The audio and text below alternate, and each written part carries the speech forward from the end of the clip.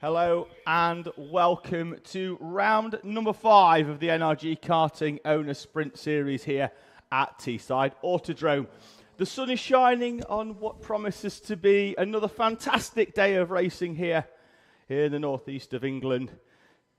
We are very, very much looking forward to it. Myself, David Sullivan, Tom Butterworth will be alongside me once again here at Teesside, the usual voices of the NRG Karting Owner Sprint Series. Practice has just come to an end, as has qualifying. We'll run you through those results in due course. Next up will be the first race of round number 5. It will be Bambino there, already down on the dummy grid. And it was a very interesting qualifying session this morning for our Coma Bambinos, because we had Calais Tennant on pole position. And he will start there. Let's have a quick look at the full results. Calais Tennant with a 1 minute 6.95, pipping Tommy Burgoyne by a fraction. He did a 1 minute 7.15. So the two of them 0.2 quicker than yesterday's race winner, Abel Hutton, who will go off the inside of the second row. Jensen O'Connor joining him. Eddie Charlton, who joins us today but wasn't here yesterday, he starts P5. It's a disappointing qualifying session for Oliver Bullock, who was challenging for podium positions yesterday. Will go off P number 6, but his pace in qualifying this morning, 1.5 seconds off the pole time.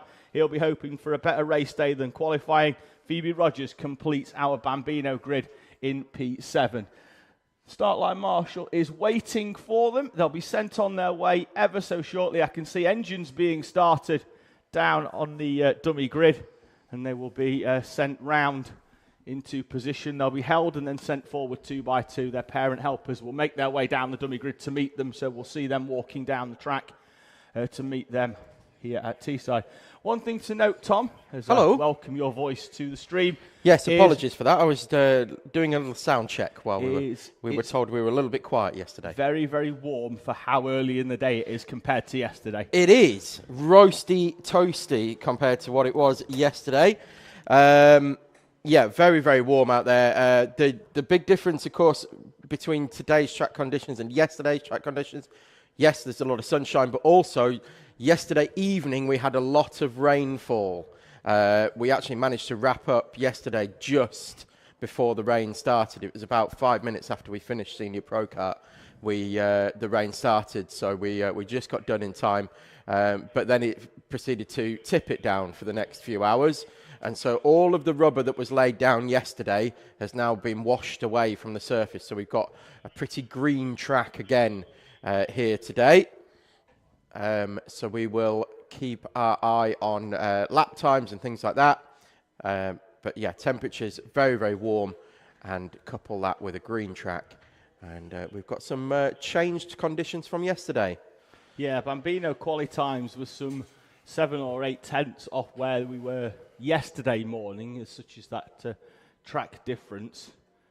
You'll also find as well, because it's a lot warmer, there's not as much wind in the air, and that's going to have an effect on how things happen.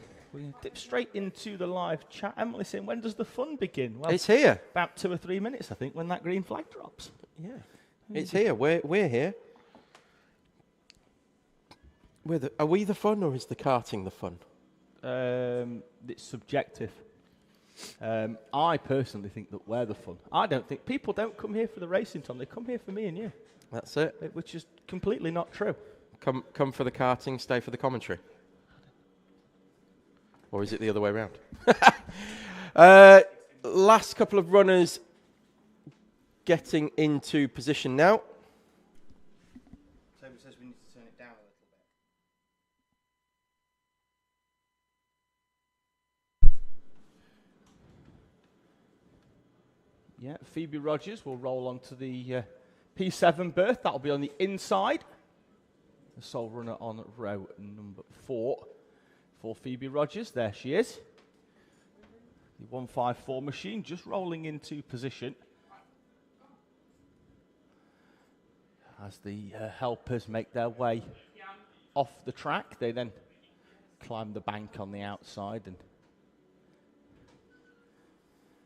so green is up, green is down. We're away and racing. It's a good start, as usual, by Abel Hutton, who gets away from P3 straight in behind Calais Tennant. So Tennant will lead us round the national loop for the first time, with Abel Hutton in second place. Tommy Burgoyne drops back into third, but we know that it normally takes a few laps for that 68 machine to get going. Jensen O'Connor up into fourth place. Eddie Charlton, Oliver Bullock, and Phoebe Rogers, your 7 Coma Bambino runners. So we are heading away and down the back straight for the first time, with Calais Tennant just taking that defensive, although traditional Bambino line round the down the back straight, round the right-hander at South Bank. For our Bambinos, they come to the inside because they don't scrub off anywhere near as much speed as our faster classes. So they are able to do that without issue. But Tennant going well. Abel Hutton, though, with the run out of hairpin 4, going to try the long way round the outside of the 52, and it's too long. And the 52 holds station at the front at the end of the first lap. We have seen a change for third, though. Jensen O'Connor up into P3 in front of Tommy Burgoyne, yesterday's runner-up, with Eddie Charlton, Oliver Bullock and Phoebe Rogers completing the running order as it is. But Eddie Charlton under pressure from Oliver Bullock for 5th place. We stay with the 2 leaders on screen at the moment as Calais Tennant looks to open up a bit of a gap and does so, rounds hairpin 1 or 2. Abel Hutton takes a more gentle gradient towards the inside and the run up towards South Bank, and does indeed use that to close up round that far end. Yeah, it's a good start so far from Jensen O'Connor. I mean, we saw a couple of quick starts yesterday, but seems to have been able to get the foot down and the hammer down early in this one, and good showing from Jensen O'Connor so far. Not far off the back of the front 2 either. No, not sure what happened round the... he sets the fastest lap, actually. Tom, does Jensen O'Connor, 1 minute 0.595, 4/10 faster than the leader, 4 seconds quicker than Abel Hutton. I was about to say, I'm not sure what's happened to Hutton round hairpin 3 or 4, because he was close round South Bank and is now some half a second away off the back of our race leader, Calais Tennant. So I'm just going to do a little bit of research while we do this, because I want to see what Jensen O'Connor's lap times were like yesterday. We did a 1 minute 0.7 in heat 1. And there's O'Connor just closing in, as Tom mentioned, on the back of Abel Hutton around South Bank. These Coma engines in general they're small, but they're a very complex bit of kit in that you have to get the jetting right for the weather conditions. The temp goes up 2 degrees, you're changing a jet. It goes down 2 degrees, you're changing a jet. It's, you know, you're making very, very slight tweaks. And Abel Hutton, from second place, is rolling off track and rolling into retirement a few laps into heat number 1. And Abel Hutton is out of this race and out of second place. Yeah, big shame for Abel Hutton. Not the ideal way to start the day, but didn't look to be anything seriously wrong with it, because the kart made its way back into pit lane under its own steam. So we shall see whether he can actually, whether it's just a quick fix and Abel can get back out once again and finish off this race. Yeah, the reason I was looking at Jensen O'Connor's lap times is because he's not been able to particularly go with the leaders for the full length of the race, as Abel Hutton does, in fact, make his way back out on circuit. So it looks like there was nothing majorly wrong, as we said. Could have just been a quick tweak of something and not feeling right and back out again. And I don't think he's actually lost a lap. Well, if the engines died coming in round and over start finish, you'd easily make it into pit lane. Yeah. And so could have been a choke issue as well, potentially, Tom. If that's still on, then or even on ever so slightly. But let's see what his lap times are when he's out. You never know. It might not be. It might not be overly. He might still be able to finish 6th here. I think Oliver Bullock's going to be. Well, quite a long way ahead of where Abel Hutton is, but potentially able to overhaul Phoebe Rogers. He's going to need half a lap. Rogers is just coming out of hairpin 2. Abel Hutton is just crossing the start line now with 3 minutes to go. We'll see. At the front, the 3 leaders, equidistant apart. This, though, is the battle for fourth place. Eddie Charlton in the 36, his first time here this weekend, under pressure from the 18 of Oliver Bullock. As the Charlton comes out of the corner and opens up a little bit of a gap. Jenson O'Connor that time around faster than the leader, Calais Tennant, as well. So good driving from O'Connor here today. Behind them, though, Tommy Burgoyne, fastest lap of the race. Yes. With that 1:05. He was 3/10 quicker than Jenson O'Connor. He's still got chance of winning this, Tom, if he keeps that 3/10 a lap quicker. But he's got to jump O'Connor very, very quickly. He certainly has, and we've seen this throughout the year so far with Burgoyne, that it takes a few laps for that engine to dial itself in and wake itself up in the morning or wake itself up in a heat. And it gets itself going about lap 4 or 5. And then all of a sudden, it's probably the quickest one out there. Yeah, needs a good run on Jenson O'Connor, particularly out of hairpin 2. He's got to get past him this lap for me. As Burgoyne again with the fastest lap of the race of 1:02.87. So we're getting close to that sub 1 minute mark, but he was 7/10 quicker than O'Connor and Tennant that time around.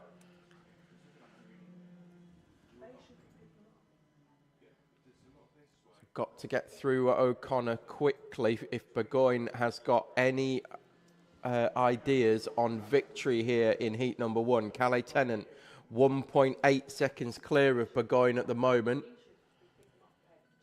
which if he can get past O'Connor fairly quickly, it's still on the cards. I think if he's still behind by the time they get to start finish, Calais Tennant could well just be too far in front.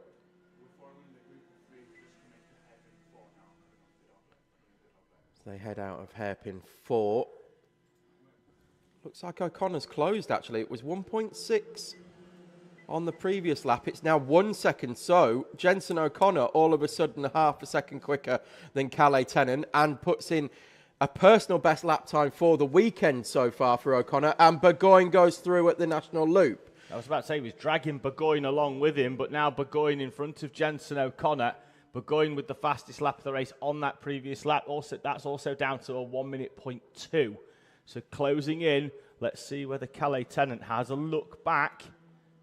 Don't think he has, which is good from Tennant to have confidence, but he's going to need to be mindful that he will see the last lap board coming up, which means Burgoyne's only got a few chances. He's got to really nail 3 and 4, hasn't he, Tom, to give himself a chance of being close enough in these sets of corners on the final lap of this race. For Burgoyne, he's got to get the good run. I think he has done. The gap was a little over a second. Abel Hutton off into the pit lane again for the second time, and this time almost certain retirement. Gap is down to 8/10. Probably needs to be a little bit closer. Burgoyne's got to get this first half of the lap absolutely right, absolutely nailed. He was a couple of tenths off his own fastest lap, but did overtake Jenson O'Connor on that lap. And I'm surprised that O'Connor wasn't using the slipstream coming out of hairpin 4. Of Tommy Burgoyne, decided to take a tighter line into the right-handed final corner of the dogleg. Burgoyne is close, and he's bringing O'Connor with as well. Going to have one overtaking opportunity here. I think it's going to be into hairpin 4. He did it yesterday in heat 1, didn't he, Tommy Burgoyne, on Abel Hutton. Can he do it to Calais Tennant? In this final complex of corners? Straight line into 4 is an option. Doesn't elect to do it. Needs a run, but then he's going to be balked as he drives into the back of the 52. Calais Tennant is going to hold on in heat number 1. Tennant takes victory from Burgoyne and O'Connor. That's your top 3. Bullock has found a way past Eddie Charlton a few laps ago. He's up into 4th place. He's going to cross the line now to take the checkered flag and P4 in front of Charlton, and then it'll be Phoebe Rogers who's making her way round South Bank, and Abel Hutton will be classified 7th. Will, but I believe has come back into the pit lane. He did, yeah. On the as the last lap board came out, Abel pulled off into pit lane. Yeah. So, bit of a shame for Abel Hutton. Currently, our championship leader as well with we've got updated standings that now include the drop rounds as well, since we're getting to that point of the season where the drop rounds are going to start to take effect. It's a little bit too early in the season at round 4. So round 5, we've got the drop rounds in. So Abel Hutton leads Tommy Burgoyne, leads Oliver Bullock in your Bambino Championship at the moment. But not the best start to the day for Abel Hutton.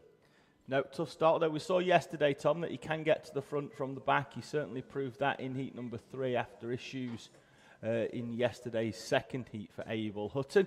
Next up will be Honda Cadet. We had 28 on the grid yesterday. We've got 27 today because we're missing the 66 of Edward Rye. He hurt his wrist yesterday in an incident on track. He went out this morning, tried to get himself out for the practice this morning and was in too much pain, so he's going to watch the race meeting from the bank here. So we give a massive shout out to Edward. Hope he's okay and ready for round number 6 in a few months' time. Noah Clark was the driver to beat in qualifying. 47.588 was the time set by Noah Clark. He'll share the front row with championship leader Max Taddy. Row 2, reigning champion Joshua Sullivan and Hugo McCluskey. Sullivan's final lap enough to jump him above McCluskey and onto the inside of the second row. Then it's Luka Bachuev and a best qualifying for the 166 of Layla Berryman. She goes off row number 3 in 6th place. Aaron Berridge and yesterday's driver of the day, Charlie Quine, are on row number 4 with Rocco Geraghty and yesterday's commentator's choice winner, Jensen Whitehead, going off row number 5. Then it's Sebastian McCarthy and Dexter Petty, Oliver Crumpton and Scarlett Whittaker Dunn in front of Oliver Carter and Tom Nichols on row number 8. Daniel Zayad and Peter Webster, row 9. Ethan Pearson and Jake Gibbon are on row 10 in front of Francesco Di Caro and Tristan Gilfillan. Sam Dixon and Harry Scrafton, Alfie Keeling and Andrew McCrossan. Jacob McDonald completes your 27 kart Honda Cadet grid. Just while you were reading that out, what were you saying was Harry Scrafton's times yesterday was at 49.5? It was, and then I think he got down into he did a 49.2 in qualifying today. Yes. Yesterday. So we like to see progress, don't we? We single Harry out because when he first got into karting, he struggled with a bit of pace, and now he's just getting faster and faster and faster, and he's stuck with it. It's great. Yesterday he was getting into some battles, which was good. Albeit him and Alfie Keeling did get a little bit too close in the final, going through the chicanes. But it's all part of that learning process, isn't it? That progression in karting, and it's great to see drivers progressing. You know, we say all the time, drivers come, they finish, 27th, 28th the first time they come. We see them 18 months later, 2 years later, they're winning races. It's great to see that progression of all of our drivers as they come and progress here at Teesside on this massive Honda Cadet grid.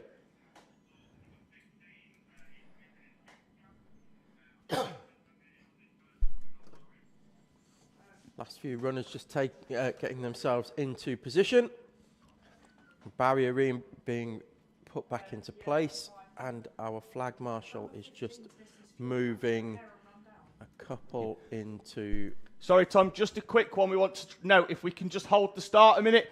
Driver number 15, Daniel Zaid, is missing his fuel cap. If somebody can run down, get him a fuel cap, we'll hold the start, we'll get it on.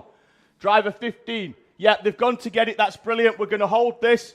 If we can get a fuel cap on him, we don't want to start without it, but we also don't want to see people missing races. So, yes, we've got a thumbs up at the back, but we are going to wait. In fact, I'll go and lie down in front of Noah Clark like I'm a Just Stop Oil protester to make sure this race doesn't start. It's Just Stop Petrol. Somebody get me, Just Stop Petrol. Somebody give me an orange T-shirt. I'll go and lay down. He will be. I think they're on the way. I've just seen him run off. He will come back. If he just comes down the front and throws it over, I'm sure the start line marshal won't mind a little jog. What we do have to bear in mind is the paddock is quite long here at Teesside. I'm not quite sure where they are, but I did see him run off down the bank at a fair rate of knots. We're just waiting for him to reappear.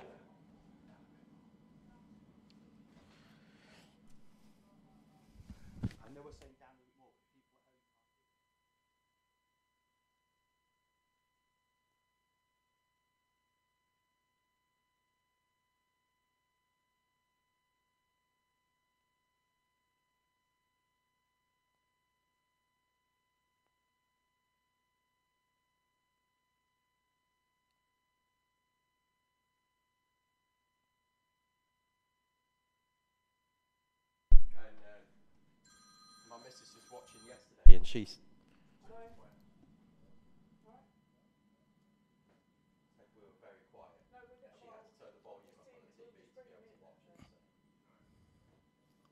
So start line marshal has gone down to the dummy grid entrance, which is good. He's going to hopefully find the recipient there. Oh, yeah, here we go. I think we've got someone running. That's Chris, the one of our marshals. He's running. He's taken the baton of the fuel filler cap. He's then going to pass the baton of the fuel filler cap to the start line marshal. None of the other marshals are feeling quite so keen to come and meet him halfway, though. There we go.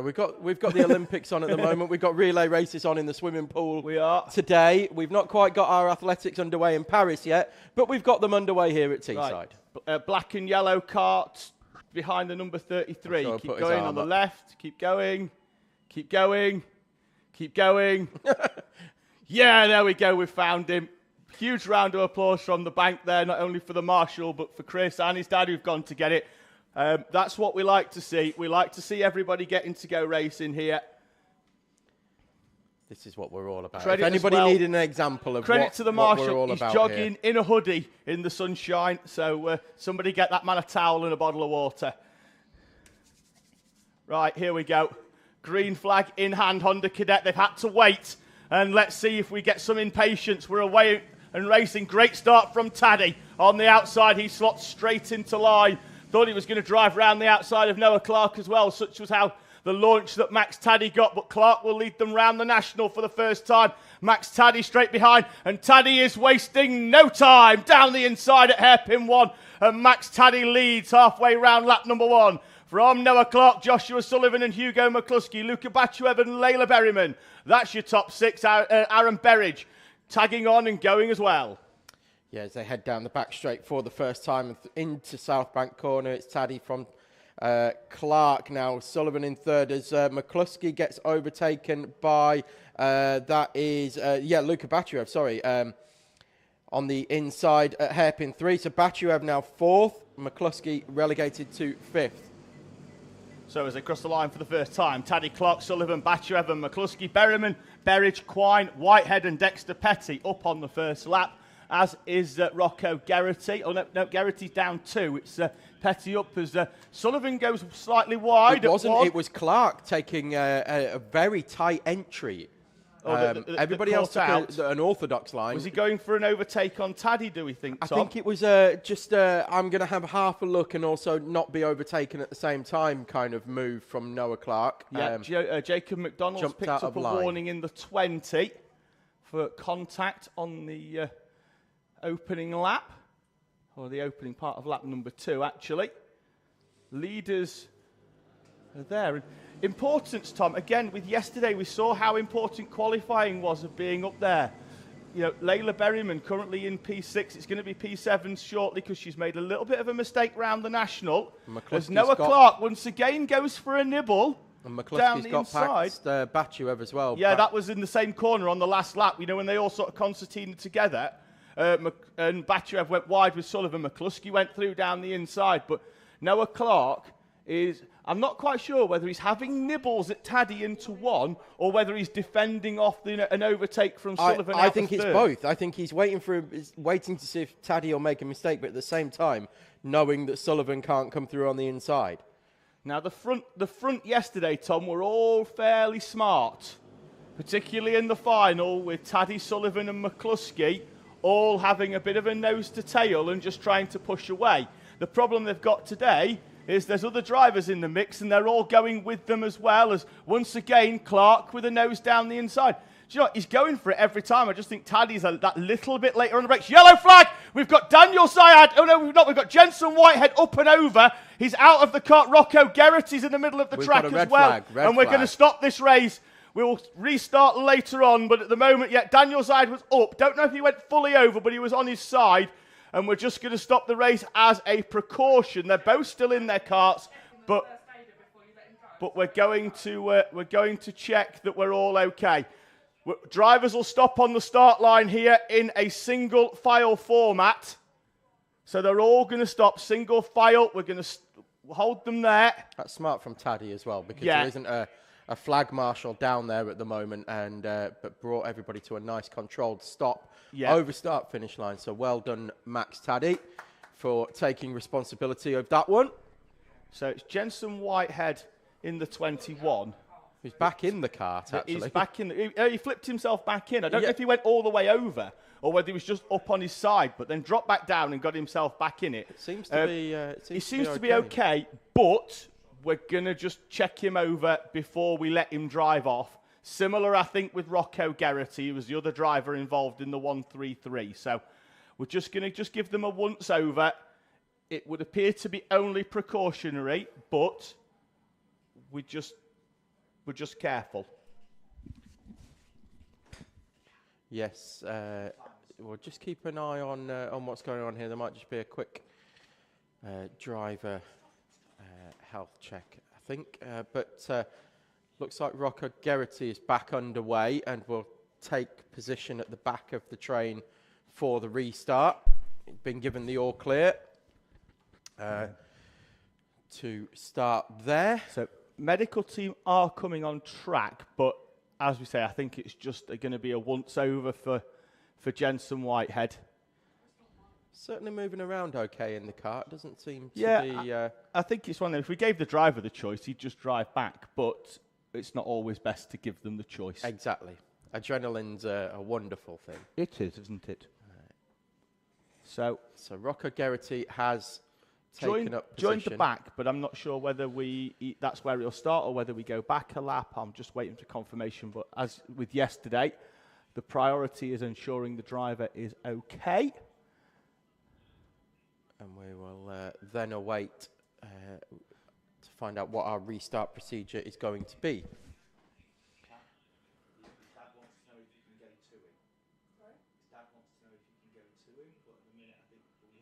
We'll just hold off a moment and figure out what we're going to do here. Bear with us a second. So I was just checking. Reports back is that we think he's okay, and we are just making sure. So we are a Battenberg flag. Okay. His dad was just asking if he can go. I think he's okay, so we're just going to say no for the time being, because we're just going to. We think he's okay. It is just a precaution that he's being checked over, and rightly so. And then we'll get this race restarted, I believe, under a Battenberg. Which will see our drivers complete one lap single file behind the race leader. Max Taddy will dictate the pace. He's done this before. It's not his first rodeo. And then we'll get green flag as they come over the start line. There'll be no overtaking until that start line, and then the race will resume in a single file format from there. Yeah, so like a safety car lap with but with a single file restart rather than a double file restart. So that's fine, so long as our drivers are aware of that, and they should all be aware of that if they've read the rules. Yes. So driver is fine, kart is not. So the kart will be collected, so Jensen won't take any further part in this. He's driving it back. Well, it is, yeah, but you can tell from the side pod. It's a little bit flappy. Yeah, it's waving at us. It is. It's a bit Finding Nemo, isn't it? But first of all, great to see that Jensen is okay. He'll just need to take it slowly past all the stationary carts as he comes round. I mean, he's not hanging about on the in-lap, really, is he? No, but that cart will come in. Just needs to take it steady when he comes past. I think it would adrenaline's a wonderful thing. Yeah, I think it would be nice for a little round of applause there for Jensen, that he's okay. And the bank obliges as Jensen brings that cart back in. Now the panel is a bit squiffy. It looks like the rear axle might have seen better days. Yes, it's a bit but hopefully we're going to get that back, and he'll be back out later on in the race meeting, which will be wonderful. So order will be set by the team here at Teesside, and then they will roll round under Battenberg. So as Tom says, that's almost like a virtual safety car, until they come to the green flag on the start line, where they will race again. I'm sure the drivers can hear us over the circuit PA as well, so it's just a case of... Yeah, so as expected... We go back a lap, Tom, to the completed lap prior, which sees Rocco Geraghty reinserted into where he was. Which was 9th place. Yeah, so he's going to go into that. So just read you through the order as well, as it stands at the moment. So we've got Max Tadej is going to lead us off on the Battenberg flag, and then it's going to be Noah Clark, Joshua Sullivan, Hugo McCluskey, Luka Batchev, Aaron Berridge, Layla Berryman, Charlie Quine, then Rocco Geraghty. Jensen Whitehead, as we know, has made his way back into pit lane. So then we're going to have Dexter Petty, Ollie Carter, Tom Nichols, Sebastian McCarthy, Ollie Crumpton, Scarlett Whittaker-Dunn, Peter Webster, Daniel Zayad, Francesco De Caro, Ethan Pearson, Jake Gibbon, Tristan Gilfillan, Harry Scrafton, Sam Dixon, Alfie Keeling, Andrew McCrossan, and Jacob McDonald will be your 26 runners, although Jacob McDonald is showing us a lap down, so we might have missed Jacob McDonald coming into the pits. No, he's still there in the 20. And then going back out. Yeah, don't know why that is, but we'll figure it out. It might just be a scoring issue. Yeah, it might reset itself when they come over the line this time. Yeah, so we are rolling round. When they start, there'll be 3:41 on the clock in this Honda Cadet opening heat. So it's single file at anywhere around 1/4 race paces, which is exactly what Taddy's bringing them round at the moment. And Jacob McDonald has in fact tripped the timing beam and is scored as in 27th place and on the same lap. Yeah. So that's fine. It's all worked itself out nicely. Bit of weaving going on down the back straight just to get some heat back into the tyres. Yeah, drivers just need to be mindful, obviously, even at this close pace, they are all close together, not to run into the back of the kart in front, because a drop down's a drop down. We've said it before. Whether it's on the rolling up lap, the in lap, doesn't matter whether the race. Before, during, or after. Field is spread quite a lot at the moment. And Taddy's bolted like a stabbed rat here. We're back on race pace as Taddy leads from Clark. But as I mentioned, Tom, before, not Taddy's first rodeo on a Battenberg start, and was absolutely textbook. Came out of the dog leg. Everybody was with him. He put the power down, away he goes, and he's got 3 or 4 kart lengths on Noah Clark, Joshua Sullivan. Clark is wide at hairpin 2. He's going to get on the power earlier. Sullivan, though, is on the inside of him. And Sullivan's nose is there. Can he? No, he can't. I thought that if the train was on the inside, Clark could have easily gone 2nd to 5th or 6th in the space. We've seen it before, haven't we, Thomas? In the background, that's Aaron Berridge down the inside of Luka Batchev. Batchev straight back down the inside of Berridge. Berridge is alongside, and on the outside, Berridge already through. So come over, start, finish. Aaron Berridge up into 5th place. Luka Batchev down to 6th place. Perfect example of how it works here at Teesside. You're on the inside of hairpin 3. You're the outside for hairpin 4. You're on the inside for the dog leg. Through the right-hander for the final corner, and the position is yours. Sullivan down the inside of Noah Clark into hairpin 2, but then Clark's on the outside, and I think he's going to power on earlier. It's whether the nose is there, and Clark is still in 2nd place. Taddy's got this in the bag at the moment, Tom. He's in a different postcode at the moment. He's gapping, and Clark already defending with 2:15 to go. It's backing it up because behind them, Charlie Quine, Rocco Geraghty are in the mix on the back of this one. Dexter Petty will be coming to play at this rate as well. Yeah, it's looking good here for Max Taddy. Obviously, great start on the restart, but he's not even in the same shot at the moment. He's such as is the lead. 1.2 seconds as they came over the line, which is an age in Honda Cadet. Out onto the back straight, this train of karts goes. And again, Noah Clark taking that Edward Rye line where he comes right down to the inside of the track. Bambino style. Yeah. And then up towards hairpin number 3. Sullivan again taking the contra line, as we're going to now call it, I think. Yeah, you just have to be careful, though, because, he's sweeping wide to try and counteract Clark in the title line, but in doing so, it leaves the door open. Correct. For those behind, you know, somebody to dive to the apex. You're putting a lot of trust in those runners that are with you. As he's right behind Clark once again. Clark's going to go defensive into one. As, Sullivan's on the outside this time. Can he try and get a switch back on Clark? But in doing so, Clark then gets the drive out of the corner. Sullivan again alongside, but not enough. It's, 4 laps in a row we've seen that now? Yeah, but Berridge is through. Berridge is having a flyer since the this restart. is just taking advantage of drivers taking different lines and just sliding it into different positions. Now Sullivan at 4, down the inside of Noah Clark. And what's going to happen here as they come up to the dogleg? Sullivan is through for second. Clark slots into third. And round the outside of Hugo McCluskey goes Luka Bachuev. He's through as well on Hugo McCluskey. It's all shuffled and McCluskey's back alongside as they come through the chicanes. And indeed, he is back into position. Yeah, Bachuev couldn't quite get the door shut through the D chicane. McCluskey still had a nose on the inside through the national loop, and that was enough to complete the move back in front. As Sullivan knows he can't catch Taddy now. Taddy's gone too far away at the front, and he's, as the time elapses to 0, he's going to defend on to this second place from Noah Clark and Aaron Berridge as well. Berridge is coming into this one as down the inside goes Hugo McCluskey. On Aaron Berridge, they're side by side over start finish. They slot back into line. Last lap board is out. Taddy with a gap of 3 seconds.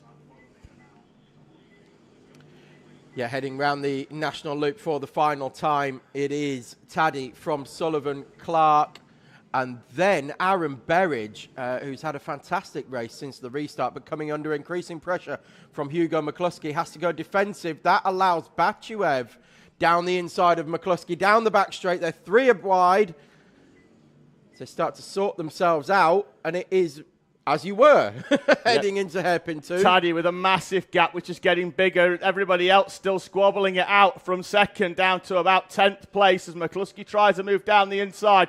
Taddy takes a comfortable Heat 1 victory from Joshua Sullivan and Noah Clark, Aaron Berridge, and then Hugo McCluskey with Luka Bachuev, Layla Berryman, and Charlie Quine in P8. Geraghty, Pettit, Carter, Nichols and Crumpton, McCarthy, and Scarlett Whitaker-Dunn in P15. So there we go. Honda Cadets done and dusted for heat number 1.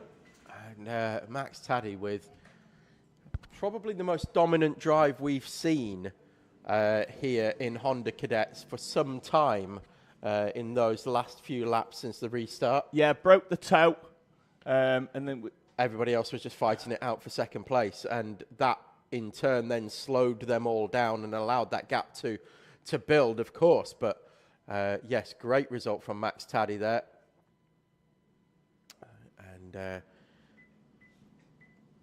Nice to see Noah Clark back on the podium as well. He had real pace yesterday. And in round 4 of our championship. If you missed that, you can always watch that back on YouTube. But yeah, Noah Clark had great pace yesterday, but just couldn't seem to find a way through. Yeah, Aaron Berridge with some great pace there, Tom, as well. He'll start from 4th place in the second heat. We start where we finish. So just having a quick look. Apparently the sound is much better. They couldn't hear you at all yesterday, Tom. Although having said that, that was a deliberate ploy of mine. Yeah, it was probably a benefit. Yeah, benefit. Sam Hayes once again saying good morning. Thank you very much. Welcome to the live stream here at Teesside.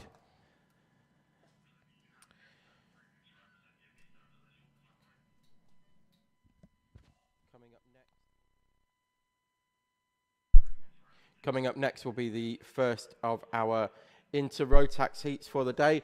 Just the 2 runners once again here. I think a lot of drivers are taking part in a different championship somewhere else in the country. So we just have the 2 runners here. It's going to be Joey Swan and River Bell. Joey Swan, clean sweep yesterday, all 3 heats and the final. We'll see whether River Bell can make a challenge towards Joey Swan today, but also it gives us a chance to talk about other aspects and other things that are happening at Teesside, as we did yesterday with our preview of the British 24-hour, our wrap-up of the Le Mans 24-hour.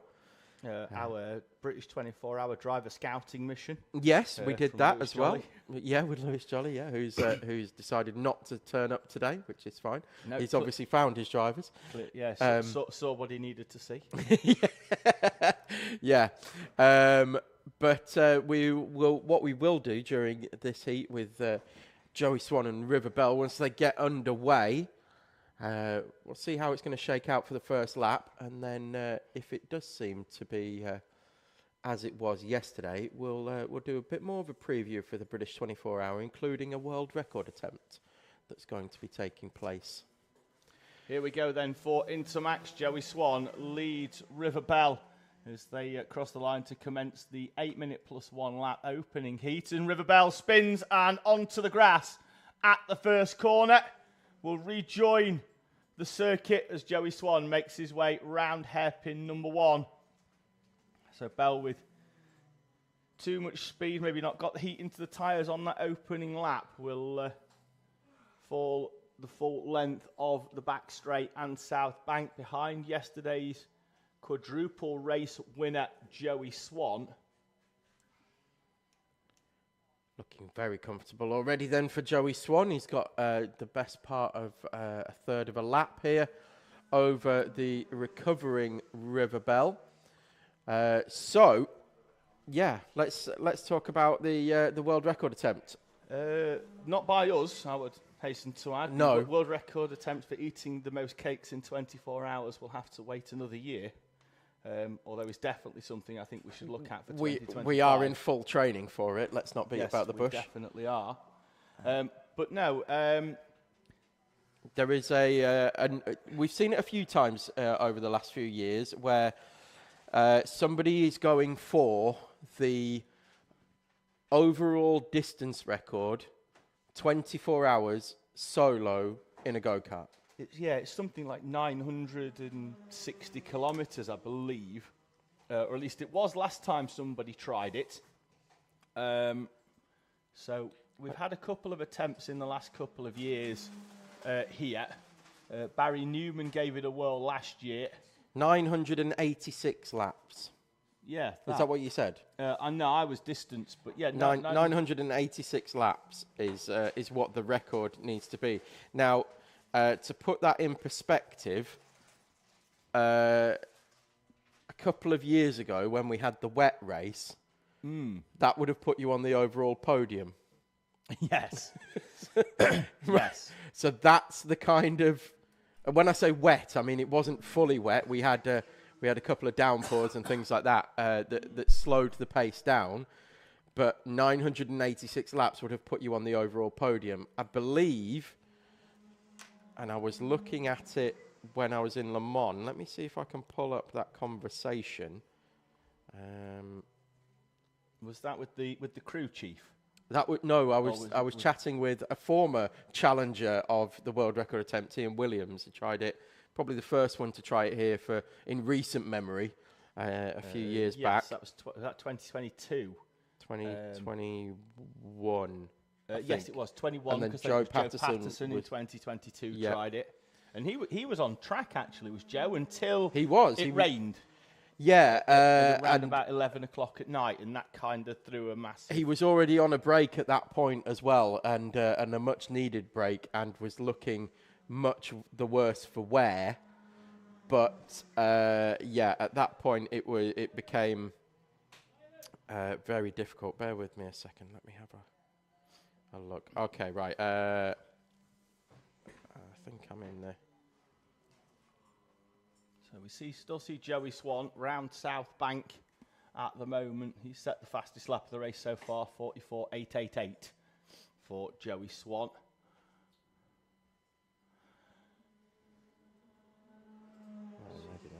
Crosses the line to complete lap number 5 for the driver of the 95. Okay, so anyway, friend of ours and friend of the the whole British 24-hour. Chris Pedlingham is going for it this year, going for the record. Yes, of Offline Motorsport. Never been off the podium. offline motorsport in a British 24-hour, in whatever class they've competed in. They've always been on the podium, so they've got pedigree as a team. Yes. However, trying to do it with one person solo is going to be a different ball game. However, they have changed the name to world record attempt rather than offline to not ruin the history book. But they've but they've also got they've kept the sevens, haven't they? They always run 7, 77, and 777 as their numbers, and this year they've gone for 4 sevens. Yes. So I don't know again, they don't want to block the copybook of the 7, 77, and 777. That'll take up the whole side pod. Look at the 99 on the side pod there.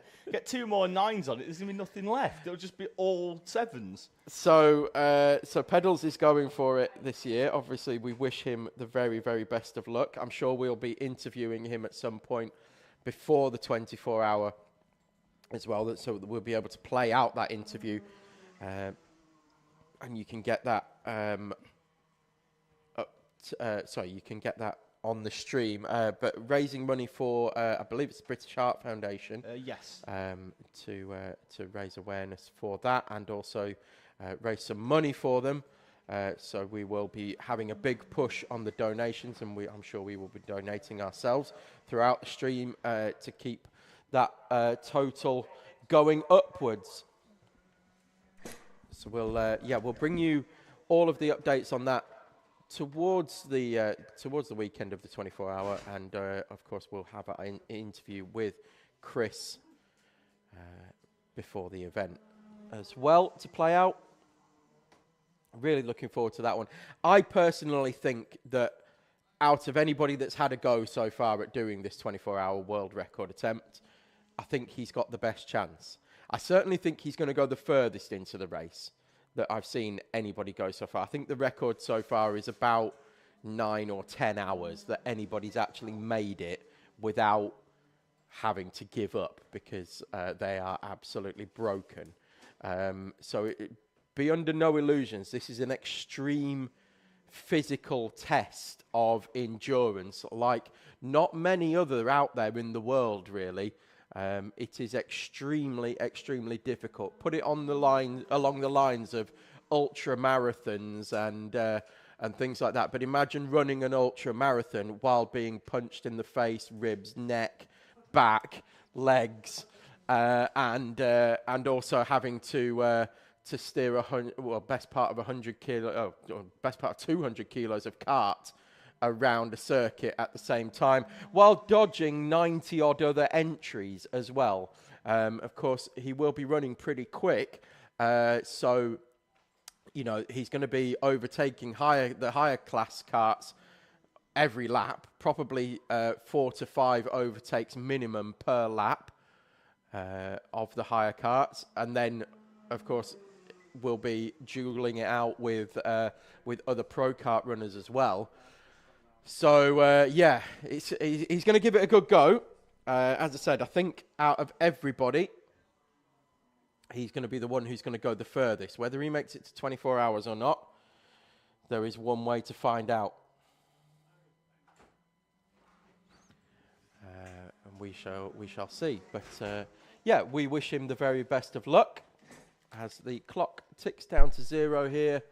It looks like Joey Swan is just about to take the last lap board. Hello. Yeah. Hello. Fastest lap for Joey Swan on lap number 7, 44.804 for the driver of the 95, as he does indeed, Tom, commence the final lap here in this Intermax opening heat of the day. Swan just keeping the lap times nice and consistent, inland 44.8s. No challenge on track, but appears to clearly be challenging himself, just keeping it going. I've seen the comment. We've got a comment from Charlie Quine. Yes, because yesterday I said if these drivers finish in the same order, then we will.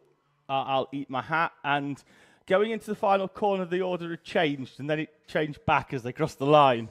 And they finished in that order. So Charlie Quine asking, when are you eating the hat? Which is a question I'm sure everybody's wondering here at the circuit. When is David eating a hat? Maybe we'll get him one of those, we'll be kind to him, and maybe we'll get him one of those nacho hats. like a sombrero. And he can sing Nacho, Nacho Man. Nacho, Nacho Man. Like that? Yeah. Yeah. On the stream.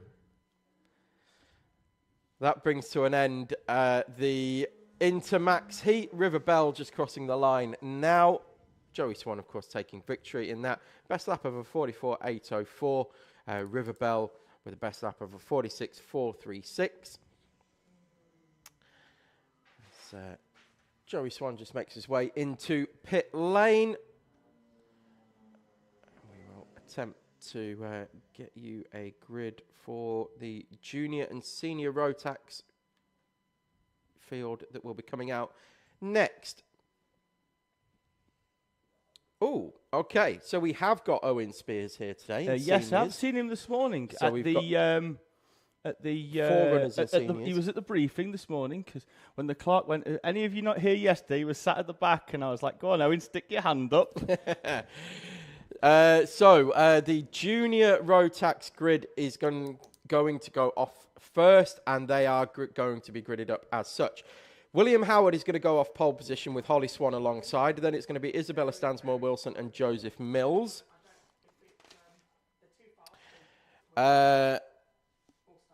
Joseph Yao is going to go off P5 with Elliot Dalton Ayres in 6th. Bailey Heath is going to go in 7th with Sam Robson 8th. Amy Peacock 9th. Fresh rubber for Amy Peacock.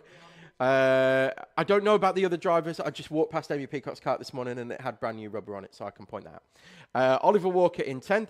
Riley Sims-Ezard 11th. Oliver O'Donovan 12th. Freddie Widrington 13th.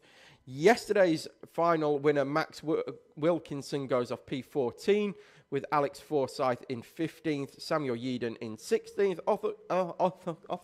Oscar War goes off P17 with Harris Ali 18th and Ben Robinson 19th. Then we have Owen Spears going off the front of the seniors grid, which will follow in around about half a lap's time, with Pip Morris 2nd, Owen Marquise 3rd, and Paul Swan, yesterday's winner, in P4 for the seniors grid. Yeah, Swan, who finished behind Pip Morris in all 3 heats, but then went and won the final. So maybe just kept his powder dry throughout the day.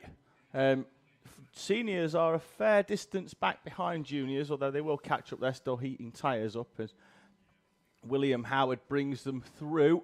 The green is up. We're happy at the start, and we are away and racing. And William Howard will lead us up into the national loop as we've got everybody nicely through so far. They're still 2 and 3 wide in the mid-pack. They're going to have to sort themselves out. Isabella Stansmore-Wilson is up in second place. We have lost the chain guard already. It's on the grass, and we will keep our eyes firmly peeled because we've got a kart without a chain guard. It's on the grass near the left-hander. We are away in seniors. Owen Spears will, I would say, lead us, but it looks like Pip Morris has made the jump all the way around the outside, and Pip Morris leads into the first complex of corners. So it's William Howard from Isabella Stansmore-Wilson, and then Joseph Mills in 3rd place. Holly Swan, Joseph Yao, Amy Peacock, Elliot Dalton Ayres, Riley Sims-Ezard, Bailey Heath, and Oliver Walker. So the engine for one of these karts, Tom, is on the wrong side for us to spot whether the chain guard is missing when we come over start finish. We've got a driver off through the chicanes. That's Oliver O'Donovan, I think in the 64 machine, is off and into the tyres, but he's rejoined and carries on track.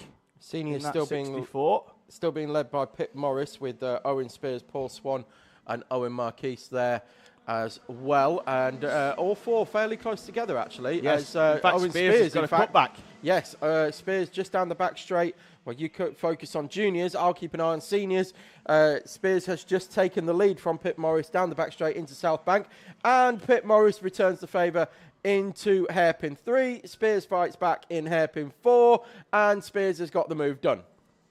So Oliver O'Donovan comes into pit lane, and I think it could. There they are on screen. Yeah, it could well have been him as well that had the chain guard come off. Tom, he'd already spun off at the chicane, but then I think it was him with the chain guard off. So we're going to get a mechanical flag anyway.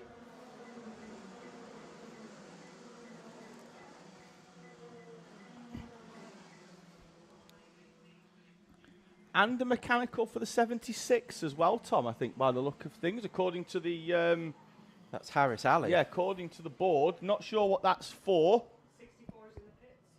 So 64 already off into pits, but Harris Alley, rear bumper looks like it's dragging on the left side, Tom. We'll keep an eye out as to whether that's the case, but it looks like Harris Alley may well be called in to pit lane, technical defect flag being shown over start finish and on the overhead gantry.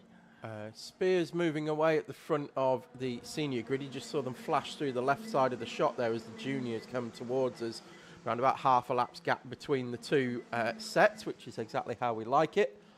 But yes, we've got a contact warning as well for the 18 of Alex Forsyth. That's potentially with Samuel Yeadon and Harris Alley as well. They're all running nose to tail. So we'll wait to see whether Harris Alley has seen the board. He's in the pits already, Tom. Oh, he's seen it. And okay. He's seen it the first time and peeled straight off into pit lane. Did Harris Alley? Good. So he is off the rear bumper, hanging down on the left side on the floor. So that's why he's been called in. Amy Peacock on that fresh rubber is up into second place. Not the only driver. William Howard in third. He was on new boots at the start of the day, as was Riley Sims-Ezard, who is in ninth. Yeah, Max Wilkinson up to P10 now. Oscar Waugh is in P7 as well. So the two of those from yesterday that were running towards the front for most of the day, managing to climb their way through quite quickly as Amy Peacock looks to the inside, passes Isabella Stansmore-Wilson, and then gets a lovely push out of the national loop from Stansmore-Wilson as well. So Stansmore-Wilson, it looks like, happy to work with Peacock at this point, despite only just being overtaken. I think the reason for that is potentially that Wilkinson and Waugh are on the Waugh path as they make their way through the field. Yeah, it looked like Holly Swan there was trying to find a way past Joseph Mills, got alongside but couldn't get through. She's currently holding off Max Wilkinson and Oscar Waugh, but Wilkinson made up 3 places, did he, Tom, on the last lap? He did. I think he did most of them through hairpin 4. Good drive from Wilkinson in that respect. Absolutely flying. Peacock there with a personal best lap, only just slower than the, like half a tenth slower than the fastest lap of the race. We've got a contact warning out now for the 43 of Max Wilkinson. So it is Peacock from Stansmore-Wilson. Then we've got Yao now in front of Howard. So Joseph Yao has taken third place. That's championship leader Joseph Yao.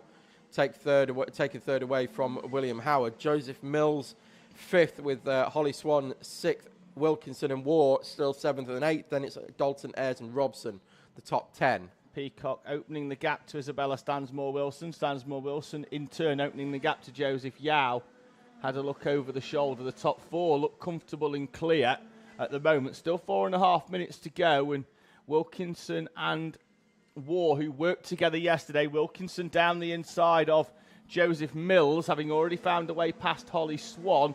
And Oscar Waugh's going to try and go all the way round the outside into the D, and does. Oscar Waugh is through there, the second kart in the train. He's through. A great move by Oscar Waugh. All the way round the outside of Joseph Mills, taking advantage as well, once again, of Max Wilkinson. Yesterday, it was Waugh at the front of them. Wilkinson sort of went with until the final, when Wilkinson took his first final victory here at Teesside. The Teesside Academy Love Train is back in full effect here.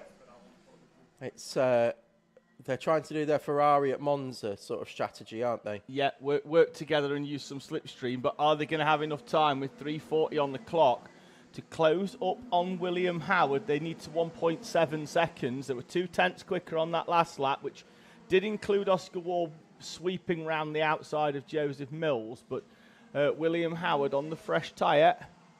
Let's see whether he can hold on. Just needs to keep his head down, keep himself going nice and forwards. 3 of the Teesside Academy karts running 4th, 5th and 6th at the moment. Sam Robson there trying to get alongside Riley Sims-Ezard into South Bank. Sims-Ezard has enough power out of the corner and holds on to position, with Holly Swan challenging Joseph Mills, and she is through as well on Joseph Mills, up into 7th place for Holly Swan now. And this is what we tend to see with these random grids here in Junior Rotax as well, that you'll see drivers going forwards, drivers going backwards up and down the grid, and we'll see this throughout the day as they get their front, middle and back grids. Oscar Wall with the fastest lap of the race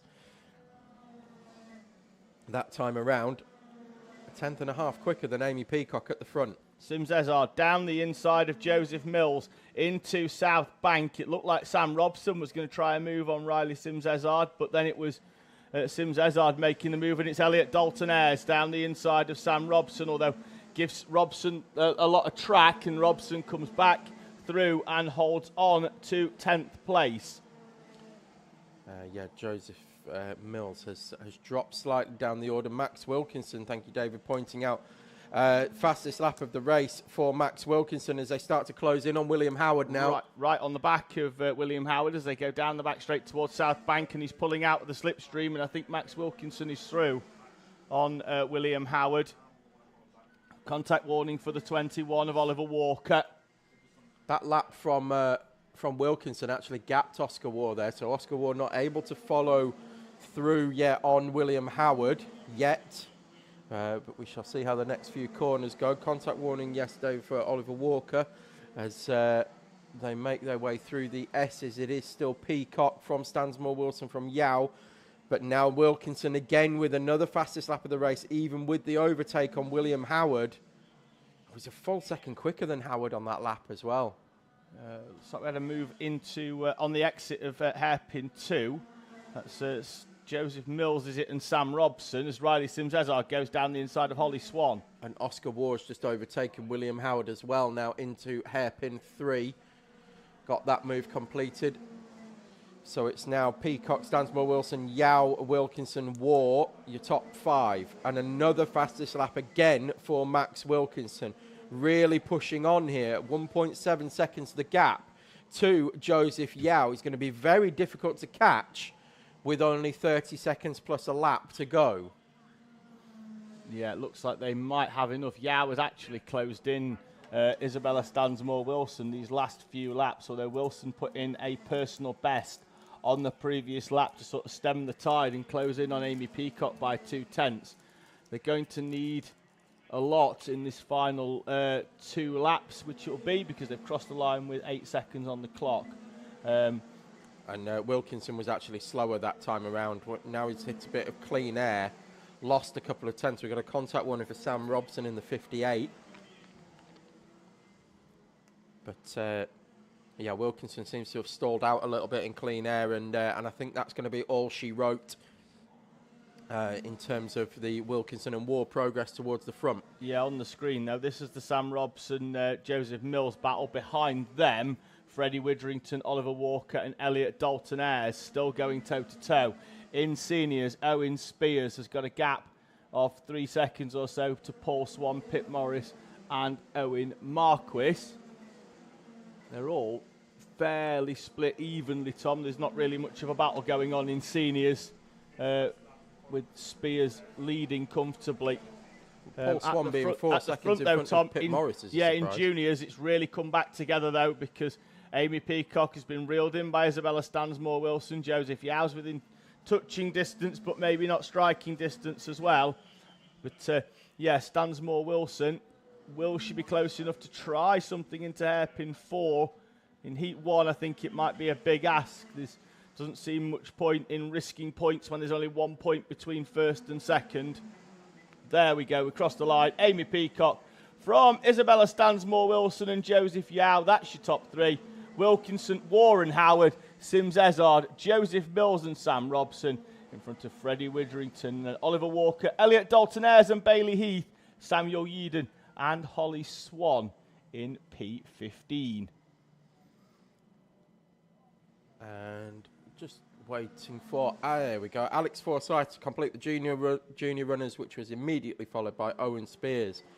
Taking victory in seniors from Paul Swan, around about 5.5 seconds. Then it was Pip Morris, another 4 seconds back, and Owen Marquis in 4th place in seniors. And yeah, just a little bit of surprise that Paul Swan was 4 seconds clear of Pip Morris. That we didn't see that at all yesterday. No, Paul again, Swan took the final. I don't know what the tyre situation is with any of our seniors. Obviously, there's a limit on how many people can run, but I don't know what Swan could well have gone new today. And Morris went new yesterday. Yes, so there could be that. That could be part of it, but really not quite sure. Nonetheless, Owen Spears arrives at Teesside, did his 3-lap warm-up this morning and secures heat number 1.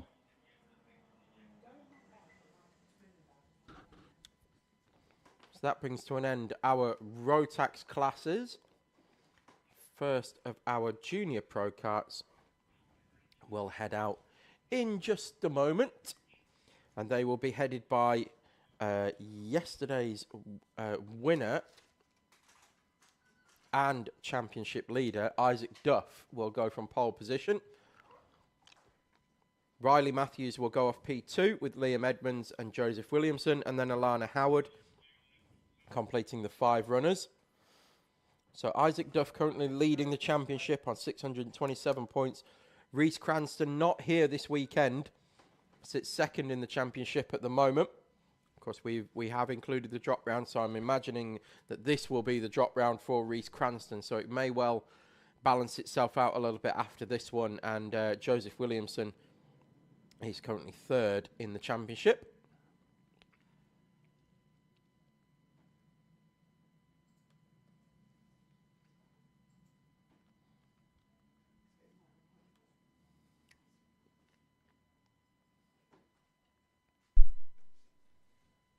So Duff yesterday was very quick. Williamson, who was quick, but a little bit in terms of his laps, a little bit inconsistent. He'd have 3 superb laps, close right back up, and then lose half a second and have to do it all over again, and would never really be close enough to send a move on Isaac Duff, or at least give Duff something to think about, so to speak, as they come through. The pace looks steady into the acceleration cones, and we are away and racing. And let's see, Williamson's going to try and sweep round the outside of Riley Matthews. Matthews holds on, and then we're side by side, and Liam Edmonds has got the jump as well on Joseph Williamson at the start, as Williamson tried to go for second place, was eased out wide. There was no contact, but he swept all the way around the outside, and let's move Liam Edmonds up into third place.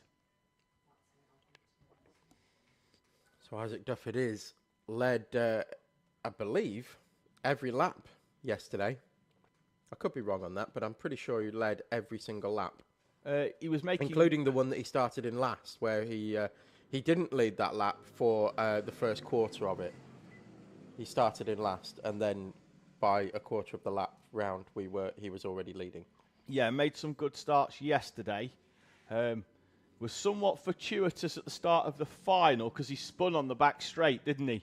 Joseph Williamson has a spin at hairpin number 1, and that drops him down into 5th place for the driver in the 811. But as we mentioned yesterday, Isaac Duff, he had that spin on the rolling up lap, and then had to start the final effectively from last because he didn't catch the field. But what it did is it meant that as the field was coming round slowly, he was coming round almost at race pace. And as the green dropped, he did them all into the first corner because he was coming in at race pace. He did.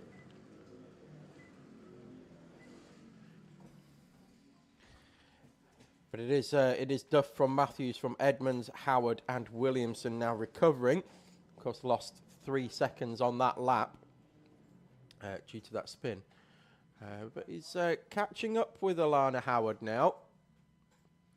Whether he can make it through the rest of the field as well, that's going to be the challenge now, and that's what's going to get pique our interest, I think, as to what kind of a recovery drive Joseph Williamson can mount here. Yeah, hopefully we'll drop back onto that 811 in a few moments and pick him up, because there he is. Now he's going to start see whether he can catch the field. Let's see what his progress is like coming through.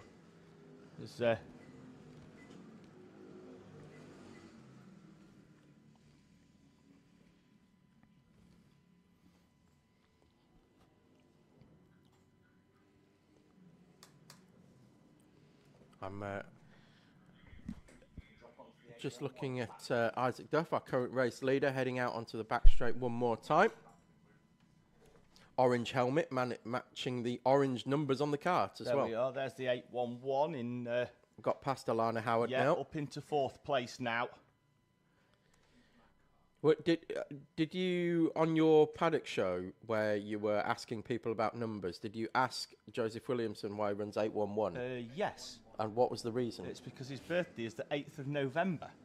And Oh. 8th of the 11th Is and he's 811. 811. Unless you're American, and then it would be 118. It would, wouldn't it? Because they do things wrong. Yes, exactly. I mean, why would you put month first? It doesn't make any sense. No. So I start on an epic rant about that. What I am thinking though is, if we can find an O plate, a 1 plate, an 18 plate, and then a 1 plate, we've almost got the phone number for Live and Kicking. We just need a couple of 81s on the end. I don't think we've got any 81s. I reckon we could line them up and we could have the Live and Kicking phone number. We could. Speaking of Live and Kicking, Joseph Williamson is almost up onto the back of Edmonds and Matthews. Yeah, so that gap has closed, in fact, between Edmonds and Matthews. Yep, 7/10 now is what Joseph Williamson took out of the 2 in front of him on that previous lap to close back up. Riley Matthews, Liam Edmonds in 2nd and 3rd, about to become embroiled in a battle with the tunes in the box of Joseph Williamson. 5 minutes and 30 to go, so we're not even at half race distance yet here in this Junior Pro Kart. Plenty of time for Williams to get that move done, but no time needed. Straight through on Liam Edmonds. And already with a helmet tap before he'd even finished the turn. Yeah, before he got the move completed, yeah. was already saying, thanks, let's go. Isaac Duff pumps in a new fastest lap of the race of a 47 dead. Joseph Williamson, 47.379 with an overtake as well. So Williamson again showing that he's got the pace once when he can keep all 4 wheels pointing in the right direction and get some overtakes done to be up there with Isaac Duff. Riley Matthews just pops in a kart width down the back straight to hold off Joseph Williamson.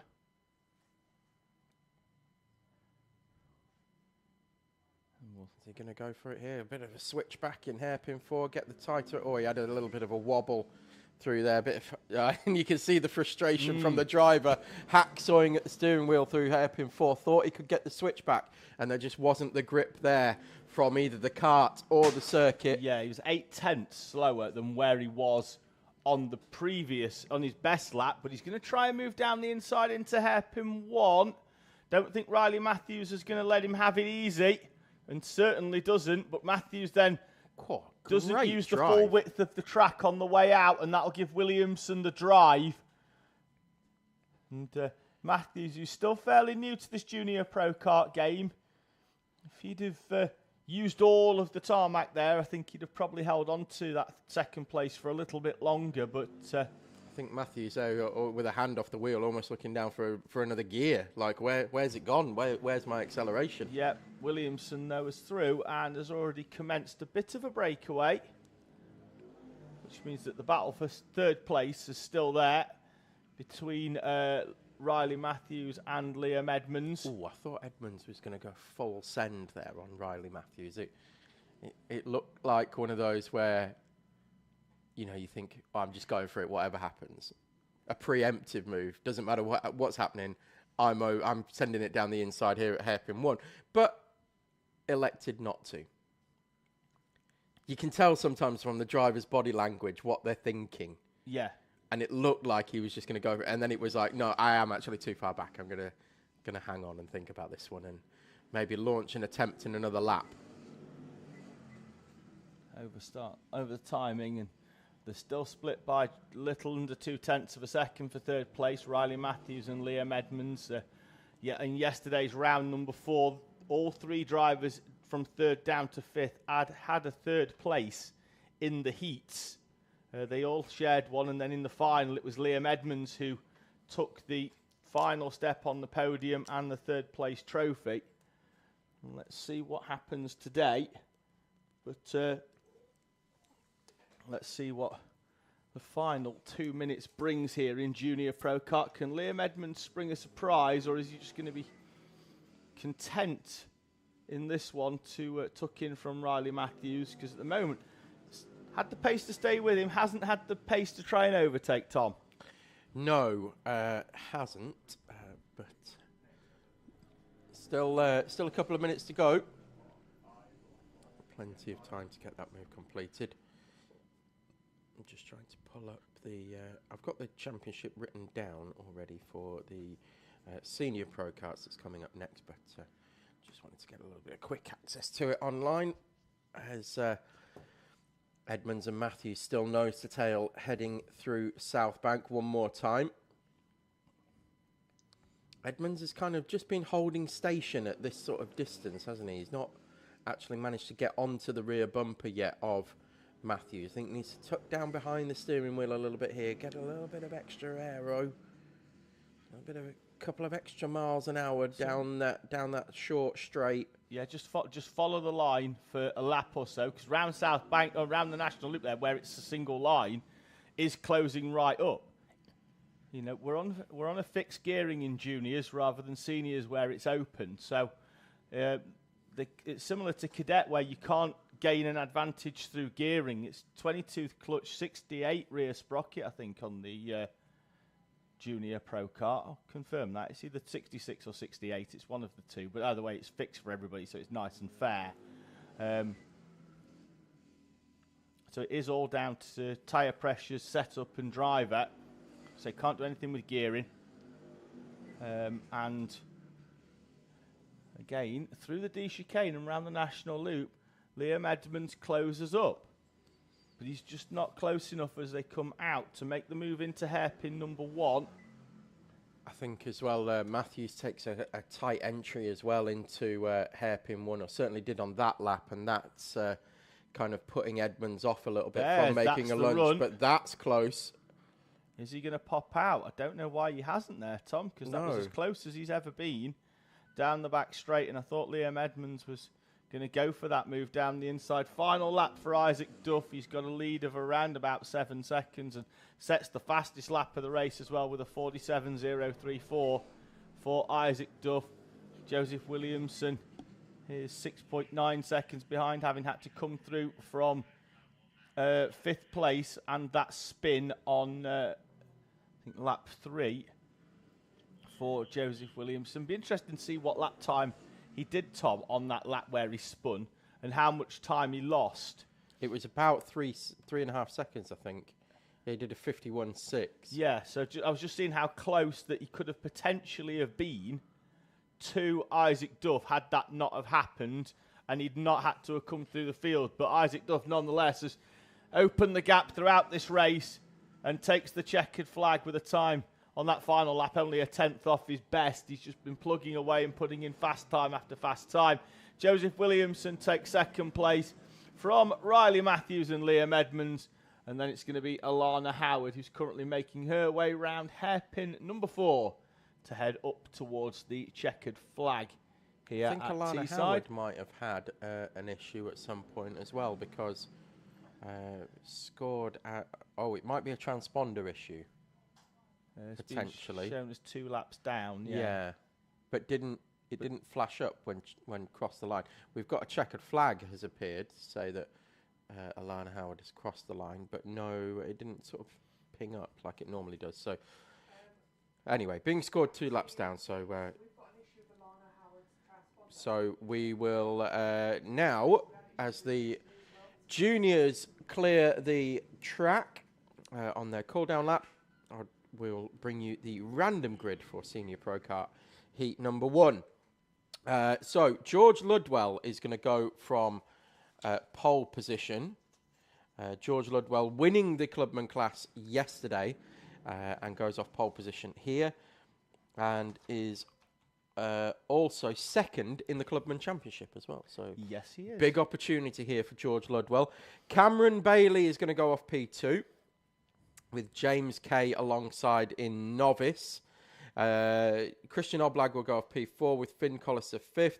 Maximus Shields will go off P6, the first of the Pro Class runners. Then it's Zach Dawson and Connor Lucas. Tom Hewland and Danny Bean round out the top 10. Then it's Ike Needham, Jack Hewland, David Brewis, Matthew Hauschby, Oliver Hill, Kyle Burns. Sophie Pawsey, Connor Cran and Sam Barrett. Then it's Connor White, Flynn Claxton, Brandon Jennings, Harry Roddis, Lennon French starting all the way down in 26th, and Harry Fox in the completely 28 runners. So, in terms of championships, just while they go on their rolling up lap, we've got Connor Lucas leading the Pro Class from Max Shields, and currently Joe Grinsell. However, Joe Grinsell not here this weekend, so this will count as the drop round. Lennon French will overtake. Yeah, one of two drop rounds. We're racing 9 rounds, 7 of which will count towards the championship points at the end of the season here at the Teesside NRG Sprint Series. Clubman class being led by Brandon Jennings from George Ludwell from Sam Barrett. And then novice class is being led by Zach Dawson with Connor Cran and Macaulay Parnham. The Clubman class, very close. 21 points separating the top 3 is not a lot after 4 rounds. No, pace seems to be a lot slower today, Tom, which is good because that was an instruction that was given to our classes for rolling start at the briefing this morning. We're away in racing as Ludwell leads them up towards the national loop for the first time, and that's Lennon French going very, very wide, and Matthew Hauschby is off. Sophie Pawsey and David Brewis as well on that opening lap. And as I saw Lennon French, he went wide to try and miss everybody. He was going to try and sweep round the outside and then found there was 3 or 4 carts off the track and had to try and cut back in. So yesterday's final front row start at Lennon French with a good idea on paper but didn't quite materialise in the way that he'd have hoped. No, but was already at the back anyway, so the only way that Lennon French is going to go is forward, and already starting to make progress through the field as they come across the line to complete lap 1. It's Ludwell from Shields, from Bailey, Lucas, Oblag, Needham, Collisters, Dawson and Hewland, and then Burns, your top 10. French up to 16th despite all of that.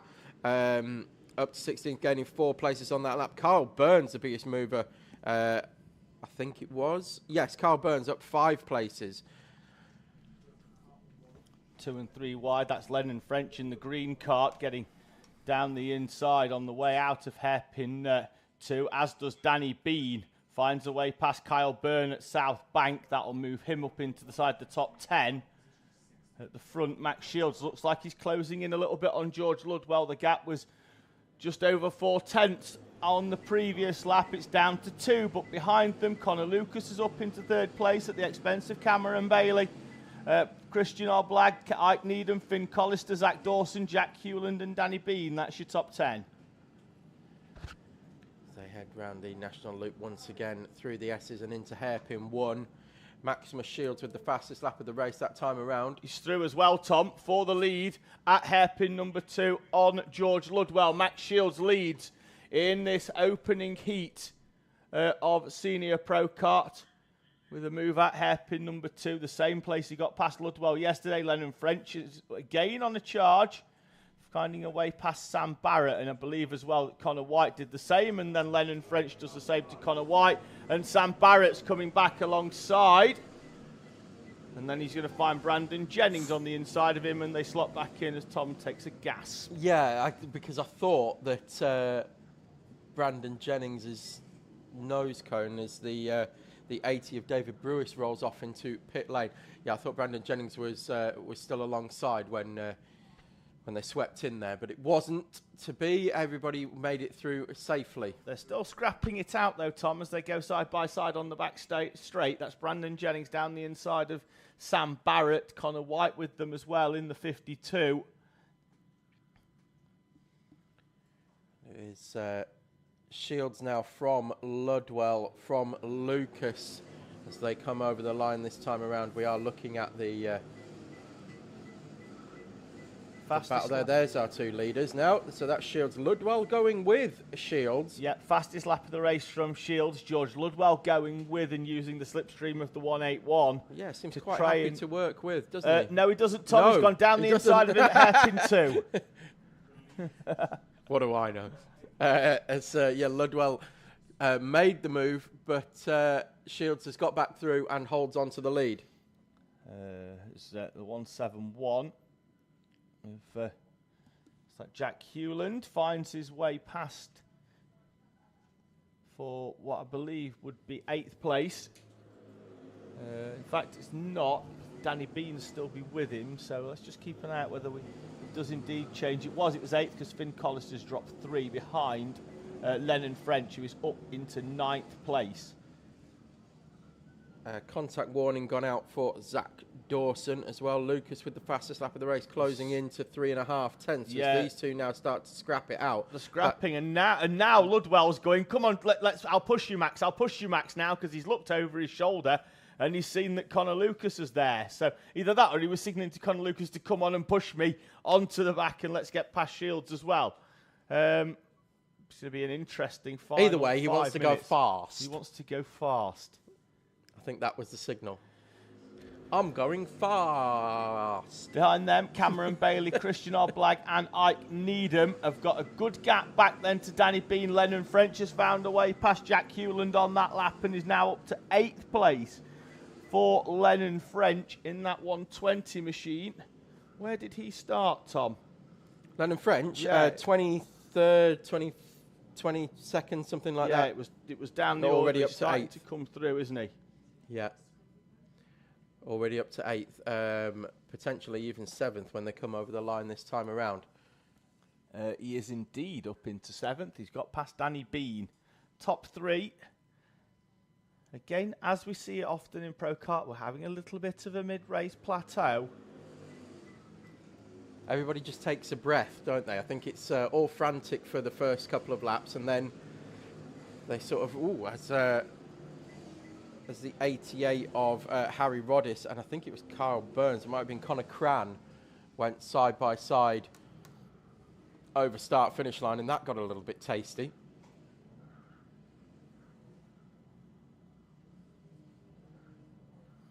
Yeah, it was Connor Cran, and then Sophie Pawsey's in that mix as well, but that got a bit tasty coming over the line as Harry Roddice came through. As we saw yesterday, not the corner that you really want to argue about. No. It's one where you're fine to go side by side, just don't get too close, please. Like a good little bit of separation, thank you very much. Yeah. So Shields, Ludwell and Lucas, as they were, with 3.5 to go. Bailey, Oblag, Needham. French is coming along though, Tom. He was 3.5 tenths quicker on the previous lap as the 391 of Oliver Hill peels off into the pit lane as well.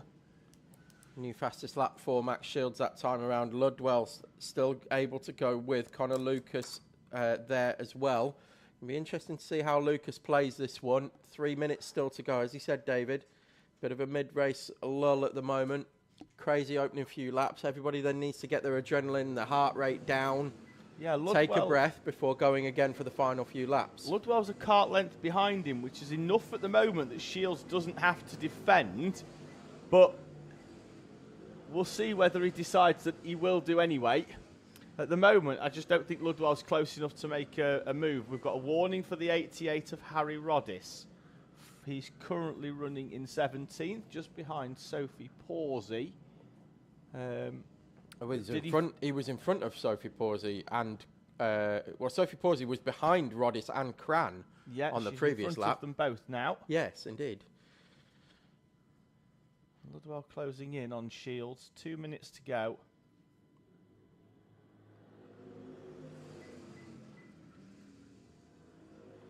Like we've just been cut away there. Look like Zach Dawson was going to try and move on Connor White, but he hasn't, so that's okay. Just thought he was going to have a little nibble into hairpin number 4. Well, White and Dawson both overtook Finn Collister that lap. Shields onto the back straight, minute and 50. So when they cross the line next time. And Ludwell's out of the slipstream, Tom, and Ludwell is through for the lead at South Bank. Shields is going to immediately battle back at hairpin number 3. Not sure this is doing either of them much good, although Connor Lucas in 3rd place doesn't seem to have closed up. So Shields and Ludwell with a little do-si-do doesn't appear to have cost them too much time. In fact, they gapped Lucas ever so slightly, even with that overtake. I think Lucas is just keeping his powder dry at the moment. I don't think there's any reason for him to particularly push this one. No, too I think hard. as well he knows that Shields going to defend a couple of corners now, and that's going to put him right in the mix, isn't it? So as we see out onto the back straight, indeed, it's dragged him back in, Tom. He was 4/10 off the back previously. Shields leaves the door open into South Bank again, maybe considering that Ludwell might not try the same move twice. Let's see what happens here. Either way, they're all picking up solid points. And we're going to get 2 more laps here. And I know they all want to race, and that's the point of it. But, you know, 1 point between positions in the heats. 46.158, currently still our fastest lap set by George Ludwell. And there he goes, back on the inside of hairpin 2 on Max Shields and gets the move done. And that's allowed Connor Lucas probably to overtake both of them, but certainly Max Shields. And in fact, it is it? Gives a little elbow to George Ludwell, sends Ludwell wide through South Bank. They're 3 abreast into hairpin 3. Who's going to come out on top? It's Connor Lucas leading. Who's going to be in second? George Ludwell parks it on the apex and passes Max Shields. Yeah, went down the inside of Shields, then looked like he straightened the wheel up ever so slightly there just to make sure that he got the pass done. It was to stop Shields getting the cutback, and executed perfectly in that respect, because you could see how frustrated Shields was at not being able to turn because George Ludwell was there. Nothing wrong with that as far as I'm concerned. No, and no disrespect to Connor Lucas, because we know how good he is, Tom, but from what we've seen in this race so far, there's no way you should have a 10-car gap at the front of both Ludwell and Shields, because between the two of them, they've, you know, opened the door for Connor Lucas here, and Connor Lucas has done what he needs to do and take full advantage of it to win heat number 1 from George Ludwell and Max Shields, who doesn't seem particularly thrilled. I mean, probably with Ludwell putting him out on the curb on the exit of hairpin 2. And whilst I'm in agreement that it's not a particularly bad move, Shields got a warning for exactly the same move yesterday, so I can see why he's feeling somewhat aggrieved by it, Tom. And then Ludwell opening the steering up on him at hairpin 4 to compound the matter. I can understand why he's not the happiest of bunnies at the end of heat number 1. Yes. I'm not saying there's anything wrong with what Ludwell did, because I'd have done exactly the same thing. I think he executed it to perfection. Similarly, in the same way, it's one of them moves where if you make it, you're happy, but if you're on the receiving end, you're not. No, if you're on the receiving end of it, you're frustrated because somebody's outfoxed you, essentially. Yeah. That's exactly what he did. But he didn't I also allow know why Shields Max, to get the cutback. why Max Shields is frustrated. Yes, by completely, yeah. But Lucas there again, he just sat there for like 5 laps, and it was almost like he was just waiting for them to take each other out. In some respect, waiting for an opportunity to get past both of them at the same time, and that's exactly what happened. Points-wise, he'd have been happy with 3rd, because you're only losing 2 points in the heats to your race winner. Yeah. But I know what you're saying, because it was inevitable they were going to scrap. But what we've seen time and time again, not just in Senior Pro Kart, but in all our classes, is if you want to win a race, you've got to put yourself in a position to be able to win the race. And that's exactly what he did. He just sat there, waited for an opportunity to present itself, and then took it. Having a quick look into the live chat. Thank you for those who are getting in touch. Ian McLaughlin saying good morning. And then saying good luck to Samuel Yeadon in the 118 from Harry. So Harry McLaughlin, who we've seen here at Teesside before, and who did the Winter Series a few years back as well, as part of the Teesside Winter Series when we go round the country. Debbie as well saying good luck to Lennon French today from All in Dundee. Sam Hayes Racing saying well done to Amy and Bella on their 1-2 in Junior Rotax. Evelyn By saying good luck to Alana Howard. And then also Dom Needham saying, have a good day all. So Dom, who was involved in that incident yesterday, will take no part in the race day today. He is being tended to away from the track after that incident yesterday. His son, Ike Needham, finished P7 in the first Senior Pro Kart race of the day here at Teesside. So good result for Ike in 7th place. So Pro Karts are off, and it looks like they're all weighed because we are able to send our Coma Bambinos on their way for their second race. They are heading out onto track with Calais Tennant, the Heat 1 winner. He'll start alongside Tommy Burgoyne. Jensen O'Connor and Oliver Bullock on row 2. Eddie Charlton and Phoebe Rogers on row 3. And Abel Hutton, who retired, will start in 7th place. Look for him to charge through the field, yesterday's final winner.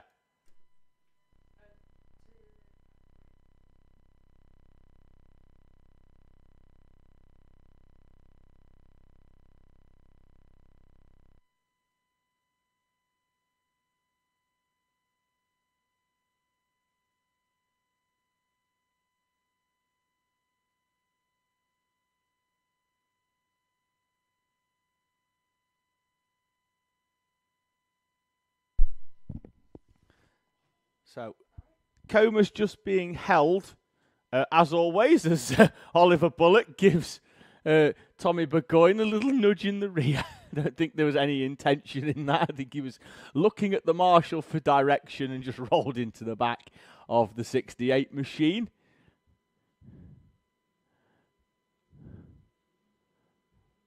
So, Tennant and Burgoyne.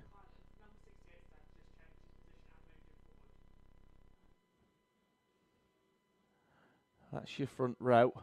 Oh, Oliver Bullock's just tried to damage the shins of the clerk of the course. That's not the best way to endear him to the clerk.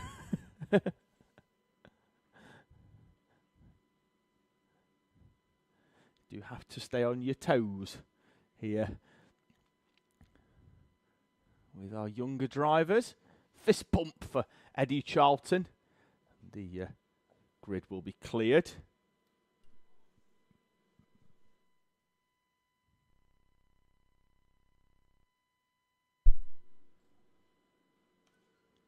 Marshall making his way towards the front then here at Teesside Autodrome. Thumbs up, looks like we've got at the back from We Are Away and Racing as Abel Hutton takes a strange line from the start line. To try and open the gap up, and he moves immediately up into 5th place. Calais Tennant then will lead us off the line from Tommy Burgoyne in 2nd place, Jensen O'Connor in 3rd. 4th is Oliver Bullock, and Abel Hutton is immediately on the back of the train. And he's already making a move on Oliver Bullock, who's gone wide at hairpin 1, and Bullock slots in. Then there's Burgoyne going wide 2, and Jensen O'Connor led briefly as they go 3 wide. Abel Hutton's going to make it 4 wide down the back straight.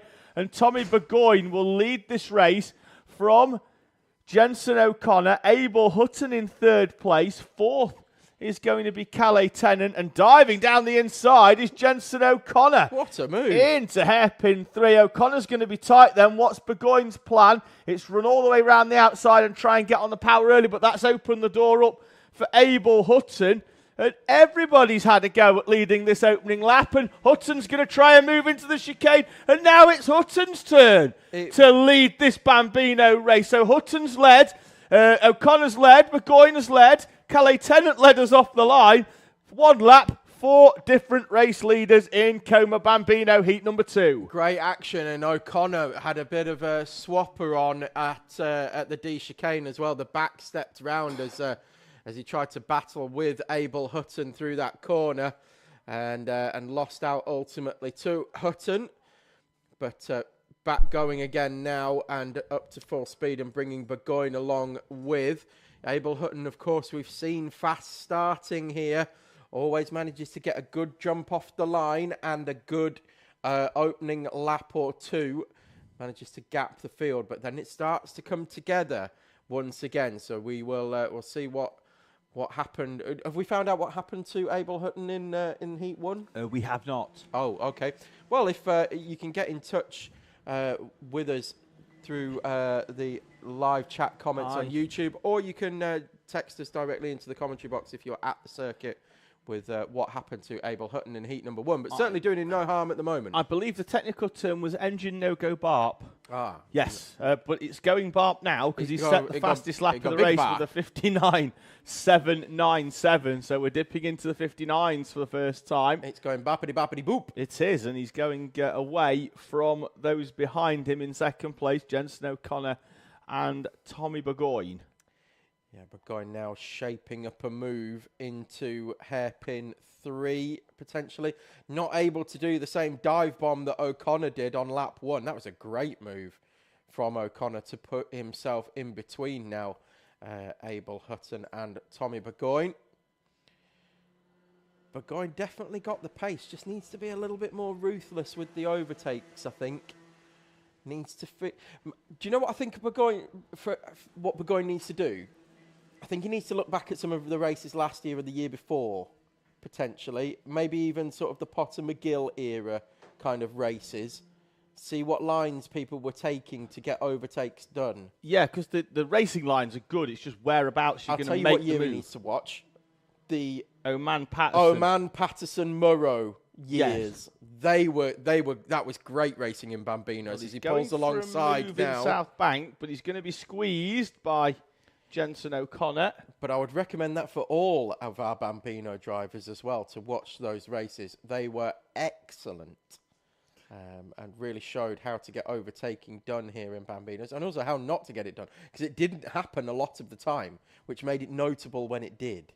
There was a lot of times when they were pushing each other down the back straights, they were jumping out of slipstreams but not managing to get overtakes done and things like that, and then eventually they started to figure it out. The pace is increasing, though, Tom, from the drivers behind, because on that last lap, Abel Hutton did a 1:01.3, which was 1.6 seconds off his best lap time, and the two drivers behind him were half a second quicker. Oh. This could come back together nicely, Tom. Engine not going barpity boop anymore. Engine just going barp and heading down the back straight. The second and third place drivers are closing in. Yeah, he's looking over the shoulder, isn't he, Abel Hutton?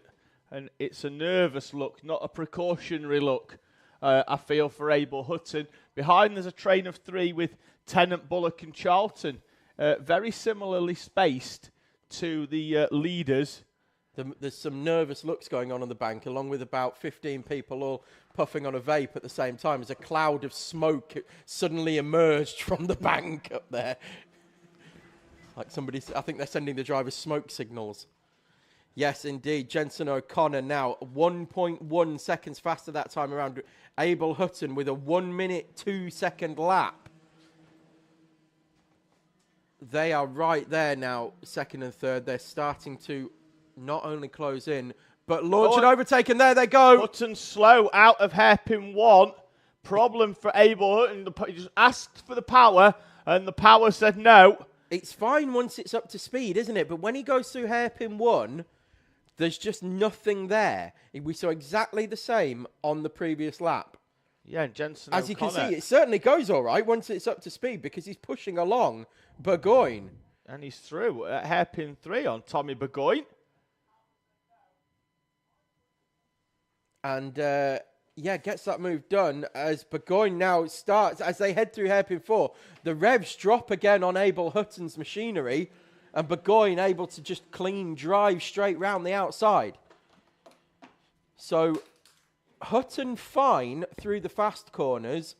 As soon as he's got a lift or brake ever so slightly in that car and the revs drop, the front two are just going to start driving away. I'm sure we're going to see it again here through hairpin 1, and indeed we do. They've probably just put 7-8 kart lengths just in that short straight between the two hairpins. Yeah, he's just got to keep going, though, Hutton, now. He's got a points. gap to 3rd, 4th and 5th. And yes, the kart's not giving him the power that he wants as Burgoyne draws alongside again of Jenson O'Connor, has the door closed on him. But Abel Hutton's just got to keep this going, Tom. Yep. Pick up the points for 3rd place, give himself a shot for the final. 12 seconds in front of Calais Tennant for fourth. So Tennant and Bullock are not having the best of heats so far. Edward Charlton as well, right there. Well, Tennant, so we've got a second group of 3. Yeah, Tennant won Heat 1. So to be 12 seconds or so off the leaders is not quite what I think Calais Tennant would have had as the script. No, indeed. So it is still O'Connor now from Burgoyne. And then Abel Hutton catches up again throughout the lap, and then again through hairpin 1, as Burgoyne now does get the move done at hairpin 2. Burgoyne moves through. Abel Hutton, as we said, catches up through the first half of the lap, and then as soon as they get to hairpin 1, where they've got to have a little lift, that's it. It's that's the gap massively increases and has to spend the rest of the lap catching up. But Burgoyne now making hay while the sun shines, I think, got through at hairpin 2 on Jensen O'Connor and has already started to pull away. Time elapses down to 0. It will be the last lap for Tommy Burgoyne. This time round, Jensen O'Connor and Abel Hutton. Hutton in that 3rd place, although nursing a problem. He's a full 2 seconds off his overall fastest lap of the race, so definitely nursing an issue. But still managing to maintain pace. It's just here where he loses it all. Yeah, it's hairpin 1, and the car just, again, it almost just grinds dies. to a halt, Yeah. doesn't it? And at least the engine goes, because we don't want him to stop. But, you know, he's not got the power that he's asking for at the bottom end there. And I don't think he's doing anything wrong as a driver. It's not like he's scrubbing the speed and coming to a halt himself, is it? The engine's just not giving him the bottom end. Tommy Burgoyne, though, out of hairpin 3 and 4 he comes, and Tommy Burgoyne will take the victory and then pole position in the race after lunch. And Hutton is slowing Tom out of hairpin 4. Burgoyne wins, O'Connor second, and Abel Hutton is rolling to a halt. Oh, he's going in the dogleg. No, he's within sight of the finish line. Marshall's going to see whether he can pull start the engine and he can cross the line, but Abel Hutton, who started the race in 7th, got into the lead. And it has been refired started, and is away again. He's going to cross the line in 6th place. For Abel Hutton, there he is, taking 6th place for Hutton in the 17. Heartbreak at the end. Heartbreak at the end, yes, indeed, and not ideal for the championship. Of course, there's not a huge amount of points awarded in the heats. Well, that's going to make a massive difference in the championship. It does mostly come down to the finals, but the pace is clearly there, because when the kart's running well, did the fastest lap of the race by almost a second quicker than anybody else. Just looks like small issues. They can be fixed through the day, and so there is, you know, still faith there within the Abel Hutton camp that a victory in the final could still well happen. So it was Tommy Burgoyne from Jensen O'Connor. Calais Tennant eventually crossed the line in 3rd. Again, another one not with an ideal heat, winning heat number 1, but finishing 14.8 seconds off the leader in heat 2. Oliver Bullock then across the line in 4th, and then Eddie Charlton in 5th. Abel Hutton then 6th, and Phoebe Rogers in 7th. As the Bambinos now clear the grid, we will have Honda Cadets going out next. And their grid will look like this. Max Taddy will go off pole position with Joshua Sullivan alongside. Noah Clark will go off P3 with Aaron Berridge in 4th. P5 for Hugo McCluskey and 6th for Luca Batuev. 7th for Layla Berryman. 8th for Charlie Quine. 9th for Rocco Geraghty and 10th for Dexter Petty. 11th for Ollie Carter and 12th for Tom Nichols, and it's 13th for Ollie Crumpton and 14th for Sebastian McCarthy. 15th for Scarlett Whittaker Dunn, 16th for our favourite accountant Peter Webster, and 17th for Francesco Di Caro, making his second debut, if you like. First debut yesterday, second round at Teesside today. Daniel Zayad will go with P18 with Ethan Pearson in 19th. Tristan Gilfillan in P20 and 21st for Harry Scrafton. Then it's 22nd for Sam Dixon, 23rd for Jake Gibbon, 24th for Alfie Keeling, 25th Andrew McCrossan, 26th for Jacob McDonald, and 27th for Jensen Whitehead.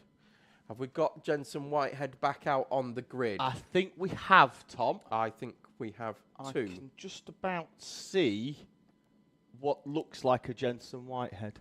We've got Adam Whitehead has been in touch on the comments saying, good luck to the Cadet boys.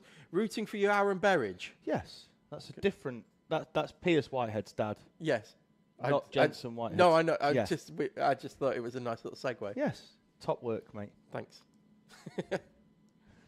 And Daisy Burns saying, good luck, Kyle Trackrod Burns. Yes, because he likes to bend them Ah. in Senior Pro Kart. Did go Well, through that's not the most financially efficient way to go racing, is it? No.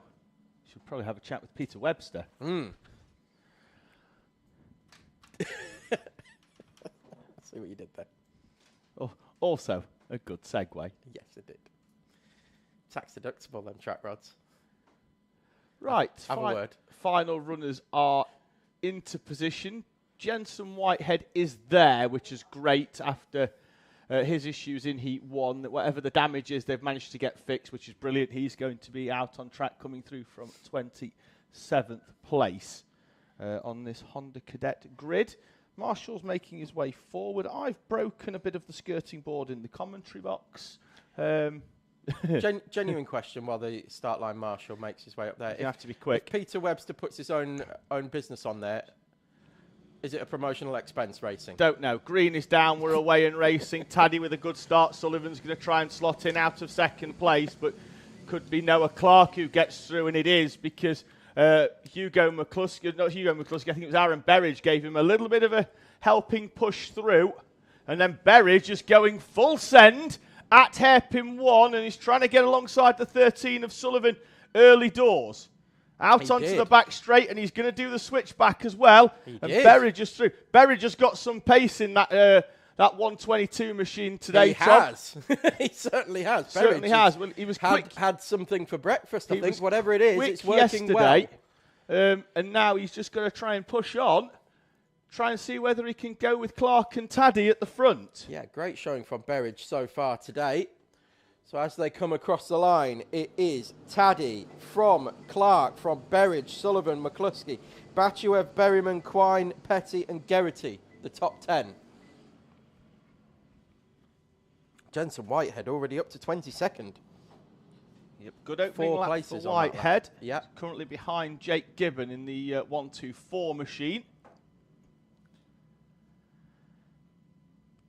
So I think we've just had Luka Batuev overtake Layla Berryman. No, they came across the line in that order.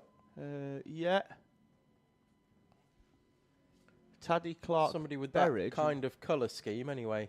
Yeah, well, Batuez is behind Hugo McCluskey in 6th. Layla Berryman in 7th then. Aaron Berridge is going onto the back of Noah Clark. That 122 machine. He's flying. Sets the fastest lap of the race, Tom, with a 47.8, which was 0.2 quicker than the two in front of him. Goodness me, he's looking racy as well as Aaron Berridge. As Rocco Geraghty down the inside of Dexter Petty into hairpin number 2. That's going to allow Tom Nichols to get himself into the mix as well. I think Jacob McDonald may have had an excursion on that lap, just posted a 1 minute 4 second lap and is well off the back of the field here. Yeah, I think you could be right there, Tom. It's as you were coming across the line. Berridge actually gapped ever so slightly through the final half of the lap by Clark and Taddy, using the slipstream well to maintain contact. I'm sure once they get down the back straight, we'll tuck in behind the steering wheels. Clark looks for a half move. Yeah. Again. Only 3 overtakes on that lap. Geraghty on Petty, Webster on Whittaker Dunn, and Dixon on Scrafton. So a fairly steady lap in Honda Cadet things. Well, the more I see that Noah Clark line into hairpin 1, the more I'm starting to think that might actually just be his line. It does seem very deliberate, doesn't it? And he's doing it when he's not having to defend. I think it's working for him, clearly. Yeah, because he's keeping in touch with Max Taddy. And he's chucking 47.8s in, so... Yeah, it's definitely a much tighter entry into hairpin 1. We'll see if we can pick it up on camera. Maybe as they go around this time, but it looks like it's a half move. Doesn't elect to do it that time around. Everything as per normal. Possibly not feeling the pressure from Aaron Berridge behind, who is now starting to receive pressure from Sullivan and McCluskey. And along with them as well is Luka Bachuev. Not as close as they have been previously in terms, at times they've all been pretty much nose to tail and just sticking it right with each other, haven't they, Tom? So they're not quite as close, but they're still a train. They are starting to pull away from Berryman in 7th, Quine, Geraghty, Petty, Nichols, and it's Carter, Crumpton, Sebastian McCarthy, Peter Webster, Scarlett Whittaker Dunn, and Ethan Pearson. Gap back then to Francesco Di Caro. It's fascinating to see these gaps to and fro between this front 6. They end up as a pair, 2 pairs, and Sullivan side by side now with Berridge down the back straight. And in fact, McCluskey's thinking of going 3 wide. Hugo McCluskey's on the push job here. Yeah. Helps Sullivan through, and Berridge can't get back into line. Looked like had the pace, did McCluskey, to pull alongside Sullivan, but elected to push him through instead and just take the 1 place from Berridge. So Berridge down 2 on that lap as Sullivan now goes to work, trying to close the gap to Noah Clark. That gap is half a second at the moment. 3 minutes to go plus 1 lap. Still the fastest lap of the race. Set now by Joshua Sullivan with a 47.6. Missed that one on lap 5, Tom. Still thought it was Berridge from earlier on, but 47.618 for Sullivan on lap number 5. Fast starting Berridge. I'm going to go with Berridge has had his porridge. Yes. Could have also gone a little higher on tyre pressures to go early doors, but what we're finding with these Vegas is the operating window seems to be a lot wider than what the Dunlops used to be. Yeah. They're a grippier tyre, are the Vega, but they do seem to be have a bit of a wider operating window. People I've spoken to in the paddock in the past, there's some 4 or 5 PSI differences between what people are running, and everybody seems to get the same results out of them as Hugo McCluskey goes past Joshua Sullivan for 3rd. Yes, he does at hairpin 1, and what I would caveat that tyre pressure chat with is, of course, that you are the father of a competitor in the grid, so people aren't going to tell you what the real tyre pressures are they? They're going to be out by... I'm surprised they're out by, or they're as close as 4 or 5. Oh, yeah, some people... Normally, I'd be telling people I'm about 15 different from what I actually am. I'm running at 50 PSI. Yeah, exactly. Honestly, they're like balloons at a kid's party. I've got them at 2. I'm running at 2 PSI. 2 PSI, barely hanging onto the rim. Yeah. Bead retainers and everything. Takes them a while to come in, but when they do... Oh. Yeah, 50 PSI, we're rapid out of the gate, but after that we really struggle. Speaking of rapid out the gate, now Hugo McCluskey's past Joshua Sullivan. He's immediately bridged that gap to the front 2. He has, hasn't he? And is now looking at making moves on the back of Noah Clark here. Taddy with 1:07 on the clock. Starts to defend off Noah Clark for the lead. Down the back straight, he was a bit in, out, shake it all about. Yeah, Taddy, Clark, McCluskey, the top 3. Sullivan and Berridge still within touching distance, but had fallen away. But a few corners of defence, and McCluskey closes 2/10, and then Sullivan closed a 10.5 on Hugo McCluskey with another 47.8. So they are closing up. Sebastian McCarthy dropped a couple of places on that lap. In fact, no, it was Ollie Carter. McCarthy and Crumpton. Yeah, Noah Clark tries to go alongside Max Taddy, and it opens the door for Hugo McCluskey in 2nd place. McCluskey up to 2nd. Clark's going to push him down the back straight, but now Taddy's going to be under pressure from Hugo McCluskey. T-plate replaced by the 4 in second place. Last lap board should greet them, I think, when they come round. It's going to be tight, 3, but it's 2, 2, and 1. it's down to 0. Last lap in Hondas. Taddy, McCluskey, Clark, Sullivan, and Berridge are top 5. They've pulled away from Bachuev and Bachuev, Berryman, and Quine. Taddy's got a kart length. Don't think he's going to need to defend too much, but he is tight into 1. Stay. Out of hairpin 2 and down the back straight they go. They will all come to the inside because there's a second, with the exception of Aaron Berridge, because he doesn't need to. He's not defending anybody. I'm surprised Taddy did go as defensive as he did. Likewise with McCluskey as well. I thought they would. He wouldn't be as defensive as that, but it's not done him any harm so far as Taddy exits hairpin 4. And Sullivan and Clark go side by side over the line, but it is going to be Taddy taking victory. McCluskey in second, and Joshua Sullivan takes 3rd place on the line from Noah Clark. Aaron Berridge in 5th place with Bachuev 6th, Berryman 7th, Quine in 8th, Petty 9th, and Geraghty 10th. And it's Nichols, Crumpton, Carter, McCarthy, Webster, Whitaker, Dunn, Pearson, DeCaro, Zayad, and Gibbon, and then Gilfillan, Dixon, Whitehead, Keeling, Scrafton, McCrossan, and Jacob McDonald. And Jensen Whitehead eventually finishing 23rd. He'd been higher than that, though, hadn't he? Had. He'd been up to 22nd off the start and then sort of stalled out and eventually got passed on lap 7 by Sam Dixon, I think it was. And that is how it finished. So Jensen Whitehead yesterday, our commentator's choice, for driver of our day.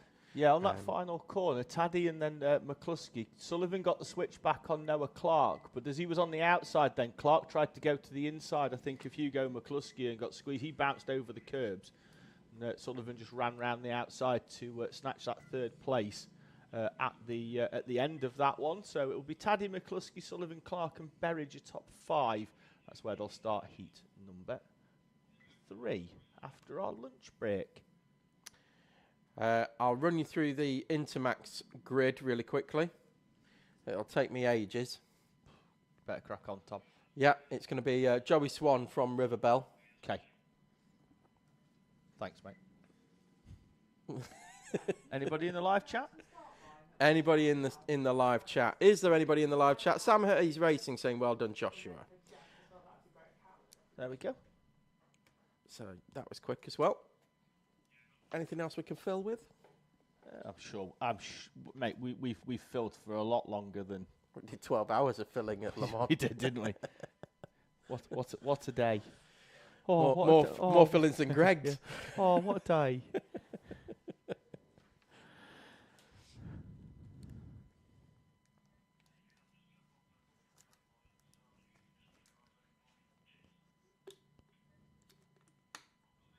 Anyway,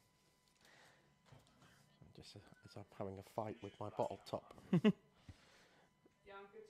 I still don't know what happened yesterday. I bought a bottle of water and I can't remember where I put it. I have no idea where it went. -1. Yeah, -1. So Inters are out onto track. Joey Swan in the yellow helmet, Riverbell in the white helmet. Tell you what we'll do. While once this race is underway and up and running, we'll have cafe chat. Yes, we will. The precursor to cake chat. Well, no, it's different to cake chat because of the spelling. Yes. But that's about all that's going to be different about it. It's going to be pretty much the same as hashtag cake chat. And it's hashtag cafe chat. Cafe. Gonna have to get Keith Howard back in the combox to fix this skirting board, Tom, that's fallen over. Just can't squeeze it back in without booting it and making too much damage. We're underway for Intermax heat number 2. Joey Swan leading the way from Riverbell.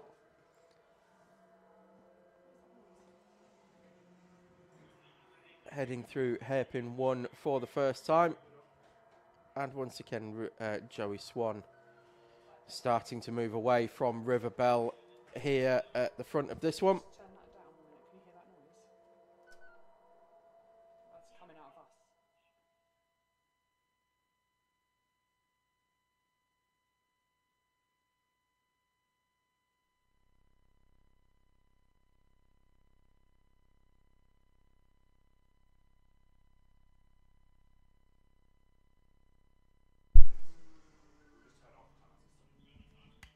Apologies, we're just having a few technical issues with the audio here in the commentary box. But I think we're back with you now. Yes. Yes, it wasn't necessarily an issue in the commentary box. I just think a nastier than normal noise was coming out of the PA. And by nastier than normal, I mean it could have been us, and it was worse than us. Yeah. So, cafe chat, David. Yes, Joey Tom. Swan continues to lead this one. And we had a lovely trip to the cafe yesterday. I had some cheesecake. A cake of cheese. A cake of cheese with a choice of toppings, choice of sauce. I mean, with lemon. Lemon cheesecake. What have we asked Kat what's on the menu today? I've not actually been up. Oh, Kat's written it down for us. Look, we've got the menu here Well spotted, Tom. from 11:30 a.m., which is 14 minutes ago. Sunday dinner, bap and roast potatoes. Oh. I think we'll be all over that. Chicken burgers and fries, loaded fries with either curry or chili, and rice and chips. Oh, sorry. It's either curry or chili with rice or fries. Yes. So you can have curry and chips or curry and rice or chili and rice and chili and chips. You are a lot like the scene out of Anchorman where he just reads the auto cue without considering what is on the auto cue. And also, as a public service announcement as well, we have books for sale today. Kids' books. Rosie Franklin selling books here today.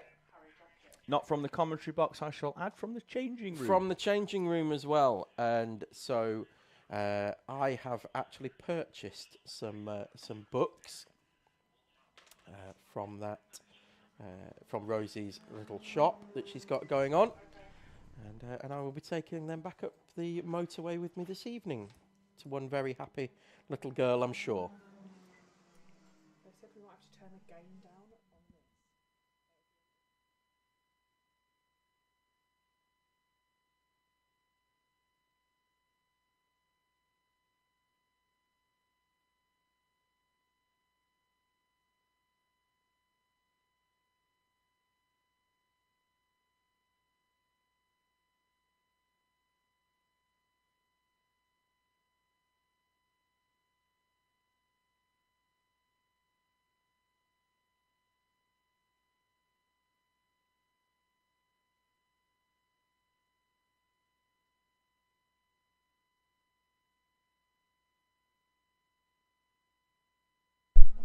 Okay, apologies about that. We are still trying to sort out I the ongoing issues with Tom, PA. can we play a game of I Spy? Go on. I Spy with my little eye. Something beginning with C. Chocolate. No, it's not chocolate. Coffee. Hi, Oh, folks. it's me. Hi, folks. Keep an eye on the door behind us. But I don't begin with C. No. Well, that's a matter of opinion. How rude. We've got cake because Peter Webster's got a birthday soon. Last week, this week, sometime soon. But we've actually got actual birthday cake, Tom. So I'm Here he is, our favourite accountant. Yes, there we go. Come and impart your fiscal wisdom upon us, Peter Webster. Hello. Come on in. You're on camera, Peter. Come and introduce yourself to everybody. So my name's Peter Webster. I'm currently racing in Honda Cadet number 25, and I'm just trying to push forward for as far as I can get. And it's going well. Good day so far today. Yeah, I mean a bit Is it P15 disappointing. or something? Yeah. Holy moly! The Yeah. marble cake has Yeah. made its way in.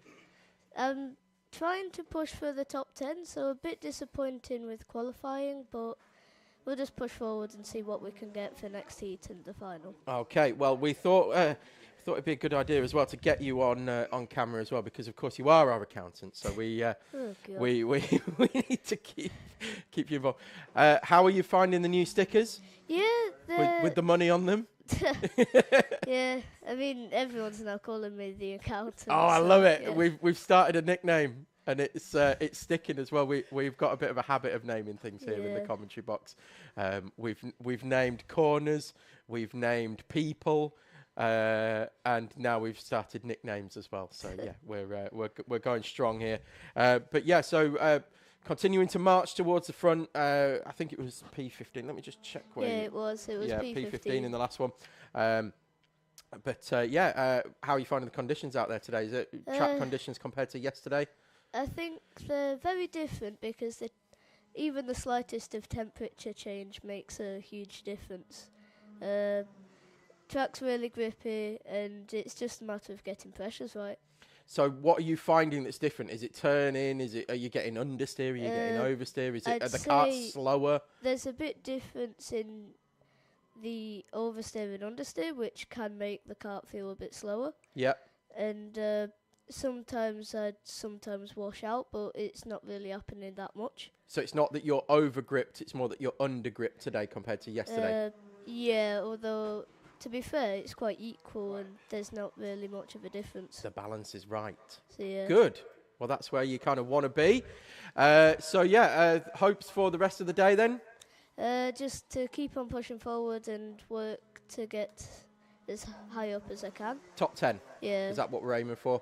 Because if I can get a good start, I'm on the inside, hopefully for the final. And for Heat 3, sorry. And getting a good start for Heat 3 can then set me up for the final. That's right. Good stuff. And then, keep marching towards that top 10.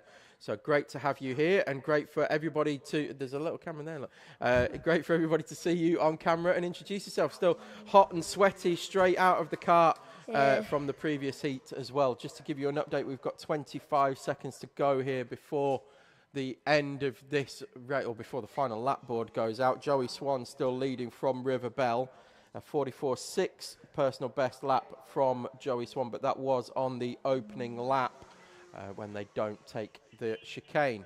Of course, we had a restart as well in Heat 1, didn't we? And it was. How did you find things with balance-wise when the tyres had gone really cold because you were sat there for so long? Was it all right getting them up to temperature again? Yeah, I think in the last session though, the tyres did start to go off between the last few laps, so my lap time has dropped quite a bit. Were you on fresh rubber for today, or are you on a used set? I had fresh rubber yesterday. Okay. So they've only been used for one day. Okay, cool. And David was saying about the new Vega tyres as well compared to the Dunlops last season. I prefer the Vegas very much. Okay, good to know. All right, well, thank you very much for joining us in the commentary box, Peter. We will endeavour to maintain the accountant nickname. It's going to stick. It's going to be there for the rest of your racing days here at Teesside. So get used to it, whether you like it or not. I'm slowly getting used to it. Good. It's it's a strong name. It's a strong name, is Peter Webster. And yes, and the checkered flag is out for Joey Swan. And River Bell is about to come through and take the checkered flag as well for P2. But yes, it's a strong name, Peter Webster. So thank you very much for joining us in the commentary box. Thank you. And thank you very much for the cake as well. No and worries. and happy birthday. Thank you. Your cake. Yeah, I'm going to get my own cake in a minute. Thank you. Thanks for joining us, Peter. Great to see you in the box. So I'm back. David's back. Tom, I'll let you. Are you going to go off and get some cake? I've got marble cake because hold it up to the camera so the people can see. I actually really wanted the chocolate cake, but it's got like chocolate icing on, and I know that's going to be very messy. So I've gone with the marble cake, which looks equally as delicious, but is also less dangerous. Okay. Well, I'll go and make a decision as well. I didn't even realise we had a choice. We do have a choice. Wow. Okay. Yes. Well, I'll go and have a little look myself now. Right. So I'm going to have a look. You can see all of my chins and my 5 bellies are there, and I'm sure I'll be adding another one on straight after this cake. Tommy 5 bellies, like Jimmy 5 bellies. Yes. Yeah, exactly. Right, we've got the Amalgamator Junior and Senior Rotax Second heat coming up for you. It'll be Riley Sims-Ezard on pole position with Oliver O'Donovan alongside Freddie Witherington and Max Wilkinson on row 2, Alex Forsyth and Samuel Yeadon on row number 3. Then it's going to be Oscar Waugh and Harris Alley, Ben Robinson and William Howard with Holly Swan and Isabella Stansmore-Wilson. Then it's going to be Joseph Mills and Joseph Yao on row 7, Elliot Dalton-Ayres and Bailey Heath, Sam Robson and Amy Peacock with Oliver Walker, the final junior runner. Then it's Owen Marquis and Paul Swan, Owen Spears and Pip Morris, your final runner in our senior ranks. Keep that there for lunchtime. I had a little message as well from Derek Spears, who just wants to give a little shout out to Ben at Ultimate R, who is the team that Owen races for when he takes part in the Trent Valley Kart Club meetings at PFI, hence why he's using Big the Del. Ultimate R sticker kit. Big Dell's been in touch, has he? Big Del. Big Dell. Old Derek Spears, Big Dell. Yeah, All right, Big Del. Dell. Del boy. I don't know whether he's big or not. I've genuinely got no idea. I couldn't pick him out of a lineup, like but normal height? it's like, I don't know. It's normal Dell. Normal. Right, juniors are forming up at hairpin 4. The tail of the field's going to need to We've got our concertina different in. colours on the grid this time. We didn't have them earlier. No, did we not? No. Oh. I'm sure we did, but I'll let you check anyway. Riley Sims-Ezard will bring us over the line to commence the 10-minute plus 1 lap heat number 2. And right the way round the outside goes Max Wilkinson at the start, with Sims-Ezard then in second, Yeadon in third, Witherington in fourth, Harris Alley as Witherington gets into the back of Samuel Yeadon and almost tips himself into a spin as Oscar Waugh is forced not only wide, but will go incredibly wide, and we're 5 wide down the back straight. In the background, we've got a whole gaggle of karts still at hairpin 3. Yeah, I'm going to try and pick out who it was, but there's definitely contact with hairpin 2. I think it was one of these 2 orange and white karts that are coming towards us now. So it's Alex Forsyth in the 18, Joseph Mills in the 20. That's the ones. Who, one of those had a bit of a coming together with Harris Alley, and then... Sorry, Tom. Speaking about coming together with Harris Alley, Isabella Stansmore-Wilson there, trying to get down the inside of Harris Alley into the national loop. Sorry, I interjected, but no, you were fine. It was timely. So Harris Alley's not having the best of opening laps here. Dropped down to 5th place over the line. Stansmore-Wilson tried to move, but it was very, very late, and by then Harris Alley had already turned in. So Max Wilkinson leads them over the line from now Riley Sims-Ezard, Samuel Yeadon, Freddie Witherington. Then there's a gap, and then it's Harris Alley now heading a pack that involves Stansmore-Wilson, Peacock, Yao, Waugh, Forsyth, Dalton-Ayres, Mills, Heath, Howard, Robson, Walker, Swan, and O'Donovan, all as one. In seniors, we've got Owen Spears leading from Paul Swan, from Pip Morris, and then Owen Marquis. Yep, Spears opening a gap up 7/10 already. As we're 3 wide, Joseph Yao, Amy Peacock, Isabella Stansmore-Wilson. Bit of tyre smoke. There's a warning for the 21. I think that's Oliver Walker. As Peacock's going to try and dive back down the inside of Isabella Stansmore-Wilson. Think Stansmore-Wilson might have the drive out of that corner. She does, but Peacock sweeps round the outside. And Amy Peacock holds on to P7. Squeezed Stansmore-Wilson to the inside and gave her a choice of either back out of this one or we're going to have an aeroplane crash. They're the best of friends off track, Tom, and then they put the helmet on and the visor down, and it's just another driver. Yeah, it was. That was robust to say the least, but that's allowed Oscar Waugh now to close right back up on Stansmore-Wilson and move through down the back straight and takes the position away from Stansmore-Wilson. Peacock now having another look at Yao on the inside. Yep, she's on the outside here, needs to give. We've got yellow flag out and a kart stationary on the racing line. I think he's just waiting for the senior runners to come through. Is he? No problems. He's got karts off at hairpin number 3. Yeah, 2 karts off there. Try and pick out who they are for you in just a moment. Oof, think we've one got of them one is- with a very bent Nassau I think panel. we've got Oliver O'Donovan is one of them, and the other one's one of the two Tony karts. It's either Bailey Heath or Oliver Walker. It's Oliver Walker in the 21. He's not tripped the timing line. Yeah. So they're your two drivers that are off. And not looking particularly happy there either. No, helmet off, and he snatched Oliver the Walker. balaclava off as well, for good measure, as Oliver Walker. Not sure we picked up what happened there. As there's still 3 wide coming over the line here, as Peacock has now passed Joseph Yao, Oscar Waugh right there, as is Stansmore Wilson and Dalton Ayres and Joseph Mills for good measure as well. Yeah, Yao didn't seem particularly thrilled. There was a couple no. of hand gestures over start line. So he doesn't seem very happy. He did lose his place to Amy Peacock on that lap. Peacock is on a flyer here this weekend. Yeah, We put fresh rubber on this morning for Amy Peacock. We said that there was definitely fresh rubber on that kart, and it's made a difference. The thing has come alive. Similarly for Sims Ezard, and he's in second place. Yes. Opening gaps to Samuel Yeadon, Freddie Witherington similarly behind them though.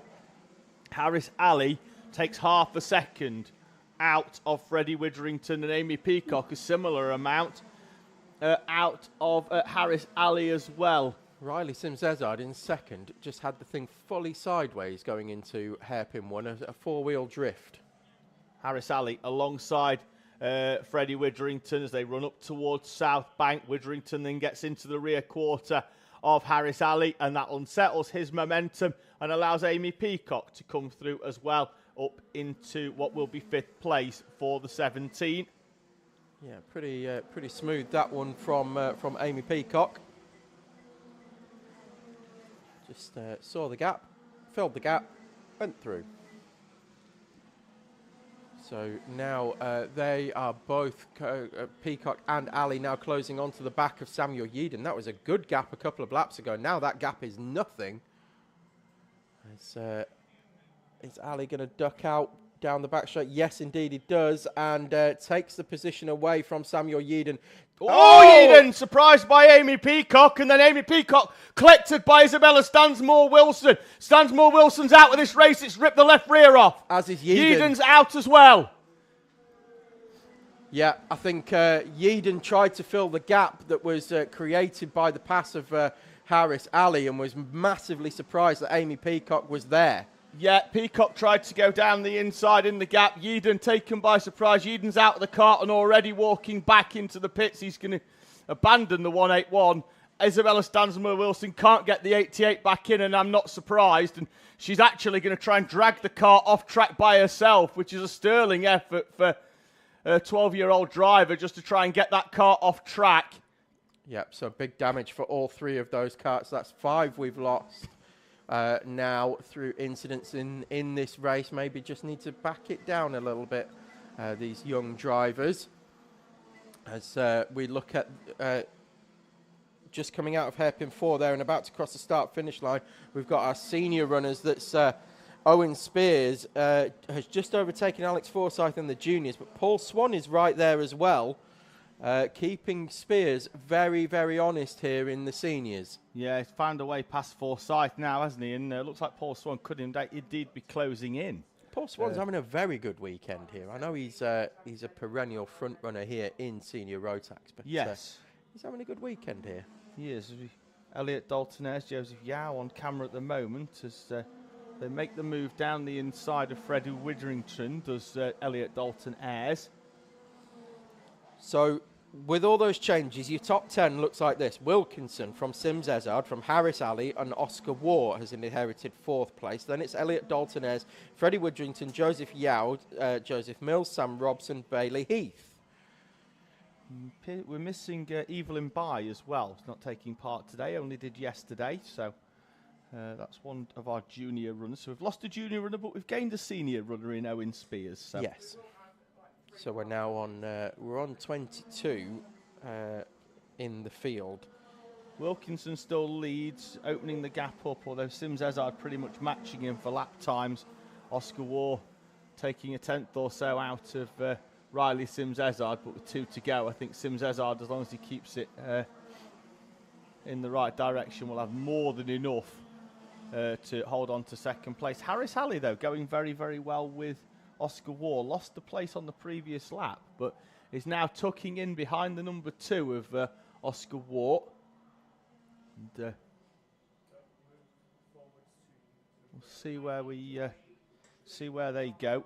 So we see them on screen here. There's Harris Halley just there in the with the Lando Norris nose, but the ST Racing sticker kit throughout the rest of the kart. I'm just looking at Marshall Post, the Marshall Post that's at hairpin 3. Just it was to the right of the shot there, and there's genuinely a convention of kart racers now down there at the moment. I think if anybody else joins them there, we're going to have to think up a group term for a collection of kart racers. There's that many. We could send Peter Webster down with his cake to keep them all nourished until the end of the race.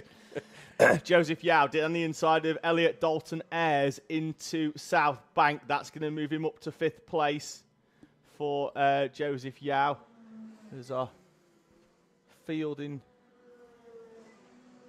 groups of 2. And do you know what, Tom? We might get 3 laps in here, and Oscar Waugh's closing in on the back of Riley Sims-Ezard at 3/10 a lap. I think Owen Spears has got the message about Paul Swan keeping him company, because he's just put a few very quick laps in and dropped Paul Swan now by around about 3 seconds. Put a couple of juniors between them as well. Holly Swan and William Howard, Tom, between Owen Spears. And we didn't really see this in Heat 1. I think they might have started a lot closer to the rear of the junior field this time around. There was a lot less happening, though. Remember, the first lap, they all decided that they were going to scrap at 2. Then we've had the issues down at South Bank that's fragmented the field a little bit more in juniors. But, yeah, I agree. I think they were probably a little bit further back. In fact, we mentioned that, didn't we, that they were heading down the back straight when the juniors were coming through. So Sims-Ezard with a look over the shoulder, time's down to 0, 1.5 laps to go. But Oscar Waugh, half a second on the previous lap, down to 7/10, is closing in on the back of Riley Sims-Ezard. Max Wilkinson at the front's got a gap as Sims-Ezard with another look over the shoulder. The gap's down to 3/10 here. Fastest lap of the race as well for Oscar Waugh that time around. Closed in another 4/10, and the gap 3.5/10, which means he's right there already. Run down the back straight. Let's see what Riley Sims-Ezard does. I think he may well defend hairpin 3 and 4. South Bank, it looks like he had enough, but we'll keep an eye out the window, and he is tight into 3. We're looking at Max Wilkinson, who's just about to come over the line now. Exits hairpin 4, through the left, through the right. Max Wilkinson taking victory here in heat number 2. Textbook defence from Riley Sims-Ezard on Oscar Waugh in them final 2 corners. Just parked the kart, just 1 kart width in the racing line each time. Made sure Waugh couldn't dive down the inside. Superb second place for Sims-Ezard, with Oscar Waugh, Harris Halley and Joseph Yao rounding out the top 5 in juniors. Seniors was won by Owen Spears from Paul Swan. And then in 3rd place, it was Pip Morris in front of Owen Marquis. Yes, indeed. So we lost from that one Samuel Yeed and Amy Peacock, Isabella Stansmore-Wilson, Oliver Walker and Oliver O'Dowden. Donovan, that's what I said. Oliver O'Donovan, my apologies. But yeah, I think Samuel Yeadon is now about to make his way back onto circuit and potentially jump back in his car. Just giving us the thumbs up in the commentary box to say, yep, all okay. It looks like all our other drivers are okay as well. It looked potentially like it was a bit of a nasty one for Amy Peacock, but got out the kart and all okay there. I think the kart might be in a lot worse condition than Amy Peacock is. Yeah, Stansmore-Wilson, the collateral damage in that one looks like she may have come out of that the worst in terms of the rear of that car. I'm fairly sure it's ripped the left rear wheel off. We'll get confirmation of that in a few moments because the quad's on the way. It might take us a few minutes to get these recovered. Well, yeah. We're going to need a convoy of quads, I think. to get these back. It looks like a couple of them can be driven, though. Possibly That's so. Oliver Walker, I think. Yeah, we've only got the one kart trailer. I think for this rate, we might need Ifa Williams to sponsor us a triple. To get them back. But yeah, Amy Peacock's kart's going to be quadded back. Samuel Yeadon is that kart. Even if it doesn't, I think they'll be able to push that back quicker than they'll get the recovery quad to it. Yeah. So Stansmore Wilson. Looks like that's going to be driven back as well. Yeah. So let's see how it goes back. How bumpy? I know it's going to get pushed back. It's just that Sam's going to go in it and use the wheel. We've got trolley being wheeled down as well. I think that'll be for Oliver O'Donovan's kart. And Amy Peacock's has been pushed back in as well. So, yes, we've only got one trailer, but we have got a lot of willing helpers. Yeah. So it should be underway fairly quickly again. Can't see a huge amount wrong this side of Yeadon's. Although I don't think the radiator is quite in the place that it started today, so it could well be that's the issue on that one. Amy Peacock's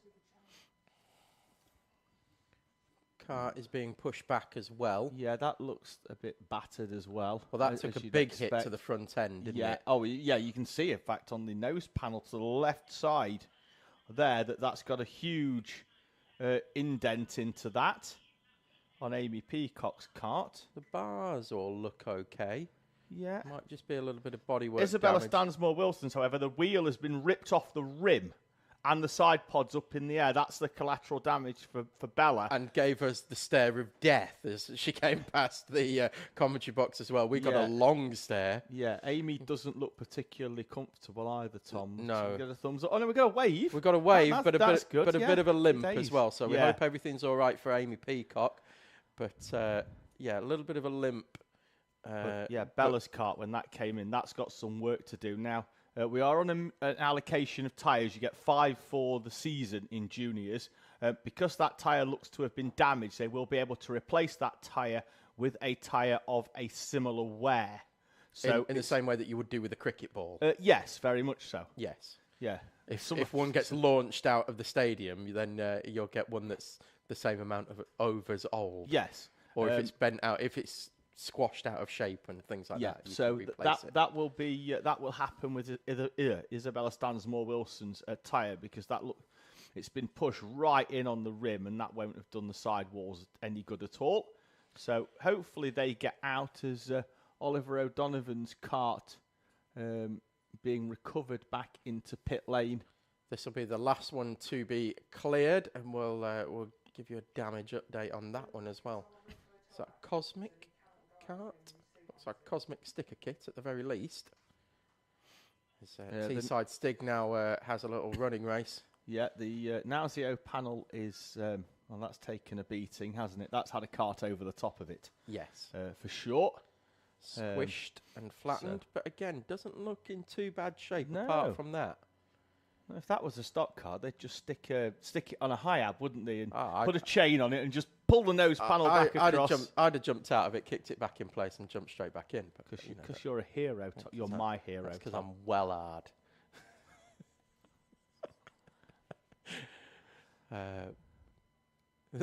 That's years of endurance racing for you. That's what that is. Oh, it is, isn't it? You don't just park it at the side of the track and get out. Get it back to pits. You get it back in. So looks like that's our grid cleared, and we will be heading out for Junior Pro Kart Heat number 2. Joseph Williamson will take pole position from Alana Howard and Isaac Duff. And it's Riley Matthews and Liam Howard in 5th. I think we're just waiting for a couple of course members marshals to head back into their original positions where they need to be, and then it looks like we're going to get going here for Pro Karts Heat number 2. And indeed, they start making their way out off the dummy grid and onto their warm-up lap. I'm going to start calling it the warm-up lap rather than a rolling-up lap. I mean, for obvious reasons.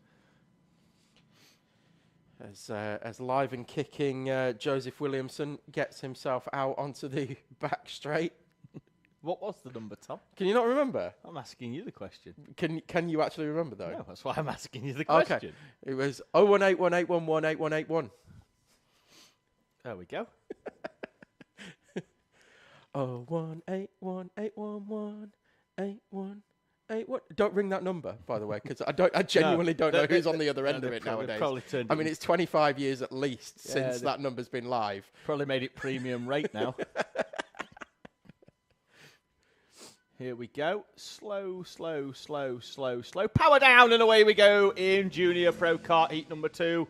Williamson will lead them up to the first corner, but no, Alana Howard's going in hot all the way round the outside, and then keeps her foot in as well, and holds off Isaac Duff, and Alana Howard will lead us into hairpin number 1 on the opening lap from Isaac Duff, Joseph Williamson, and Riley Matthews going down the inside of Liam Edmonds. Edmonds will get on the power a little bit earlier. He holds on to 4th place. Isaac Duff is heading down the inside of Alana Howard in the first run up towards South Bank, but a sterling effort from Alana Howard. Held off Isaac Duff for the longest time. He's not led a race so far this weekend. Well, I would say an incredibly bolshy opening lap by Alana Howard all the way around the outside. Beautiful. And not relenting either when Duff got alongside. Williamson is up into 2nd place now. And let's see whether he can go with Isaac Duff in front. Yes, has been able to have the pace, as we've said throughout. Williamson has had the pace of Isaac Duff for 3 to 4 laps at a time, and then has a bit of a scruffy lap and drops away. But now there's a gap of 0.6 of a second. Can Williamson close it up using the slipstream created by Isaac Duff? Of course, behind we've got a full-on battle now between Alana Howard, Liam Edmonds, and Riley Matthews, all 3 of those finishing 3rd yesterday. And in fact, Howard went defensive into hairpin 4. That's going to allow Edmonds a run. Can't draw alongside. So Duff pulled out a 10th on Joseph Williamson that lap around. Lana Howard still leads the second group. Edmonds goes slightly wide around the national loop. Riley Matthews is down the inside and up into 4th place as Howard goes wide into a half spin at hairpin number 1. Will that give Riley Matthews an opportunity down the back straight? Although both Matthews and Edmonds did have to sort of get out of that to avoid collecting Alana Howard's somewhat sideways kart. And Howard wide again at hairpin 3. Straight lines it into hairpin 4. Somewhat unorthodox line. And that's going to allow Matthews through. Yep. And has Edmonds gone with? No, tucks back into line. Isaac Duff with a new fastest lap of the race of 47.5. Another 10th quicker than Joseph Williamson. So the gap going out, but not by much. Yeah, fastest lap for Duff, as Tom said, 47.543. But personal best, a 10th slower for Joseph Williamson. So still on the coattails as Liam Edmonds considers a move on Alana Howard and then doesn't quite get the run out of hairpin 2 that he was hoping for and slots into position behind the 28. Still struggling with the handling is Alana Howard, particularly through hairpin 2. Struggles through hairpin 1, but definitely through hairpin 2 as well. Hacksawing at the wheel where she's fighting with the front end, trying to get the front end to bite, and at the same time the rear end's trying to come round as well. So struggling a little bit with the handling of that one, and maybe we can get somebody to come and assist with that one, I think. Maybe get some settings off of somebody nearby on a nearby Pro Kart. And see what they can do to make a bit of a difference there. 'Cause you can see as she comes through hairpin 2, she's just fighting it all the time, and it then halts the progress down the back straight and into the national loop, and then again through hairpin 3. Better this time, but certainly a couple of laps ago when she went wide, there was just no rear grip, and it just washed the whole kart wide. 4 minutes in, and this time it was the fastest lap for Joseph Williamson, albeit only 100th quicker than Isaac Duff. So they're pretty much matching each other on times.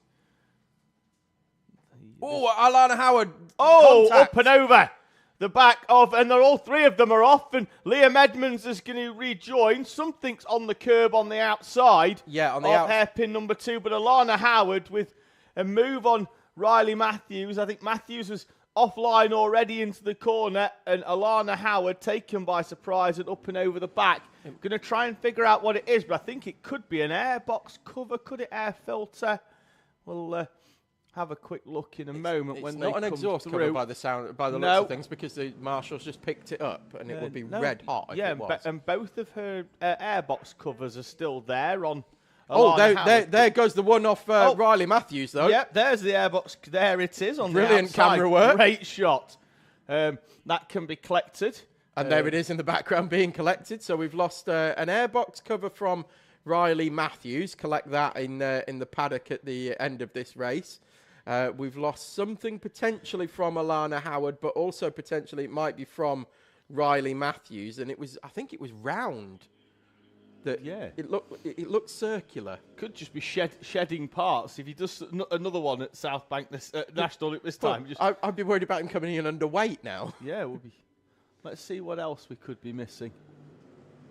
Airbox cover, air filter as well, potentially. And there's a technical defect for the 47, so he will be called in. Yeah. Unfortunate there for Riley Matthews. No real fault of his own, but technical defect is technical defect. It doesn't quite...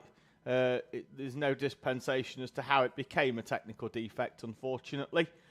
So he'll be collecting that airbox cover slightly earlier than he anticipated. Do the engines look evenly sized on the Howard cart? I think there's something potentially missing off the. Oh, I thought you meant the left-hand engine. I thought you meant like is one of them like a GX390. Is it missing? No, we've got a side pod up in the air on one of them now. I think I'm going to have a look at it coming through here. The left-hand engine, it's missing the exhaust cover. I think that's what it was that came off. It was black. It was definitely black as well, wasn't it, over there? So that's what made me think that it was an airbox cover.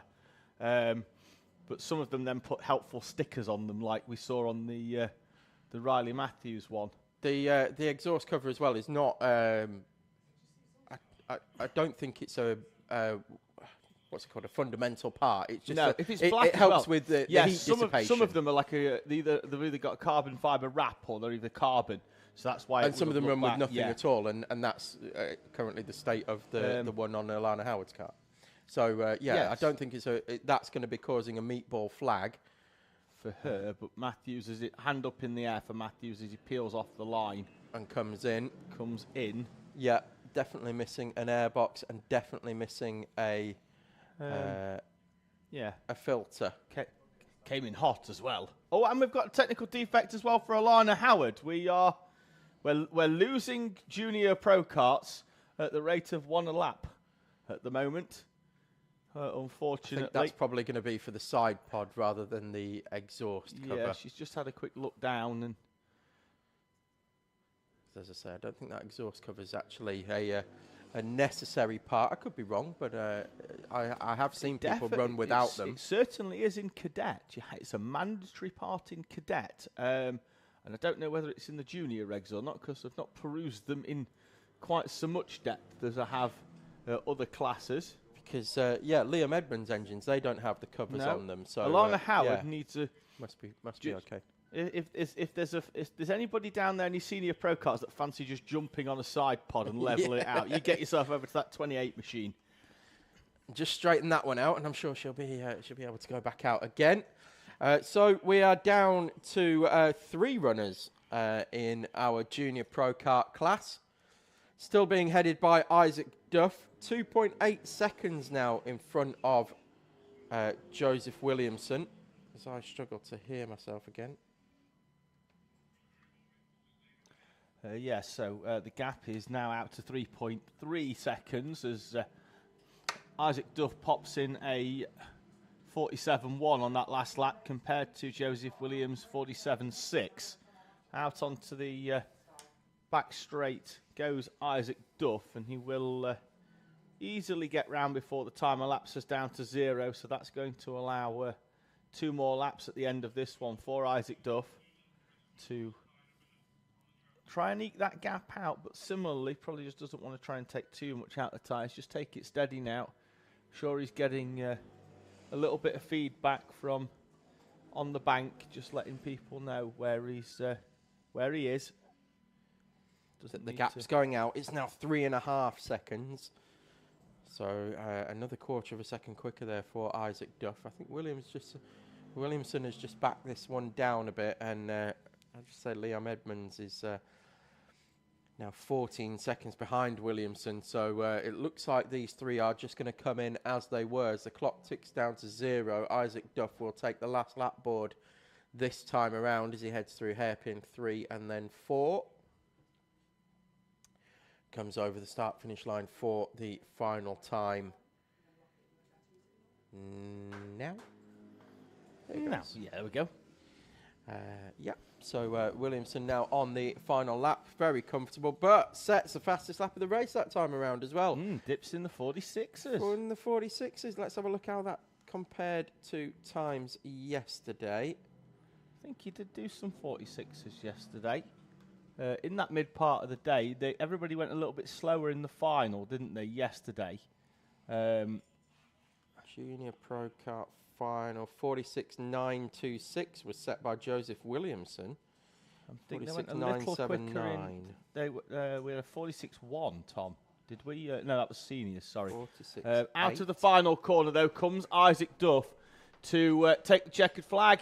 Wins heat in number 2 in Junior Pro Kart from Joseph Williamson and Liam Edmonds. That's going to be your top 3 on the sole virtue that Alana Howard and Riley Matthews are off track. So there's going to be no change in the top 3 order in our juniors.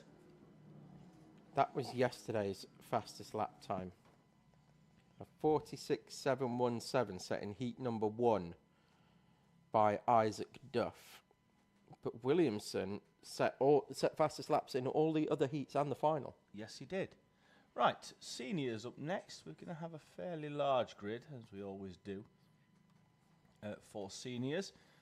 And, got a novice on pole. This time, we've got Matthew Hauschby on the front row, Oliver Hill alongside, with Kyle Burns and Sophie Pawsey on row 2, Connor Cran and Sam Barrett row 3. And then it's going to be Connor White in front of Brandon Jennings, Harry Roddis and Lennon French. Then it's Harry Fox, George Ludwell and Cameron Bailey, James Kay, Christian Oblag and Finn Collister, Maximus Shields, Zach Dawson. Right behind Shields will be Connor Lucas, Tom Hewland, Danny Bean, Ike Needham, Jack Hewland and David Brewis. And there they are, all ready to head out from the dummy grid. And they are all lined up in their starting positions, given the go-ahead, and they will make their way out onto the track for the warm-up lap. So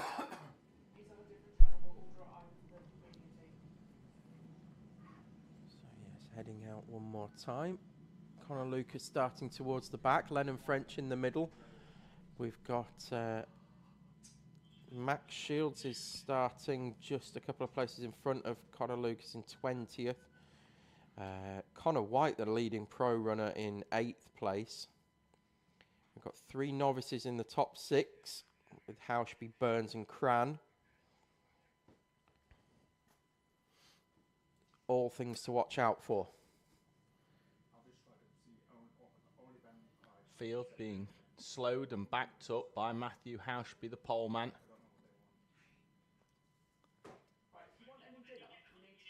And that's their prerogative to do.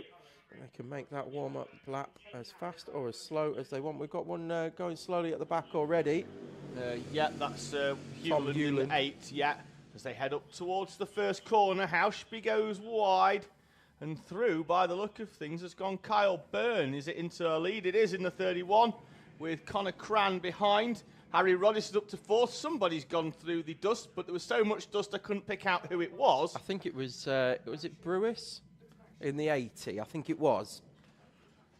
Right, so down the back straight, Kyle Burns leads then from Connor Cran, and we've got a kart going slowly around the outside. I think that's Matthew Hauschby, was forced out offline. He's going to try and fight back down the inside of Cam Bailey. He's up and on the curb on the inside.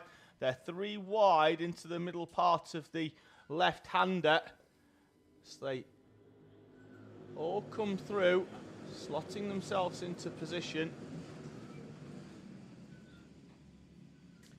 Yeah, Carl Burns leading from Connor Cran, both of those in the novice class. Then we've got Harry Roddis, Sophie Pawsey and George. Oh, Connor Cran spun out himself, and Harry Roddis and Sophie Pawsey have had nowhere to go, and they've both ploughed straight into the 11. So the 11 spinning himself out of second place, just outbraked himself, and Roddis and Pawsey nowhere to go.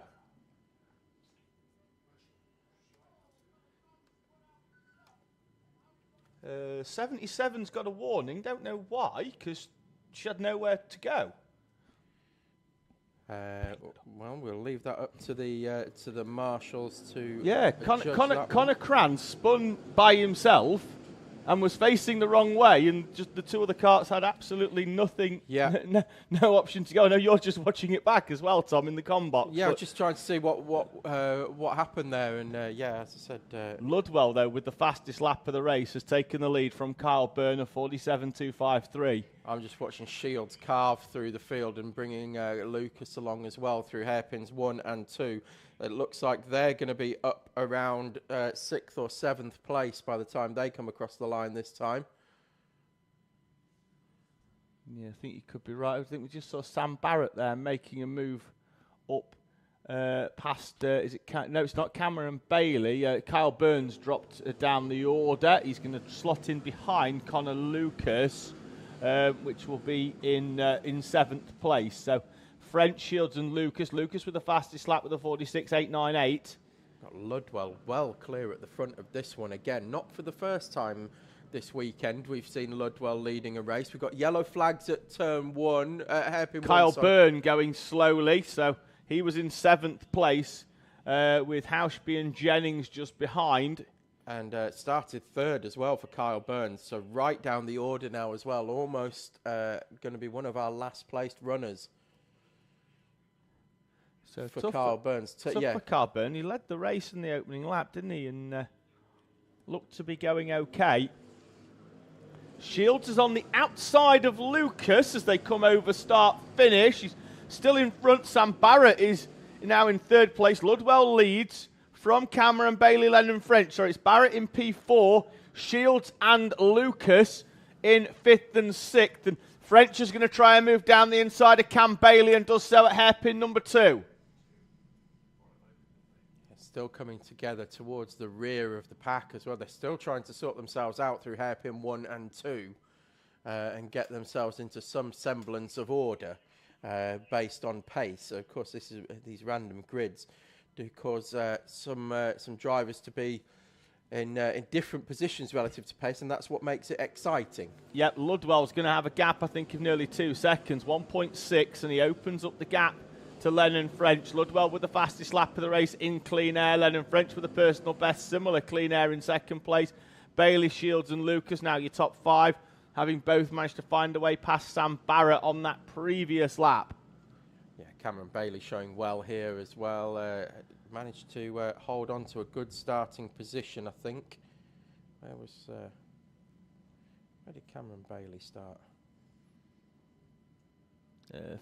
it's 16, but we are missing. 16th, yeah. We're missing a few though. Whoever should have been 9th isn't there. But in 3rd place is actually doing you a disservice, Cameron Bailey. You've actually had a very good race. It's going to be 4th because Shields is through on exit of hairpin 4. Didn't get the move done early. Got it done right the way round the corner and slots in.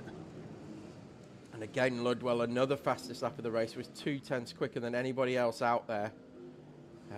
46.478. Huge pace for George Ludwell here. And Lucas is down the inside of Cameron Bailey at hairpin 2. That could give Sam Barrett an opportunity there in the 5. Warning for Kyle Burns in the 31. Last place as well for Kyle Burns at the moment, in 23rd. Currently in a bit of a scrap, isn't he? Trying to fight his way back through. He's now in front, I think, of Sophie Pawsey and Tom Hewland. That's Harry Roddice Oh, no, making he's a not. late move at hairpin 4. Not sure was- whether he managed to get it completed or not. Yeah, sorry, it wasn't Carl Byrne who was in front. It was Connor Cran. So Carl Byrne's going to cross the line now. As Shield sets the fastest lap, 46.2. Yeah, Ludwell, I think, might have had a bit of a scruffy lap that time around. A couple of tenths slower than what he was doing before. Not scruffy, but Got ruffled. Yeah, got 2 yeah, but he's got 2 seconds, hasn't he? Because behind you've got Lennon French and Max Shields. And Shields, if Shields wants to win this, he's going to have to put French in the picture as well, isn't he? By pushing French on, I think. Either that or whether he feels he's got the pace to jump French and then catch Ludwell, who knows? But we always know 2 go quicker than 1. You're only punching the 1 hole in the air. There's less drag for the second kart as well. What is it about French and Shields that they just always seem to manage to find each other on the same part of the track at the same time? Even when they start 20 places apart, they always find themselves together. They're a bit of a dynamic duo, aren't they?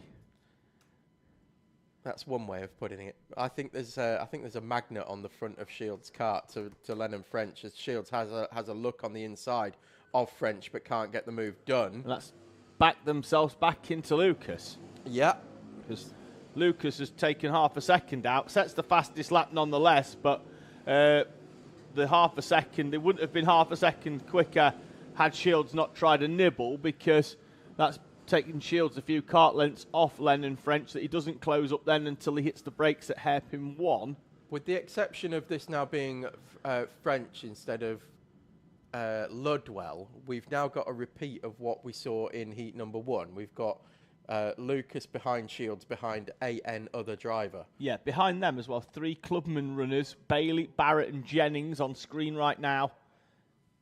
And just see them there as Jennings tries a half move down the inside of Sam Barrett. The door definitely not open far enough for Brandon Jennings there.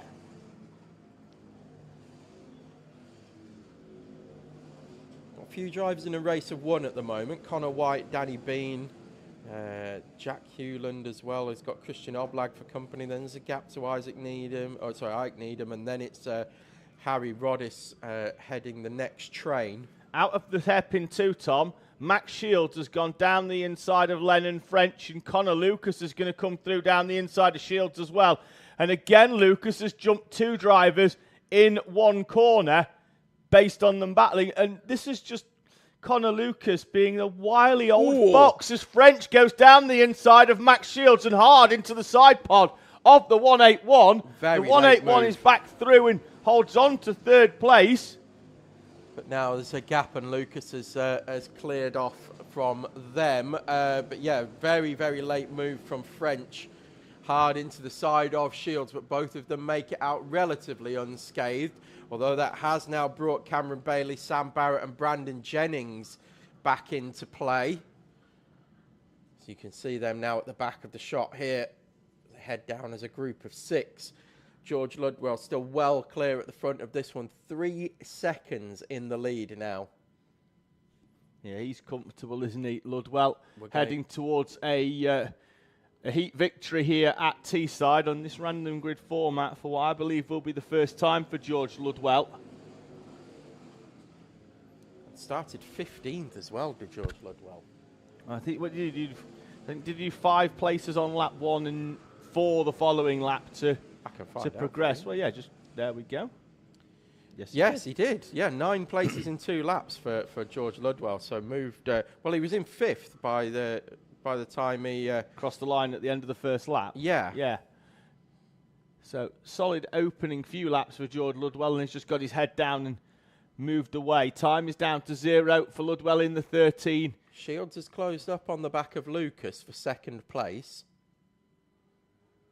Whether he's close enough to make a move or not, as we look again at that is Brandon Jennings and Sam Barrett fighting over 6th place. Yeah, Barrett still holding firm. Jennings, though, very, very interested. That's allowed Cam Bailey to gain a few kart lengths on them both. As we look at the leader, George Ludwell, now heading out of hairpin 2 for the final time in heat number 2.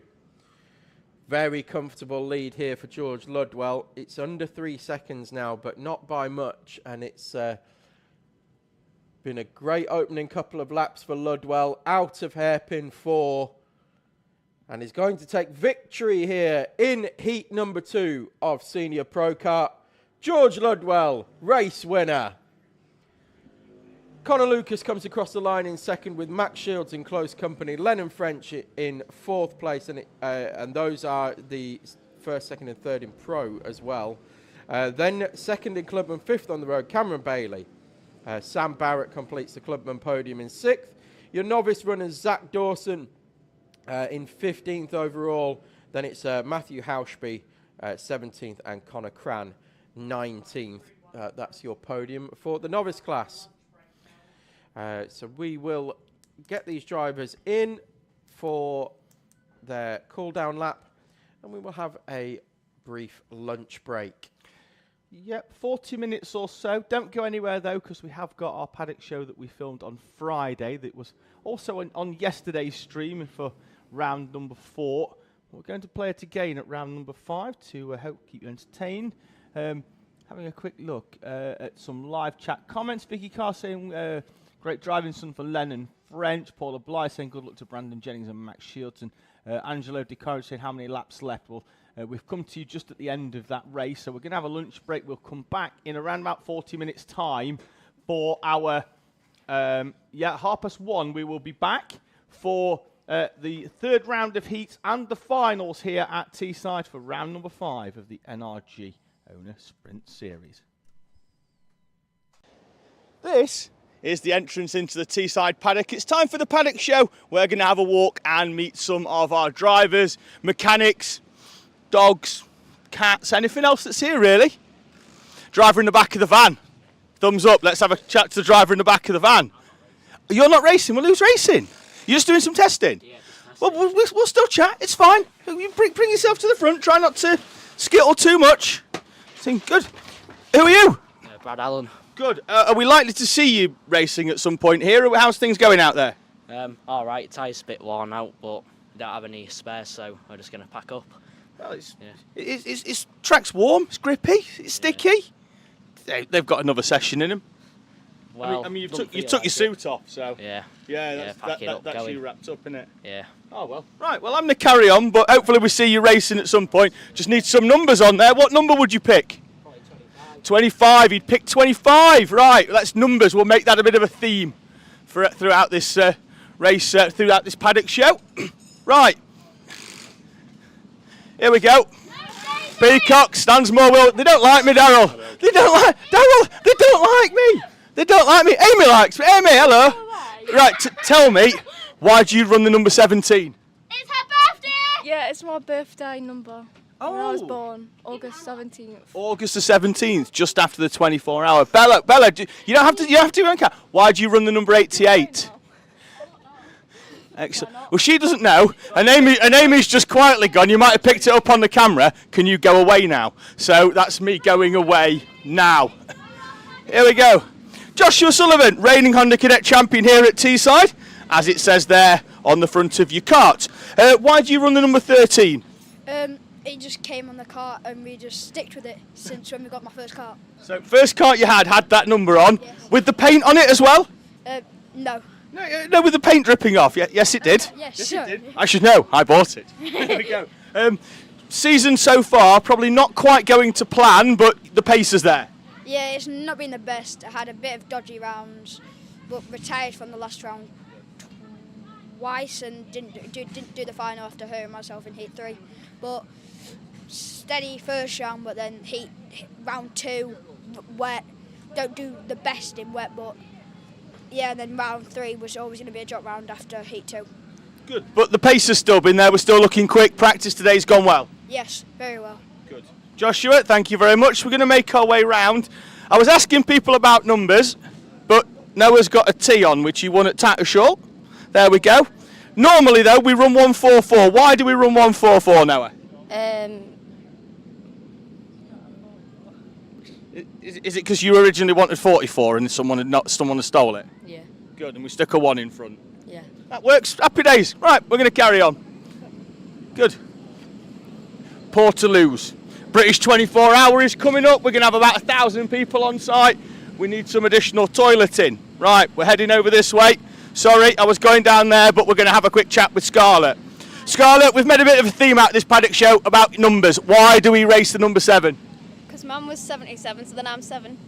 Ah, lovely. Because I'm sure you've had 77 on before at one point. I'm sure you did. Yeah, I think we went to a race and someone already had 77, Ah. so then we just kept it as 7. 7. Good. Yeah. And you... I had 77 because when I was racing, you couldn't go and buy numbers, so you had to make them yourself, so you could do it out of tank tape. When you're trying to cut an ace out of something, it's not quite as quick, especially if you're in more than one race. So sometimes you have to quickly change your numbers. So that's why I had 77, and Senna was 77. So I know obviously that you've raced in the past, but the viewers at home might not. So let's talk about that.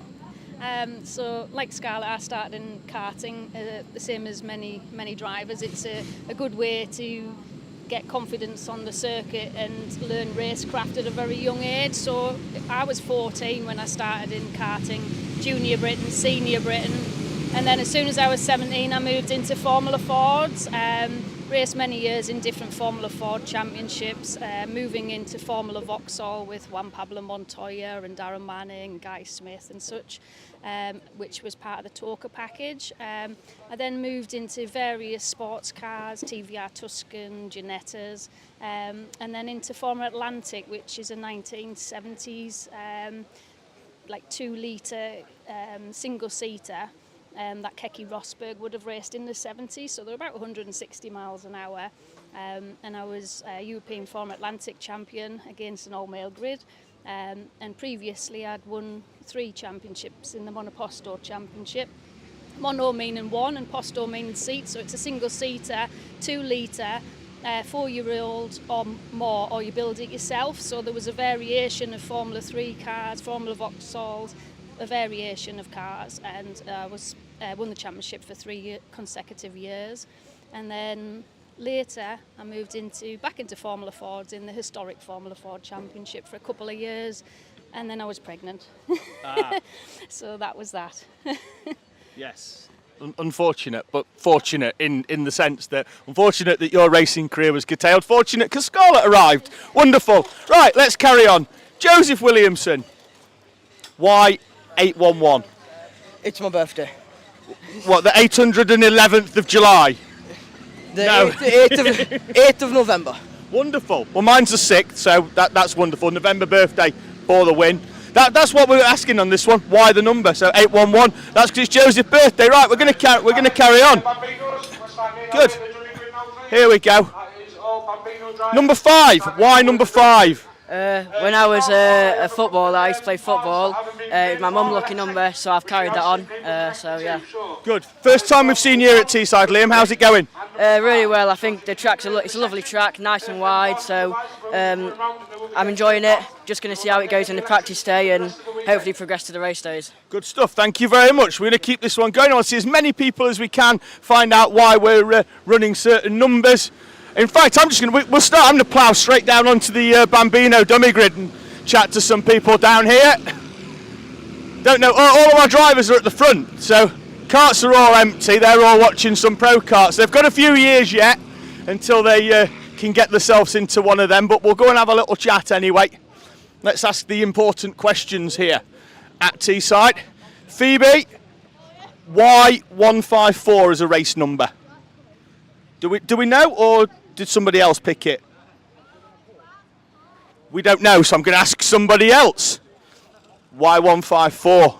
It's our granddad's number. Ah, as in race number? Yeah. Good. And our daddy's number.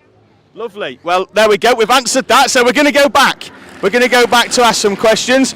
Oliver Bullock, why do we race the number 18? I don't know. You don't know? No. Well, I'd go and ask your dad, but he's already running away, so I'm going to go and ask some more people why they race their numbers. Tommy, hello. You all right? Yeah. Good. Why do we race the number 68? Because basically, just like my pops, my dad started off as 68, and he went and that's his number now, so that's why I went to 68. Good, perfect, brilliant. Well done, mate. There we go, lovely. Right, where's your kart? Over there. And why do we race the number 52? I don't know. You don't know? Well, I'll go and find out. Okay. I asked him why he races a number 52. He said, I don't know. Which means that he's delegated it to you. Yeah, he does. He knows, but he's just very shy. It was my number when I raced, so he's following it on as well. Good, I like that. We're getting a theme that, if Dad's raced or Mum's raced, then, the number sort of carries on, sort of family-wise. We've had that with the 68. Don't know where Abel's gone. He's over here. Here he is. Jensen's got his helmet on already. He's not interested. Why are we racing the number 17? It was my dad's old number. There we go. We've got this theme. It's carrying on. All the Bambinos. What did Dad race? Stock cars. Was he very quick? He was quick. Was you quick? No. Good. What stock cars? Stock rods and Outlaw Formula 2s and mini stocks. Lovely. Obviously not in that order. We started in minis and then we... Minis, stock rods, Formula 2s. Good. Is he going in a mini eventually? No, I think we'll probably stick to karting if I'm honest. We're looking to go out at Cow and Beef in a micro F2 at the end of this month. End of August. We're going to go and have a go, but I think it'll just be a go. Too far to travel. Oh, well. Right, well, we'll carry on. We're going to keep our travelling going. He's took his lid off. Lovely, we're back. Jensen, why are we running the 26? Because my daddy did 26 and in stock cars, and then I went for 26 because he did 26. Good, and the most important question is, there's a mum's race tomorrow night. Is your mum racing? I don't know. You don't know? Apparently, you said you don't know, your dad says yes, and your mum's just gone no. So we'll find out, asking the important questions here at Teesside. Jake Gibbon, hello, first cadet up. Why are we racing the 124? Because 24 got took before I moved in cadet, and then we just decided to do 124. Oh, fair enough. Noah Clark was the same. He wanted 44. Someone had stole it. Sticker 1 in front. Happy days. Right, wonderful. We're going to carry on. Let's keep walking. Here we go. We're asking the important questions, gents. Why are we racing the number 34? Well, funny story actually. Last time we were here, we had to change it. So no. What number was it? 33. 33, and Ollie Carter's already got that. So we had to find a 4, yeah. Yeah. Good. We were searching around the paddock for a 4, and we found one. Thankfully, someone gave us one. Happy days. So that's why. So some drivers, it means a lot. Some drivers, they just take the next available number. Who knows? It's wonderful. Right, let's carry on. Tomorrow there'll be loads more people here. It's just that it's a Friday when we're filming this, with it being a double header, and because of that, a lot of people are still at work.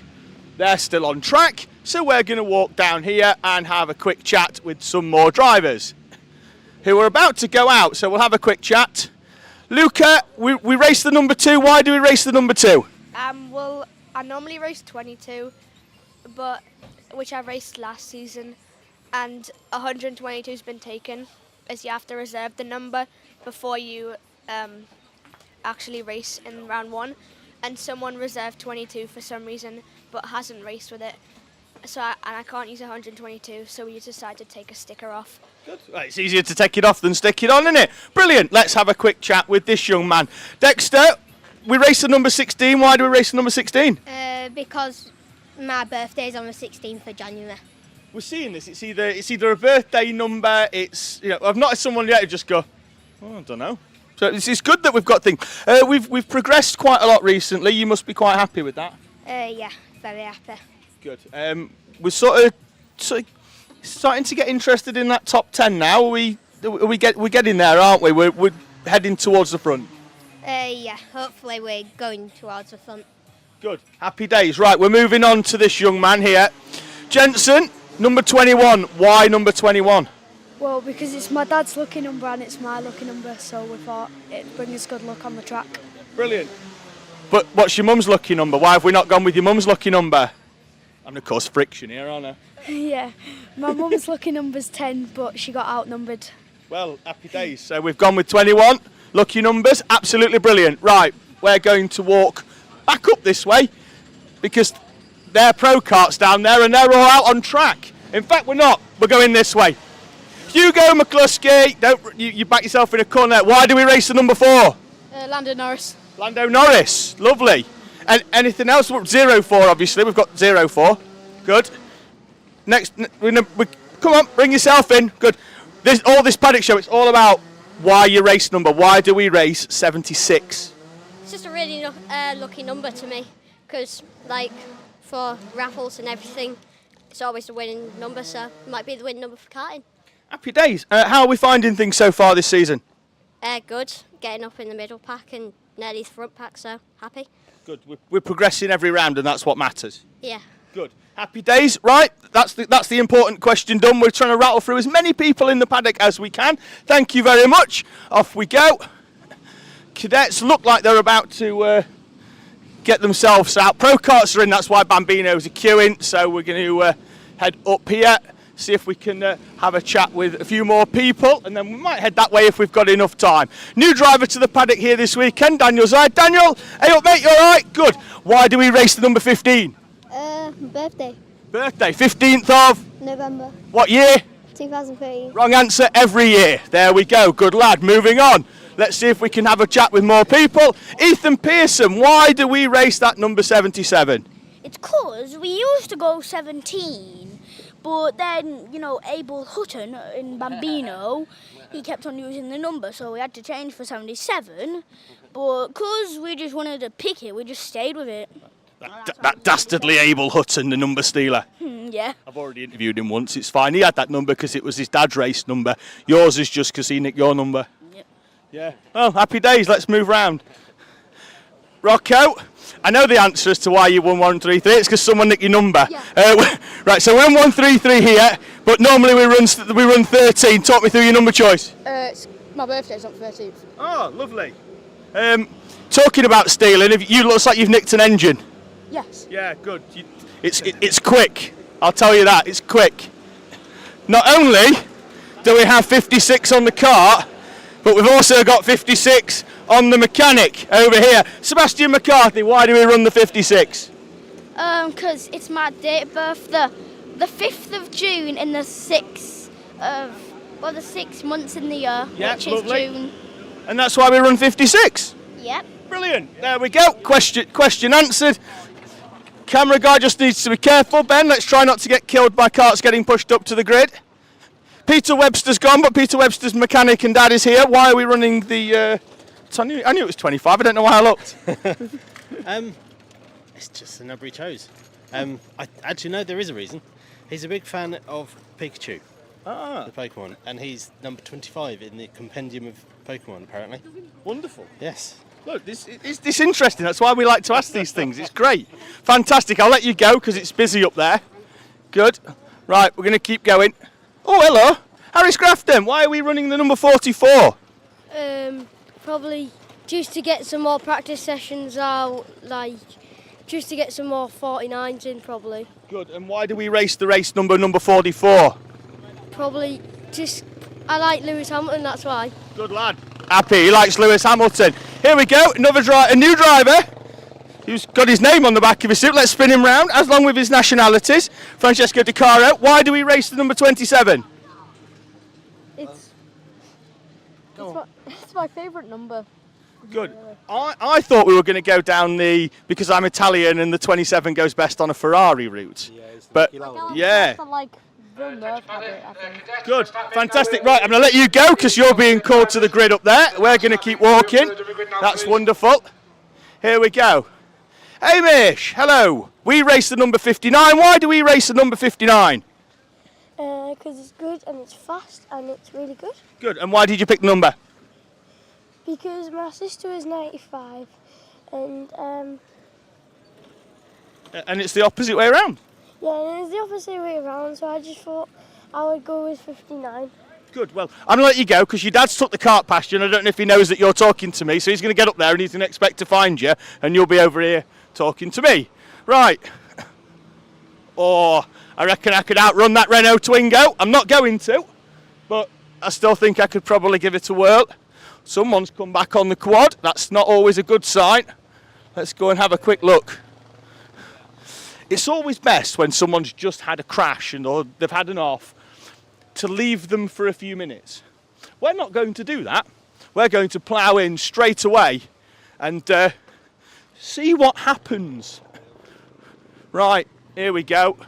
Ah, Chris, who have you brought back? Is it Macaulay Parnham? Oh, yeah. What did he do?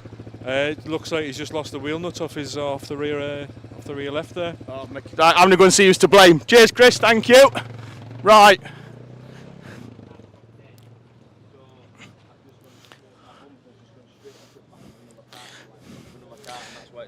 This should have 4 wheels on it. It doesn't have 4 wheels on it, and let's find out why.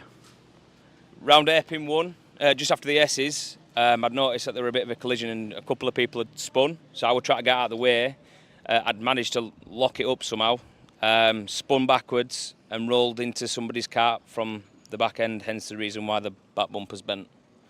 So now I've just got to figure out what's wrong. It's not bent, that's just a mirror of the dog leg. No, it's definitely bent. It's definitely bent. We've been asking the big question, why are you running the 222?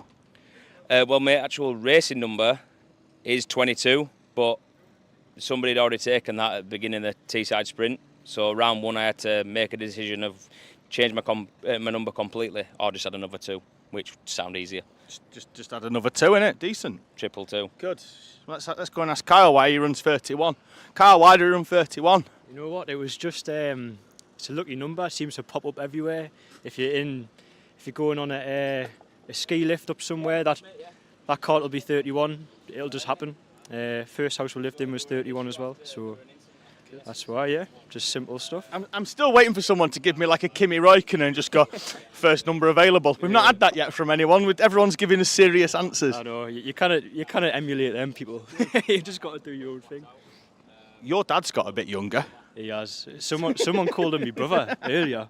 I'm never going to live that down. I thought your dad did the span a bit, and you've proper delegated now, haven't you? Got the sister's boyfriend on it now, so there you go. Oh, well, why not? Well, as long as he makes sure them rears are tight, we don't want none of this happening down here. Right, let's carry on. Got driver's not here, but no, we're just asking difficult questions, such as why do we race the number 71? In fact, we're going in. Hey up, we're 8. Good. You're not the 71, you're the 23. Why do we race 23? It's my dad's number. And what from when your dad raced? Yeah. Like running or? You could say that. Yeah. What was you racing? Rallycross. I'm rallying. Oh, lovely. Good. Brandon Jennings is over there. We have to spin this round. They're not made for space, these caravans. Why do we race a 71? Similar story to Danny's. It was my dad's number before mine. He used to race bikes, actually. Like BMX or? No, like motorbikes sort of thing, all across the country, sort of like what we do, just on much bigger circuits and much higher speeds. Good. But yeah, that's why we carry the number on. Brilliant. Brandon, thank you very much. This is fast-paced. We're going to keep it going. Mind the step. Yeah, that's it. We don't want it in the eye. That's Danny's 23 over there. No wheels on it. Good. Elliot Dalton-Ayres, hi. One question, that's it, then we're running. Number 84, why do we run the 84? Mine, my sister's, my dad's and my mum's birthdays all added up. Oh, lovely. Yeah. That's one we've not had so far. I'm happy with that. I mean, did it. I mean, I used to support Andrew Jordan from Touring Cars, and he was number 77. So I was going to go 77, but then Dad wouldn't let me. So did the birthdays and we got 84. Oh, brilliant. Excellent. Thank you, Elliot. Superb. Right, the Isle of Man have arrived. Hello. Hi. Hello, everybody. We're asking difficult questions. Which one's yours? That one. Why do we race 443? Because that's the number that came on the kart when I went to Junior Pro Karts. Good. That is the second time. So I'm guessing at the time, if it's 433, you've had an MS.BE kart from the British 24, I'm guessing. Yes, you're correct. Also is the sticker it's on the big truck back behind here. There's a big Arctic and it's on the side of the Arctic. Is that MS.B443. Trip over from the Isle of Man. What brings you to Teesside other than the obvious karting? Karting. Oh, brilliant. Yes, that's about it. in depth. Wonderful. First time here at Teesside? Yeah. How are we finding it? I'm really enjoying it, just getting used to it, just clicking off the laps, getting there now. Still slower than the leaders, but it's first time, so we're just getting there now. Good. I'm enjoying it. Nice big grid. Randoms tomorrow as well. Rolling start. Are we feeling it? Yeah, what could go wrong? We'll find out in the first corner. Brilliant. That's the right answer. Here we go. Finn, hello. Why do we race the 16? Because Dad's mini stock number was number 16, so I stole his number.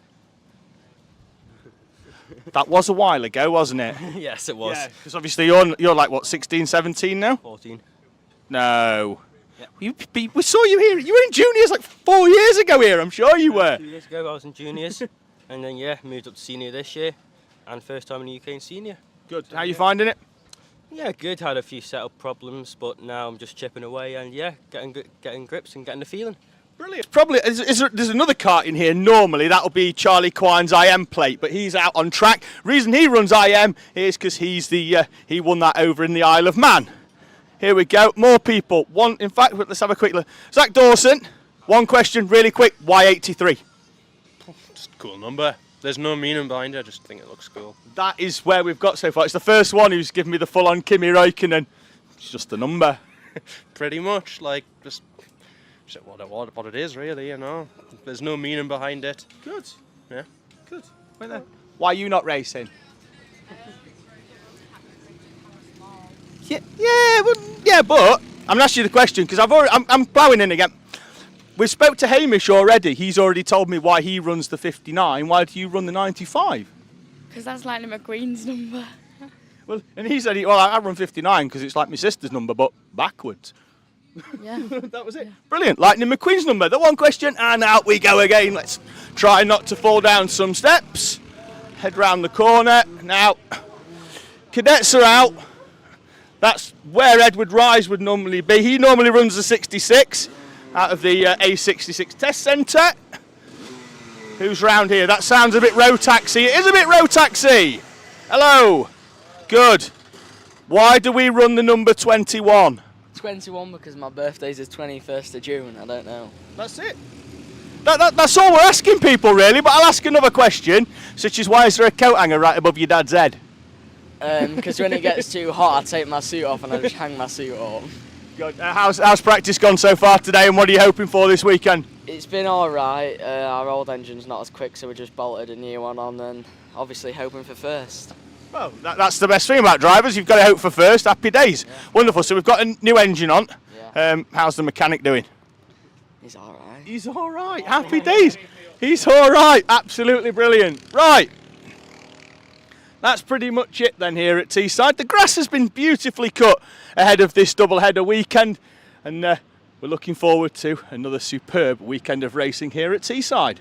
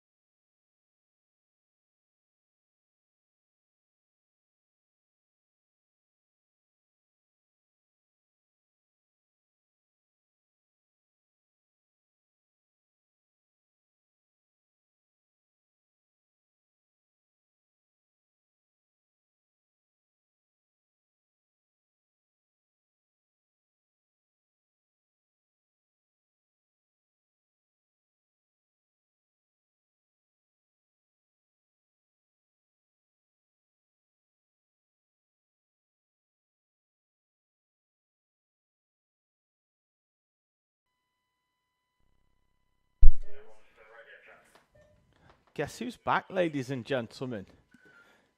David Sullivan, Tom Butterworth in the commentary box for round number 5, the afternoon session, heats number 3, and the finals here at Teesside Autodrome. We await our Coma C50 Bambinos. They're in the holding area. They've been given the go-ahead to start their engines, so we expect to see them heading out onto track in a few moments' time. Hello. Hello. Oh, have I lost myself? Oh no, I can hear myself. Right, how are we going? I'm right good, Tom. Good lunch. Yeah, I didn't have a lot because I had the cake filled me. Did it? Yes, the marble cake, courtesy of Peter Webster, was enough. I'm saving my cake for later. I was going to have it at lunch, and then you had an American delicacy, didn't you? I did. I had a dog de hot. A chili dog. Chili dog. Was it nice? It was all right. Well, when I say was it nice, I can't see any of it left. So No, yeah, well, it was well demolished, but I mean, then, you know. Oh, hang on, we're getting signals from Nigel. I think he wants to know if you were, he's handing the hat for me to eat. Oh, there we go. Okay, that's going to be your lunch then. I was saving some space. I imagine that'll be a little bit moist as well, with the weather conditions today. Yes, we're well into the 20s. It'll be a salty hat. Our Bambino is heading round now for the start of heat number 3. Of course, one more round of heats. And then we will head into our finals of our double-header weekend. And that will bring us to an end of a busy old weekend here at Teesside. Yes, and this round 5, the middle part of the season. The top of the top of the hill, so to speak, as we then head down towards to round 6, 7, 8, and 9. 9-round championship, 7 to count. So even if our drivers have had a tough day, it doesn't ruin the whole championship for them. It does allow some of our drivers as well to have holidays and things like that. I think we had at least one. I think did Abel Hutton or Calais Tennant miss round 2? They'd been on. They were on holiday, so means that they can miss the odd round and it doesn't cause them too much of a problem. But going on pole then, Jensen O'Connor out of second place will get his car into position. Calais Tennant in third place with Oliver Bullock. Just before we start, I'm going to give a shout out to something that I miss here. I miss Freddie Blackshaw and the chicken wings. The chicken wings? When they used to start here, and they'd have the helper on the grid. Him and his dad had a little secret handshake. Oh, they were here yesterday. And it always ended with the chicken wings. They were here yesterday. Were they? Watching, yes. Well, yeah, I miss the chicken wings, the Blackshaws. Come and bring them back to Teesside. Green flag is up and down already, and we're away and racing in Heat 3. Tough start for Jensen O'Connor. Just didn't get the power down. He drops from second back to fourth. Could be fifth if Abel Hutton's usually spooling up engine gets him going, but he is going to slot in just behind Jensen O'Connor at the moment. Tommy Burgoyne holds on to the lead for what could possibly be the first time I've seen him hold on to his grid slot. In a long time, at least here at Teesside. But he leads and he's going, and it looks like the engine could well have woken up straight away this time. Calais Tennant up into second, Oliver Bullock in third, down the back straight, Jensen O'Connor and Abel Hutton are side by side. Yeah, Abel Hutton couldn't decide which way to go around Jensen O'Connor on that through the opening part of the D chicane. Went right, went left, went right, went left again, and ended up sitting in right in the wheel tracks of Jensen O'Connor. Burgoyne and Tennant are pushing away at the front. Tennant looks very interested in going for the lead, but I think if they could just push and work away. Tennant, of course, winning heat number 1, but having a pretty poor, by their standards anyway, heat number 2, finishing around about 14 seconds, I think, off the lead in that one, but no sign of that happening here at the moment. So I think potentially, we were talking about jetting before, as Abel Hutton now tries to switch back on Oliver Bullock through hairpin 2, and as they head down the back straight, they are side by side, just at the back of the shot there. There we go. and Abel Hutton goes through now on Oliver Bullock. But we were talking about the jetting before. I think in Heat 2, potentially a few people went the wrong way. Calais Tennant and Abel Hutton potentially being another one of those. But good recovery drive so far from Abel Hutton. Side by side, out of hairpin 4, go Tommy Burgoyne and Calais Tennant. Tennant trying that long route round the outside, didn't quite have the drive, but did set the fastest lap, and they're both quicker than Hutton and Bullock behind them by some half a second. So I want to see what lap time Hutton puts in this time around, because had to clear Bullock last time, overtook Bullock coming out of hairpin 2. Still looks a little bit slow, Abel Hutton out of hairpin 1, I'm not going to lie.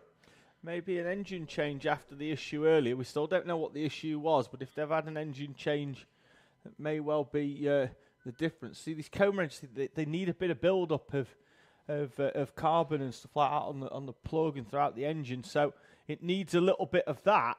You know, if that engine that they're on now has just come back from the builders, it's going to take a bit of time to get it up to where it needs to be. As once again, Calais Tennant tries a up and under at the final corner. It's not working out for him at the moment, and this time it's Burgoyne with the fastest lap. And Hutton that time around half a second slower. Another big surprise in heat number 3 is Jenson O'Connor, already 8.6 seconds behind the lead in this one. So Bambino being an extremely variable and fluid situation in terms of who's going to be at the front of this one, we genuinely don't know. As the race goes on, it could be any one of 5 drivers. That's the thing we spoke about earlier, about the variable, about the weather conditions, about the humidity, about the track grip. Makes huge differences in karts that are 4 horsepower. Mm. You know, there's not a lot of power, so if you can gain, 0.1, 0.2 of a horsepower. Well, if you find 4.4, you've found 10%. Exactly, and that's the big difference. Leaders are still pulling away. It was another half second or so on the previous lap. As once again, Tommy Burgoyne puts in the fastest lap. You can see it's getting warmer, and because it's getting warmer, I think it's getting slower. You know, the engines aren't going to get the air in them that they did yesterday, or even this morning when it was a little bit cooler. In Heat 1, obviously it was warmer for Heat 2 as we got towards the middle part of the day. But as well, the tyres are going to be a bit grippier, which isn't necessarily what you want when you're trying to get round corners with, it stops them a little bit. Yes, potentially the tyres will get grippier because of the extra heat, but they can also go too far in the wrong direction then and, get themselves outside of the window by becoming too hot, but also with the track getting hotter, the grip comes down as well. Tennant again with that switchback. He's tried it on a number of occasions. He's still yet to be alongside when they come to the start straight, and I get the feeling he might have to try something else if he wants to find a way past Tommy Burgoyne. What we're trying to say is that Bambino's setup is a bit of a dark art. I think if you're going to get something in the region where you're going to have a perfect setup, it's going to be a once in a blue moon kind of thing, especially when temperatures and atmospheric pressures change. See, you say dark art, I say complete lottery.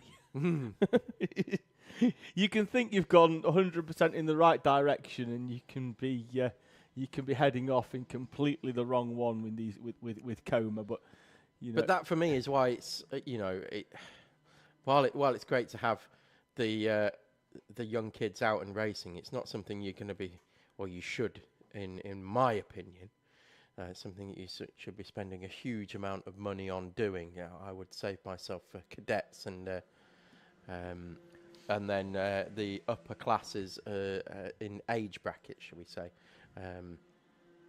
for that. But I think Bambino's is all just about learning how to drive, how to race, what those racing lines are. And then once you get to cadets, that's when you want to be starting to get yourself on some top tackle and moving yourself towards the front. Exactly. I mean, look, everybody wants to give their driver the best opportunity, that's for sure.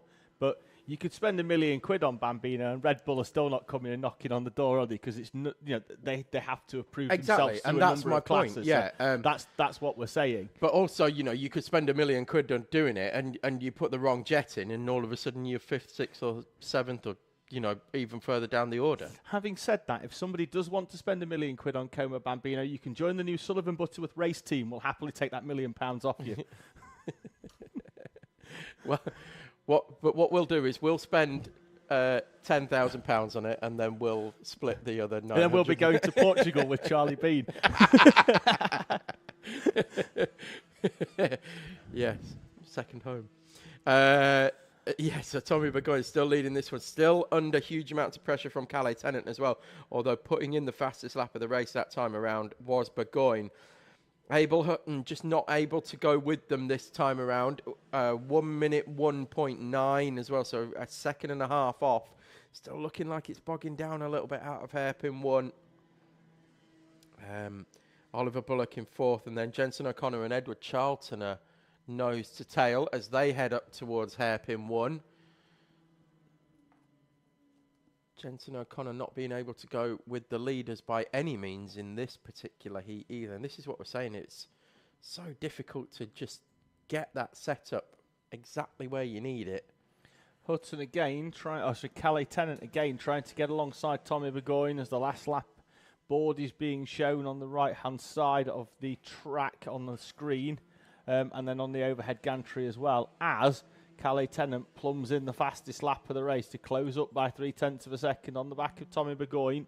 He's been there or thereabouts. I think he'd fallen away slightly on the lap prior to that to close back up. But see whether he is close enough to make a move. I think Burgoyne will have it scouted out of back straight and then down towards South Bank. But Tennant in the slipstream and drawing ever so closer to the back of Tommy Burgoyne as they head towards South Bank.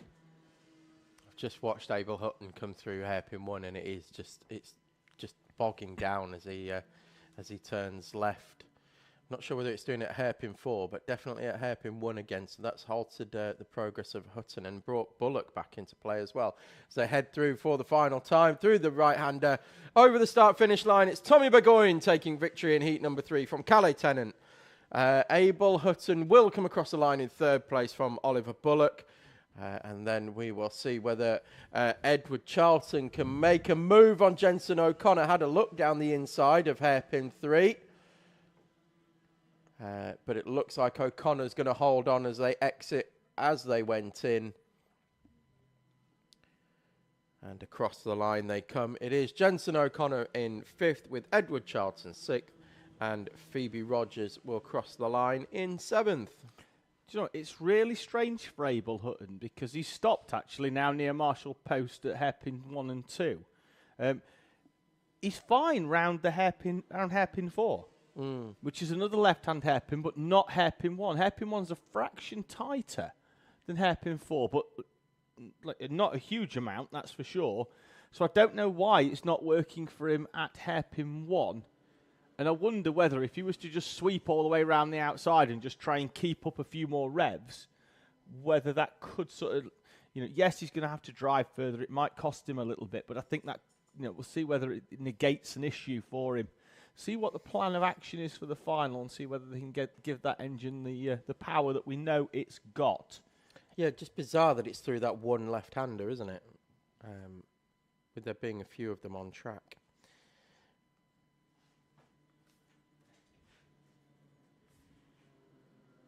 That's going to clear our field now for Honda Cadet Heat 3. Would you like to run through the grid, David? Would you like me to? I'd love to. Okay, take us through the grid. Max Taddy, Heat 2 winner, and Heat 1 winner. In fact, Max Taddy will go off pole position with Hugo McCluskey alongside. Then it's Joshua Sullivan and Noah Clark with Aaron Berridge and Luca Bachuev. Layla Berryman and Charlie Quine with Dexter Petty and then Rocco Geraghty completing your top 10. Then it's going to be Tom Nichols and Ollie Crumpton with Ollie Carter and Sebastian McCarthy, Peter Webster and Scarlett Whittaker Dunn on row 8. Ethan Pearson starts 17th, Francesco Di Cario in 18th, Daniel Zayed and Jake Gibbon 19th and 20th in front of Tristan Gilfill and Sam Dixon, Jensen Whitehead and Harry Scrafton, Alfie Keeling, Andrew McCrossan and Jacob McDonald.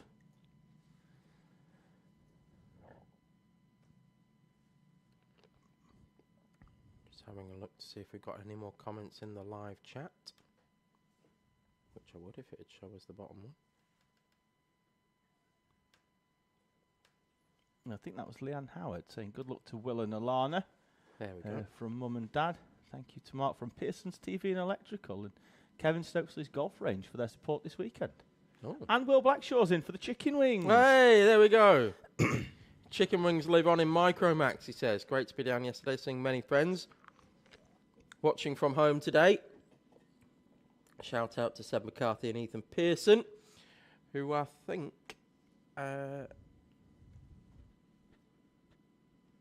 yeah, I think Seb McCarthy's in 14th and Ethan Pearson starting 17th for this one. We are back, if my eyes are not deceiving me, to 28 runners. Edward Rye, who took no part in practice after one lap off, qualifying as well, and Heat 1 and 2, appears to be out for Heat 3. Good. Nice to have Edward Rye back with us. He'll start 28th, having not raced and resting his wrist this morning, but he will start in 28th and final position for our Honda Cadet class, and we'll see what his progress is like in that number 66 machine.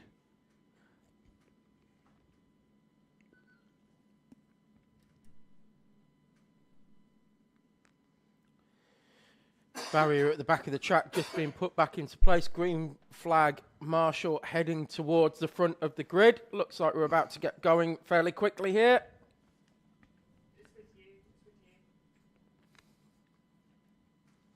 Green is in the hand of the marshal. Engine notes rise, green drops, and we're away and racing. Good start from McCluskey. Yeah, he's going to slot into P2 by the look of things. Think he's got across in well enough, and he has. In front of Joshua Sullivan. Max Taddy will lead us around the national loop then for the first time as they head up towards the left-hander of hairpin 1, Aaron Berridge, who went very, very well in heat number 2, is already up into 4th place at the expense of Noah Clark. So they run down that back straight, Luca Batchev, and it looks like Dexter Petty's had a good start as well, Tom. He is up into 7th place. In front of Layla Berryman, Charlie Quine and Tom Nichols. That's Oliver Crumpton just behind them as well. Yeah, it's everybody as they went down the back straight for the first time. They've all come out in exactly the same order. So it's Taddy from McCluskey, Sullivan, Berridge, Clark, Batchev, Petty, Berryman, Quine and Nichols, the top 10.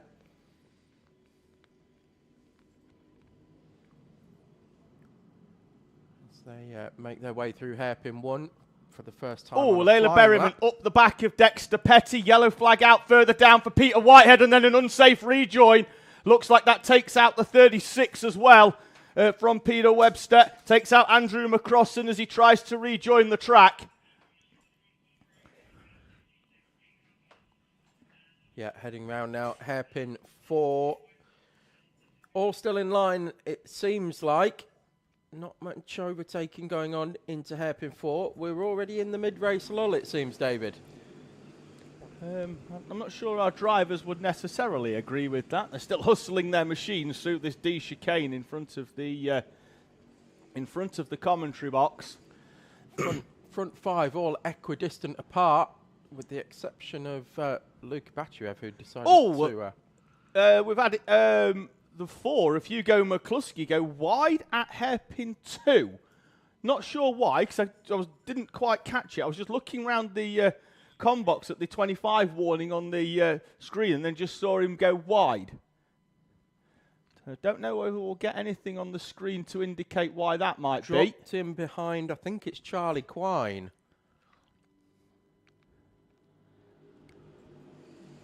Is it Charlie Quine? Yes, it is Charlie Quine. I know on the previous lap he'd almost got alongside Taddy into hairpin 1 and then stayed alongside him and then tried a little cutback into hairpin 2. So we're now at a 4 at the front. Taddy, Sullivan, Berridge and Clark. You know, you spotted we were up to 28 runners with Edward Rye coming back into it. I did, yes. He's already up to 17th. Ah, Edward Wright, P17. As Aaron Berridge has a nibble at second place.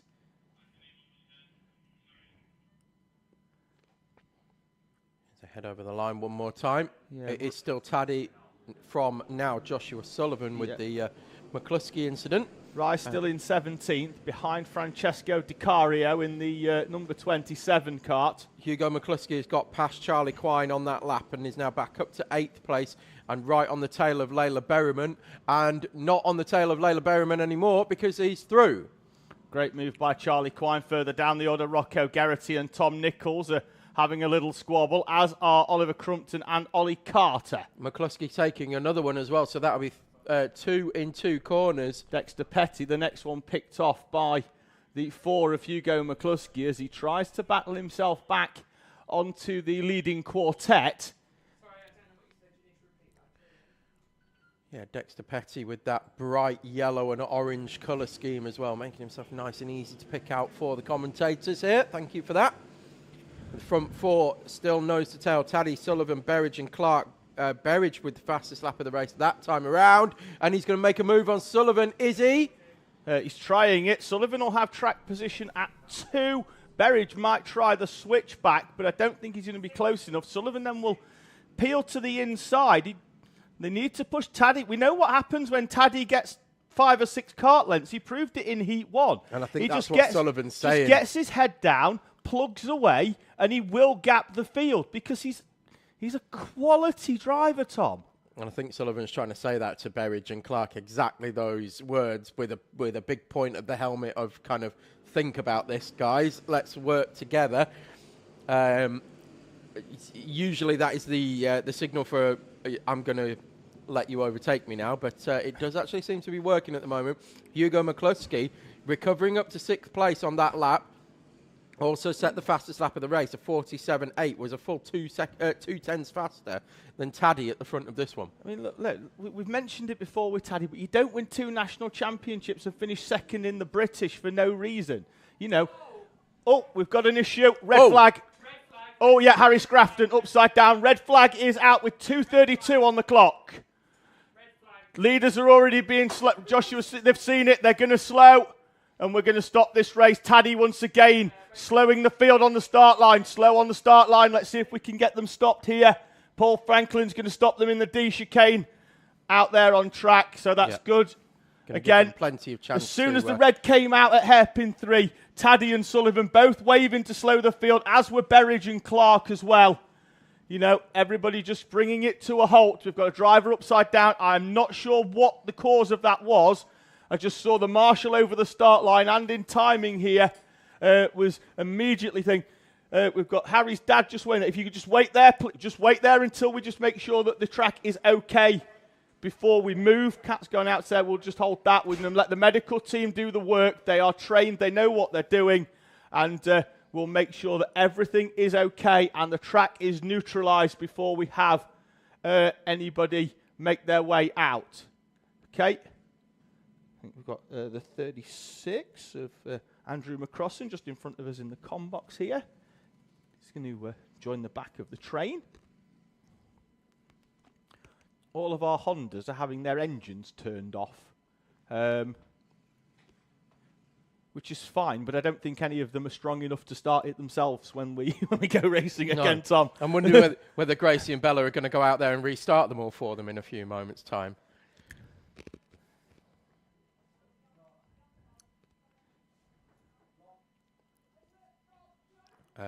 So we'll just keep an eye on what's going on here.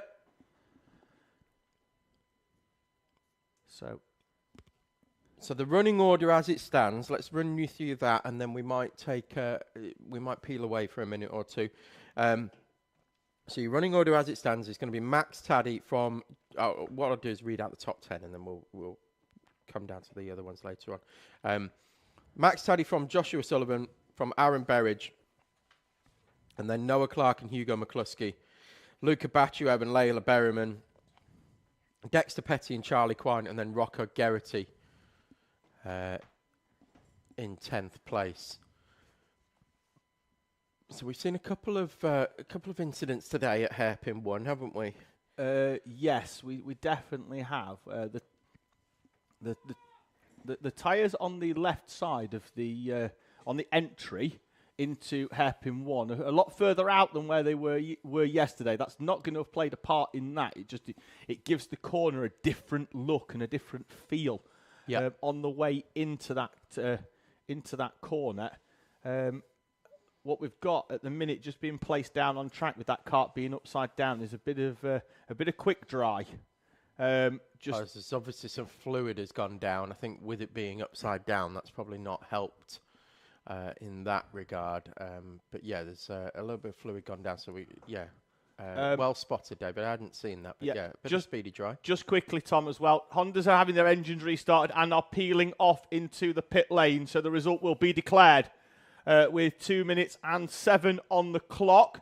So if we're between 50 and 75%, it's down to race director's discretion, and Honda is declared with 2:07. So your result will be Taddy, Sullivan and Berridge, Clark, McCluskey and Batuev, in front of Berryman, Petty, Quine and Geraghty. That's your top 10. I bet they're regretting turning them engines off now. I bet they are regretting turning them engines off now because they're having to restart them all again and send the drivers off into the pit lane. So that will bring to an end Honda Cadet Heat number 3. And it looks like Harry Scrafton is up and he's walking himself back to pit lane on under his own speed. We might manage to catch him on the start line camera, and if we do, that's brilliant. That Harry's walking back. His dad's got his arm round him. There they are, Tom, just walking back in for Harry Scrafton. I know that all of our Hondas at Cadet parents are walking back, but let's give Harry a big round of applause. Superb effort. He's walking himself back. Hopefully he's okay. The kart will be returned back into pit lane. Hopefully it's not got too much damage, and it would be wonderful if he is okay. If Harry's out in heat number, in the final. Let's have a quick look. He's looks to be okay. Yeah. All good. We get a thumbs up from Harry as well. So will we see him in the final? Let's see. There we go. Big thumbs up from Harry as well. So hopefully the kart's not got too much damage. It will take us a while to get all the Hondas off because they'll just be getting weighed down there as well as Harry's kart makes its way into pit lane. Don't know.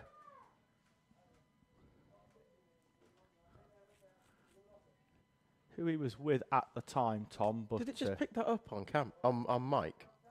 There was some. Can you hear that? There was some shouting outside. I have no idea what it was. No, I mean this. Can you hear this? Oh, you. I was just wondering how much it's actually picking up on these microphones. Having a little scratch. I was having a little scratch on my beard, and I wondered whether that came through, it bled through onto the microphone for a moment. I think it's a bit better now that we've got these little muffs on that we've got. Yeah, they have made they've made a world of difference. I certainly have. We're making marginal gains here to the live stream every single time. We're getting better and improving the quality in not only sound but also picture as well. So we hope you can see the improvements. Do you know what I said? I heard a big shout and I wasn't sure what it was. What it was is that under our commentary box there is a walkway, but it has a gate on either side. Yeah. And Harry's dad had gone under to go on the track, but she wasn't expecting them to come back, so she'd locked them in. So we almost locked Harry Scrafton and his dad under the commentary box. We could have collected them in 2 weeks at the British 24-hour. Yes. Oh, hello, still here. That's what happens here at Teesside. We don't let you leave. Ian McLaughlin saying good luck to Tom Nichols. And Daisy Burns saying, any chance you can mention Kyle Burns and the Racing Against Dementia, please? Well, we spoke to Kyle Burns. I spoke to him on Friday. I interviewed Kyle. That'll be on the Teesside Owner Drivers Facebook page on one of the Wednesdays between now and round number 6 here at Teesside at the end of August. He told us all about that, all about his upcoming race as part of Armstrong Neild Racing at the British 24 Hour. They'll be in the higher kart in the 131, will Kyle Burns, along with his dad Alan as well, and a few others. So they'll be in that. They did tell us all about the Racing for Dementia, the money that they're raising. So keep an eye out on the Teesside Odin Drivers page on Facebook. Go and give that a like, a follow, a join, or whatever jazz it is. And you'll be able to watch that interview in a few weeks' time on one of the Wednesdays. And a big shout out to Carl yesterday as well, his first podium here in the Owner Pro Kart novice class yesterday, picking up 3rd place in that class.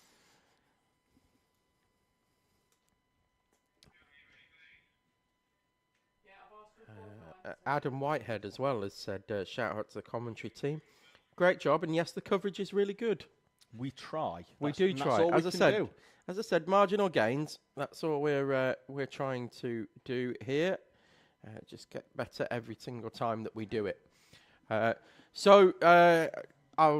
spend 10 minutes running you through the grid here for Intermax. It's Joey Swan from Riverbelt, and the next 9 minutes and 56 seconds will be taken up by silence. No, I think that's a joke, obviously. Yeah. I don't think it will. I don't think I've ever been silent for that long, even in my sleep. You can talk, sunshine. So, Joey Swan and Riverbelt making their way around for Intermax heat number 3. And away we go.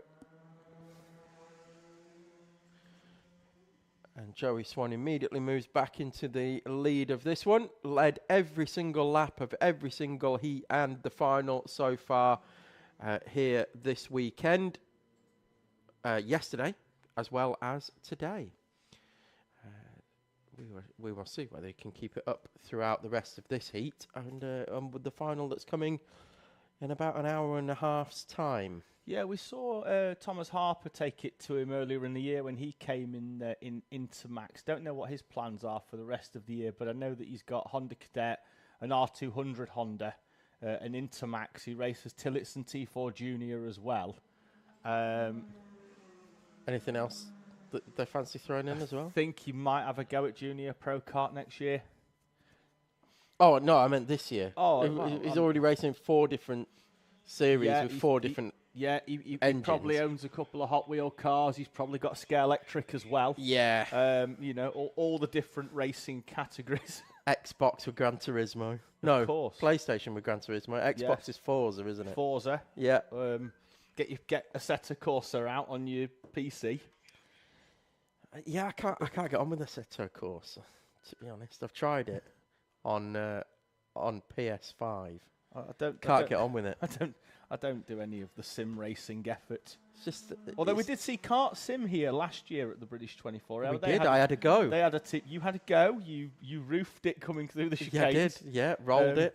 Which obviously you did deliberately, of course, to just show how good the physics were. No, to show what Seb Algieri did the year before. Yeah. In the number 57, my Premier Prime kart. He then gallantly dragged that kart back to the pit lane from the chicanes all the way back to the pits. You didn't do that on the sim. No, I didn't. You should have simulated that by you dragging the simulator across the top paddock. Josh Mercer would have loved it. I don't think he'd have been too happy at all. I don't think he would either. But yeah, it was good to see them here. So we'll hopefully welcome them back for the 24 Hour. Have they got a team this year? They haven't, but he is racing it. Let me find out who with. Josh is. Yes, he is. Yeah. Let me have a quick look. He is racing with SKA Racing, who you'll know have won the 24 Hour in hire, finished in 3rd place last year in the elite class, 5th overall. In the higher class, 35th overall in the whole race, with 2 of their 3 regular drivers in that SKA Racing kart, Sebastian Francis, Brett Crow, Adam Stainer. Adam also races in BPEC for Therapy Motorsport, and they're borrowing Josh Mercer and James Brown. Not the soul singer James Brown. He feels good. He does feel good. proper good. That will be used in the 24-hour.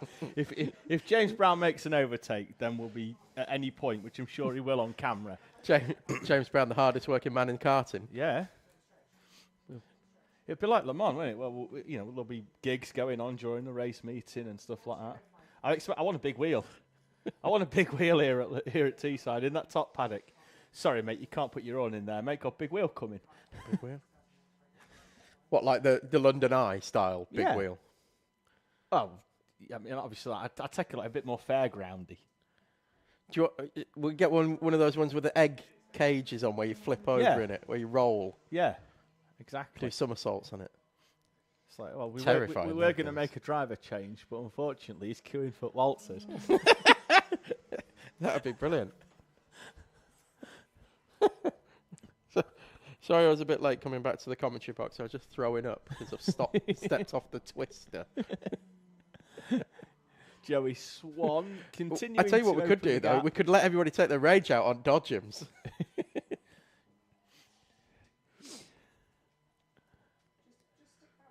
So if you do a stint without a warning, you get one free go on the Dodgems. You get a token. It'd work. Yeah, it would work. I mean, look, the British 24-hour, it's a wonderful event. I think that's what we should do for Grinsell. I think we need when he races. If he does a heat without a warning, a lap, we'll give him a token for something. Both Grinsells doing the British 24 this year. Jack will be back, I think, in the MSJSR 111. Doesn't get out quite as often as he used to, Jack Grinsell. Joe will be in hires with Lockwell Hill, who we mentioned yesterday. Tom wants the list back. I'm going to have a look at your notes and see who we've got and who we think are going to be front runners. Yeah, Max Plant running in pro. Yeah, they're a pro team. Yeah, with Max Shields and Jack Morris. Yeah, and Seb Pereira. And Thomas Braid. And some others too. Yeah, and Blake Checketts and Ronnie Smith, yeah. But 4 of those are, I put them up in with this sort of elite class. Well, they're in a halfway house when it comes to BPEC. Max, Tom and Seb run in Super Pro, but we're not going to have that class this year. For our British 24 hours, we are going to have the traditional 3 Elite Pro and Clubman classes. No Team Tate this time around either. We've got a Red Graphics kind of amalgamation of drivers. Well, we did last year, didn't we? We had Red Graphics TTM last year when we had Sam Spinell, Jess Alexander, Scott Tate, and Connor Jupp. Jupp not doing it this year. Scott Tate staying with that squad, being supplemented by Marcel Philippe and Jake Richardson. TTM have got a team in though, Tom, under the number 75 card, which will be TTM 3.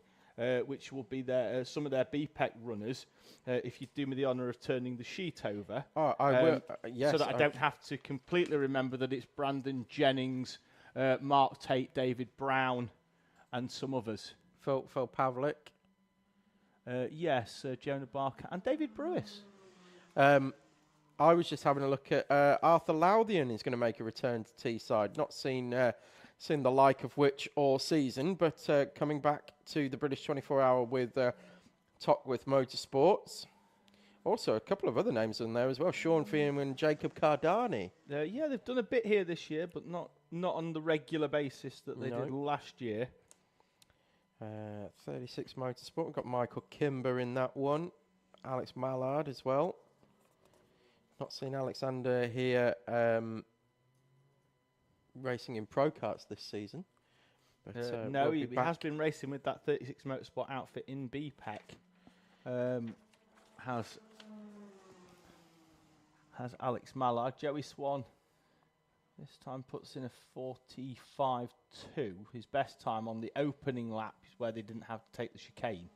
7 drivers in the Alessia kart on the 7 kart. Maybe they thought they'd got to have 7 drivers on the 7 They're matching numbers, aren't they? Yeah. Well, 36 Motorsport are going to bring a right squad with them then.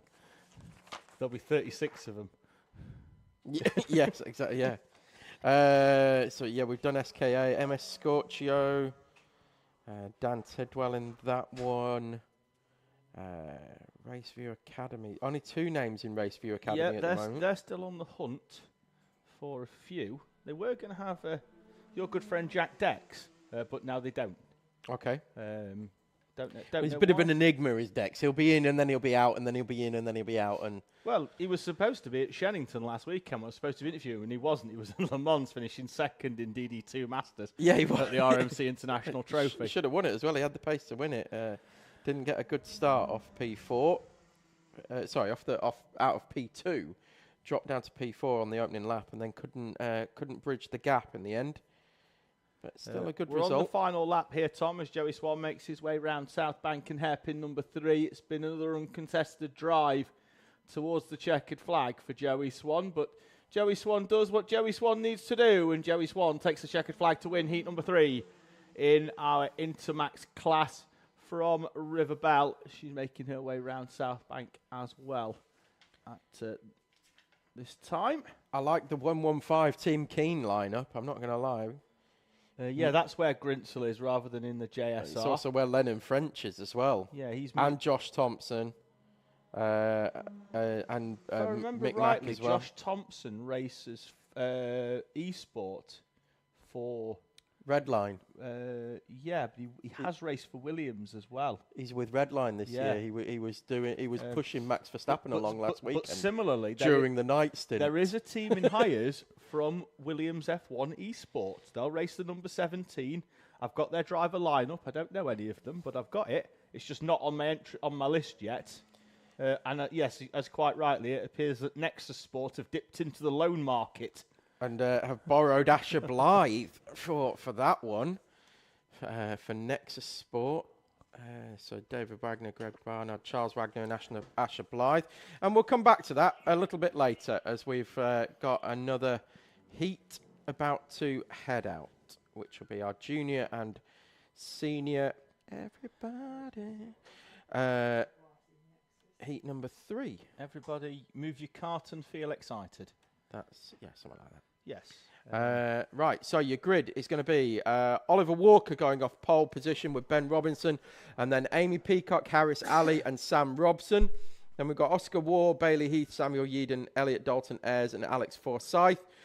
Joseph Yao, Max Wilkinson, Joseph Mills, Freddie Widrington, Isabella Stansmore Wilson, Oliver O'Donovan, Holly Swan, Riley Sims-Ezard, and William Howard. And then we've got in seniors, Pip Morris leading Paul Swan from Owen Spears and Owen Marquise. Have we got Amy Peacock out? We do. We have Isabella Stansmore Wilson as well. And Amy Peacock's kart was relatively unscathed. Isabella Stansmore Wilson, however, that kart's had a new rear axle that had to be cut out. New rear tyre that's been done and rescanned.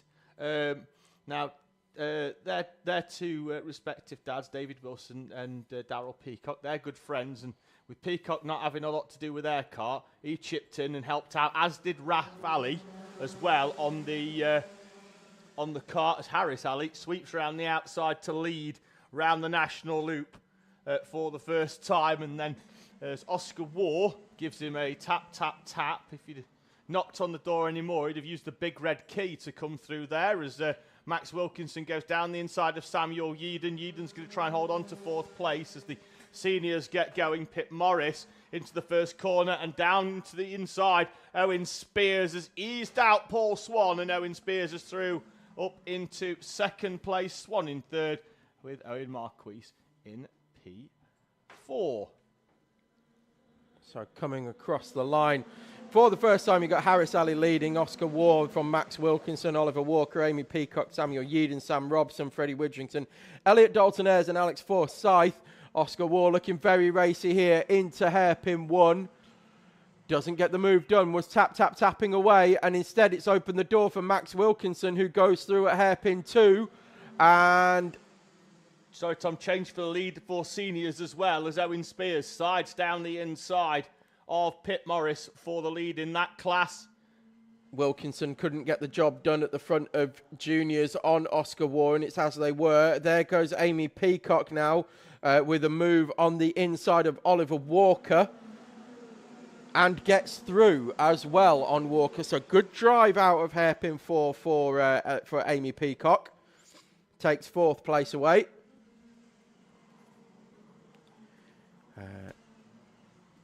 Peacock as well now. And yeah, already alongside Oscar War down the back straight. Yeah, looked like she got eased out a little bit. Alex Forsyth also picks up a warning in the 18 kart. So Wilkinson has passed War on this lap. As Peacock tries a late move down the inside of Oscar War into hairpin 4. No, I apologise. It's as you were. We've also got contact warning go out for Riley Sims-Ezard as well. So 2 warnings out on that particular lap. Yao is through as well, down the inside of what appears to be Freddie Witherington. Peacock is going to take 2 in 2 corners here. Threaded the needle between the 2 Teesside Academy karts of Oscar War and Max Wilkinson. Great move from Amy Peacock. Inside of the left-hander at hairpin 1, inside of the hairpin at hairpin 2, and takes both karts. Brilliant driving. Amy Peacock easing up onto the back of Oscar War, dispatched the 2 into the left-hander of hairpin number 1, and then saw the opportunity to catch Max Wilkinson by surprise into hairpin number 2. She's moved straight up onto the back of long-time race leader Harris Alley. We're going to see a straight-line job into hairpin 2, and Amy Peacock leads this race with 3 overtakes. And Harris Alley, though, is straight back at her down the back straight, ducked into the slipstream, ducked back out, and Harris Alley retakes the lead from Amy Peacock. She's going to have to do it all over again. And similar to what happened in the previous heat, although Amy Peacock coming back now on hairpin 4, caught Max Wilkinson out as she dropped back into the gap. Amy Peacock will lead over the line. Yeah, Max Wilkinson had to put 2 wheels on the grass on the inside of the South Bank corner, then has a nibble at Harris Alley through the national loop, but can't get that completed. So it's Amy Peacock now at the front of this one. She's come out fighting in this one. I like it. Well, we don't often see this from Amy Peacock, being this ruthless, certainly not this early in a race. No, that's great to see. Yeah, just having a look where Stansmore Wilson is as well. She's intent on the back of this train. The leading train, Tom, goes from Peacock to Stansmore Wilson, first down to 10th. As Harris Alley again comes under pressure from Max Wilkinson, but he's holding on to second place, and driving really, really well is Harris Alley in that number 76 car. Local driver from Middlesbrough, which is where we are here at Teesside Karting. As Max Wilkinson reminds him of his presence at hairpin number 1. He did, but it actually created a gap behind. We've got a contact warning for Oliver Walker as well. Oliver Walker in 6th place, so he's in that front train. As Joseph Yao goes down the inside of Oscar War. Yeah, War and that's seems to be allowed struggling a little bit in this heat. It's allowed Elliot Dalton Ayres to get through as well. War definitely struggling in this heat. He's been at the front all weekend so far, and now in 8th place. He was in the sort of top 4, wasn't he, earlier on, and now appears to be going backwards. Could we be high on pressures? Because he's fallen behind Samuel Yeadon and Freddie Witherington as well, Tom. Yeah, and he's going to fall behind Riley Sims-Ezard, who's made a great move down the inside at hairpin 2. That's also going to allow Joseph Mills through, I think. Yeah, I think Oscar War's definitely nursing an issue here. Whether it can get sorted through the rest of this heat and the pace comes back to him, or whether he peels off into the pits, we will find out in a few moments' time. Well, got to keep going. Got to get. Well, we are past half race distance, so he's going to pick some points up. But we'll see what happens. He's wide over start finish. It looks like whatever the issue is, could be a handling issue. I think it's a left rear puncture. Could be. Let's have a browse. I think he's struggling through. Well, right rear looks okay. Left rear looks okay. It definitely But it's skipping, isn't it? I think track rod maybe from some contact earlier on. I think it's very low. Is that left rear? It's definitely. It's got air in it. He's looking back to his left, isn't he? There's not a lot in it, and he's struggling through right-handers to hold it all in line. Let's keep it in line. I think we'll see him peel off into the pits this time. Meanwhile, Amy Peacock still leads Harris Alley. Gap going out now as well. From Max Wilkinson, from Sam Robson and Joseph Yao, the 5 at the front. Alex Forsyth and William Howard having a switcheroo on that lap down at hairpin number 4. Great battle for them too at the moment. But Oscar War is still circulating. Oh, we've got Samuel Yeadon off at 1. He's going to rejoin, but looks like he's nosed into the tyre wall. And that could be... where was he? He was with Riley Sims-Ezard. And we've got a technical defect for Sims-Ezard, but I'm not sure if is that a technical defect or is that a warning for the 45?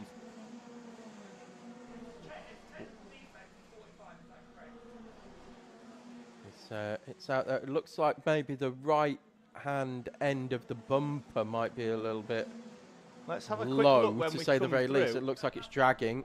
Potentially it is. Yeah, it could be. And he's actually looked to his right. Yeah, so it is a technical defect for Riley Sims-Ezard. And it looks like it's right rear bumper. And he's looking back at it down the back straight. You can clearly hear it. And Sims-Ezard in the 45 will be shown the technical defect on the overhead gantry when he comes in, race over with 2 to go. Meanwhile, Harris Alley now right on the tail again of Amy Peacock. That gap went out and all of a sudden it's come right back down and Harris Alley is back onto the tail end of Amy Peacock and not far behind Max Wilkinson, Sam Robson and Joseph Yao as well. I wonder if Peacock went high on pressure early, Tom, to sort of get through the field and hopefully open that gap up. Well, it worked. She did. It worked. But now, Harris Alley is coming to play. He's going to push Amy Peacock down the back straight. He was 0.3 quicker on the previous lap. And Max Wilkinson also right there as well, should these two come to blows. There's your leader in seniors. That's Owen Spears. Now in front of the 2 of Oscar War, who's also being shown a technical defect. Here's Oscar War. Mainly because that car is currently handling like a very, very old shopping trolley.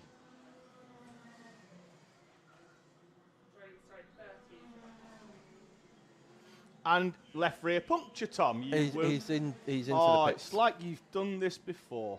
It is. Like I've driven karts with punctures before. So that's the end of Oscar War's race in heat number 3. Meanwhile, Amy Peacock still continues to lead from an ever-present now Harris Alley. 3 laps to go, Tom. They cross with 47. They'll get round with 5 seconds or so on the clock. So we're going to have 3 laps as Harris Alley's just got to get 8. Peacock's just understeering at hairpin 1, and that's giving Alley an opportunity. He's not going to be close enough at 2, but it's dragging Max Wilkinson along. Sam Robson, Joseph Yao, all in the same camera shot.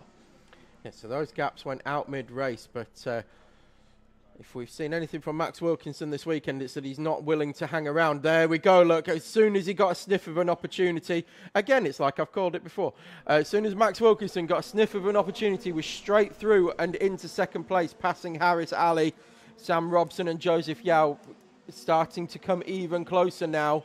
So this front 5 separated by less than a second. Yeah, Wilkinson went down the inside on Harris Alley, just opened the steering up ever so slightly to prevent Alley getting the run out of hairpin 4 and move through into second place. Amy Peacock's going to have done well to hold on to this if she does, because certainly not having the levels of grip she had in the early part of the race, but I'm sure she will defend hard against Max Wilkinson on this final lap. Board is out as they come over start finish, split by less than a tenth. It's Peacock, Wilkinson, Alley, Robson and Yao. We'll see what happens through 1 and 2, but I think if Wilkinson's there still behind in 3 and 4, he's not going to be. He's going to be in front at hairpin 1. Lovely move on Amy Peacock to take the lead in this one from Max Wilkinson. I thought he was going to save it till hairpin 3 and 4 and straight line it between, but we'll see if Amy Peacock has got any right of reply here as they head into the final half of the final lap of heat 3. Door's going to be closed by Wilkinson, who just drives straight down the middle of the track. They're going to have to get a good run out. Peacock can't do it. Max Wilkinson will win Heat 3 from Amy Peacock. Harris Alley with a stellar drive to third place in front of a similarly stellar Sam Robson, with Joseph Yao in P4. Isabella Stansmore-Wilson coming through the field from 14th to 6th. In front of Elliot Dalton Ayres, Oliver Walker, Joseph Mills, Holly Swan. And then it's Widrington, Yeadon and Howard. In front of our leading senior runner, Owen Spears.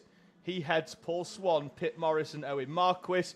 Sandwiched between Spears and Swan, Forsyth and Heath, with War and Sims Ezard off before the end into a retirement, both due to mechanical issues for the drivers of the 2 and the 45 respectively.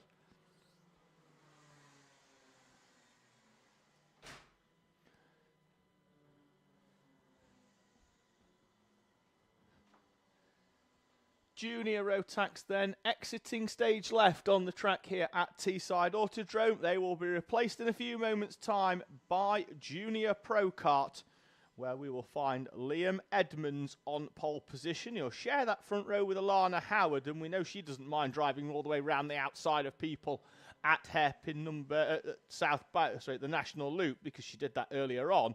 Riley Matthews and Joseph Williamson are on row 2.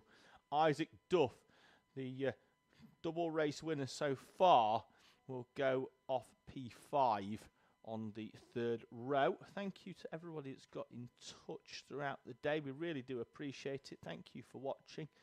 Feel free to give us a like and a subscribe as well, because this time next month we'll be doing it all over again. We'd love to have you here, and if you can't be here, we'd love to have you watching at home. But also in 2 weeks' time we will have live and uninterrupted 24-hour coverage of the 2024 British 24-hour race on the international layout here at Teesside. So on this camera you can see where the Inter-Rotax truck is, the van there, one of our kind sponsors, which you can find down the bottom of the screen, with Medics UK, Inter-Rotax, ARC Plant Repairs Limited, Metro Plum, HRS Racing Engines. That was Nigel from HRS in the bottom right-hand corner, speaking to our grid marshal David, with Garage 29 Graphics and MS Karts, as well as our title sponsor NRG Karting for the NRG Karting Owner Sprint Series. So where that Inter-Rotax van was, we head left down the onto the west track, down Rib Bend towards the mountain section, up and over the top of the hill, what will now be called Barbecue Bend, heading onto the first part of the back straight, named after the long-time proprietor here, Bob Pope, and then through the chicanes onto the back straight, and then the rest of the national layout that we know and love here at Teesside. Into the acceleration zone we go. We're away and racing, and Liam Edmonds will lead us up into the first corner. Good to see all 5 back out as Isaac Duff finds his way through from 5th up into 2nd place almost immediately. And we'll go for a move for the lead into hairpin number 1. Almost clips the tyres on the inside, but manages to navigate the left-hander of hairpin 1 nice and comfortably. He's going to lead Liam Edmonds down the back straight, with Joseph Williamson in 3rd place. Riley Matthews on that repaired number 47 kart, with Alana Howard in 5th place, having started in P2. Those 2 drivers were into the pit lane due to technical defects at the end of heat number 2. So both of those karts have had the magic worked on them, and we are racing. They cross the line for the first time. Duff, Edmonds, Williamson, Matthews and Howard, your top 5. Duff leads us through hairpin 1. David and I are doing commentary box tag team at the moment, as Liam Edmonds now heads onto the back straight side by side with Joseph Williamson. And Williamson, it looks like he's going to take the position away, and does. Williamson now up to P2. So it's as you were throughout the day and throughout the weekend. In fact, it's been Isaac Duff from from Joseph Williamson at the front of our Junior Pro Karts. And then there's been a rate scrap for 3rd place, with Liam Edmonds, Riley Matthews and Alana Howard all taking various 3rd places through today. We'll see how this one shakes out. Isaac Duff looking supreme at the front of this one once again in that bright orange helmet with the orange and blue livery and the orange numbers on the kart. As well, looking delightful out there. Very easy to spot. As Joseph Williamson now goes about the task of trying to close back in on Isaac Duff. The gap was 0.9 as they went over the line that time around. Liam Edmonds still holding on to second place. And Riley Matthews and Alana Howard right there as well. Still a little bit of seesawing at the wheel from Howard as well. I'm hoping we can get some adjustments to that through the day, and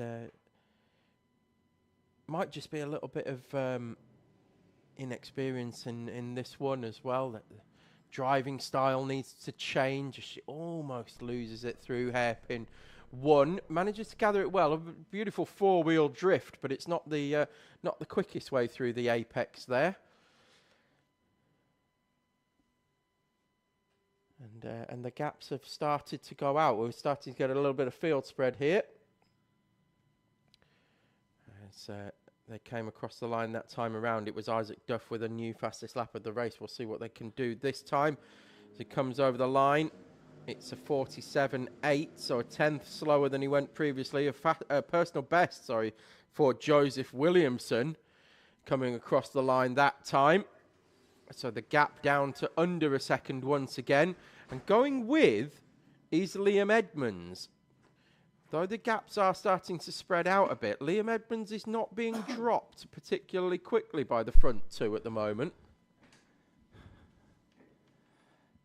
No, I agree there, Tom. He's steady and moving away, more importantly, from the two behind. So the top three on the podium yesterday are the top three on track at the moment, as Riley Matthews is going to come under pressure here from Alana Howard. Yeah, reclose the gap as Alana Howard onto the back end of Riley Matthews. Sets a personal best as well as the timing at live.alphatiming.co.uk/SGP goes blue for a personal best, similarly for Joseph Williamson. More worryingly, though, for Williamson, the outright fastest lap of the race, a 47.4 from Isaac Duff. Yeah, gap out to 1.1 again now as this as it to and fro's. Duff went wide, Tom, out of hairpin 2, so wide that the curb ran out at the end and he found the grass. Oh, a little flick up of dust. Just trying to keep himself occupied. He went for a joker lap. I'd be a big fan of that. What, joker laps? Well, we were joking earlier, weren't we? About joker laps? Yeah, about amusing ways in which we could make karting better. You were being all serious, like we make it more accessible and more affordable, and I'm more joker laps and spike strips on the edge of the track. No, I don't want spike strips. I don't want to really hurt anybody. I'm more of a puncture tyres. No, I'm more of a Moton Bailey man. I think we should have a ditch right, okay. on the outside. We don't want to injure people by puncturing tyres, but sending them down a ditch is fine. Like, if you're going to abuse track limits, you're going to abuse track limits, and you're going to find me ditch. That's how they'd have fixed Wilton Mill. They wouldn't have had to reprofile the last few corners if they had a massive ditch on the outside of the final corner. I think they should have just banked it up. No, they should have had a trapdoor. NASCAR style, have it like Daytona. Like at Zandvoort. Yes, So and that steep an angle as well. So you want it more like Zandvoort, and I want a trapdoor like Robot Wars. Well, I mean, the corner was flat out anyway, so let's look, if they're going to spin off there, all they're going to do is roll to the inside of the track. And collect everybody else. No, because they'll all be on the outside anyway. It'd be like... and then can we have a ditch on the inside to collect them? Yes. Oh, compromise. I love it. There we go. We'll have a big bank and then a ditch. Yeah, that's definitely how they should have fixed Wilton Mill. Because now the only people that like that final complex are the chassis manufacturers because they're selling loads. Yes, I can imagine.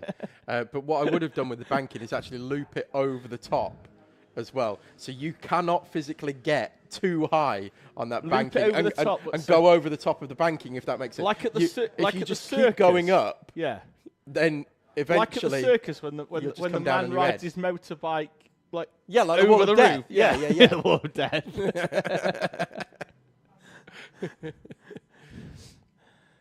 That's how I'd fix it anyway. Riley Matthews has opened up a bit more of a gap to Alana Howard, but at the front, Joseph Williamson has set the fastest lap of the race. It's a fraction quicker than Isaac Duff. We know Williamson had the pace yesterday to sort of go with Duff. He's not quite had it today as the driver of the 74 has moved away. Another fastest lap of the race for Joseph Williamson that time around. Gaps come down by a couple of tenths over the last 2 laps. Still 1.1 behind though. I think he just needs another few tenths and he can start to pick up a slipstream, and then all of a sudden that couple of tenths will become 3 and 4 tenths of a lap using the slipstream from Isaac Duff. But that's a quick lap, is a 47.1. What's our lap record around here, David? I've said it's a quick lap. I'm going to embarrass myself now. In Junior Pro Kart? Yes. Lap record 45.915 by Maximus Shields. So we're like 1.2 seconds off that at the moment. So conditions not ideal out there at the moment, track condition wise. And there we go, look, Joseph Williamson again dropping back now 3 tenths or 2.5 tenths slower that time around. So we've seen this from Williamson, can put in that pace for a couple of laps and then has a bit of a scruffy one by comparison. Yeah, and was 4 tenths of a second slower than his personal best. Yeah, he's got the pace in him, hasn't he, over sort of 1 lap, 2 lap, 3 laps, but it's sticking 10 or 12 of them together. You know, this was going to be a 13-lap race, 14-lap race. They'll cross the line If it was just a quali session, he'd be sound. No, he's going to cross the line now is Isaac Duff to complete lap 11. So we are going to get 13 or 14 laps in here. And if you look at Duff's times, I don't think there's going to be, I think there'll be 2 or 3 tenths between them. And he's just putting in the consistency at the front of this Junior Pro Kart race. And we know the thing we saw earlier in the year in the wet as well, Isaac Duff is very, very good in the wet. He went toe-to-toe with Jared Fox-Whiteley in the first 2 heats of round number 2 in wet weather conditions. Again, on a random grid format for our juniors. Alana Howard's reeled Riley Matthews back in, though, Tom, for 4th place. Yeah, that gap's toed and froed throughout the race, hasn't it? Yeah, they are very, very tight down there at hairpin number 4, and they'll come up over the start line, and Alana Howard has indeed reeled in Riley Matthews. There's going to be a few tenths between them as they come through the chicane. We'll pick them up. There they go. And that is how close Alana Howard has got now to the back of Riley Matthews. Last lap board will be out this time, so Howard's going to have a lap and a half to try and find a way past the 47 as they head down that back straight towards South Bank. Still a kart length between them, but this is the nearest battle on track as Howard gets a little bit squirrely on entry to South Bank. It looks like there's just the weight over the rear just not giving her the plant down on them rear wheels as she'd like.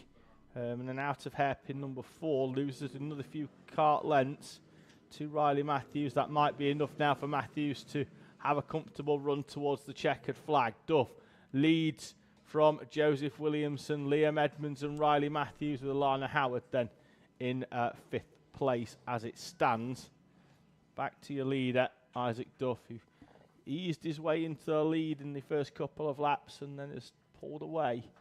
Gap is 2.2 seconds. It's been fairly steady between Williamson and Duff for most of the race, with a gap of around about 2 seconds. Out of the final corner comes Isaac Duff, gives his side pod a little congratulations, although I think the driver has probably done a bit more than that side pod during that race, so maybe somebody should... maybe the side pod should be tapping the driver. Let's not try that. We've already had... in fairness, we have had enough of that today.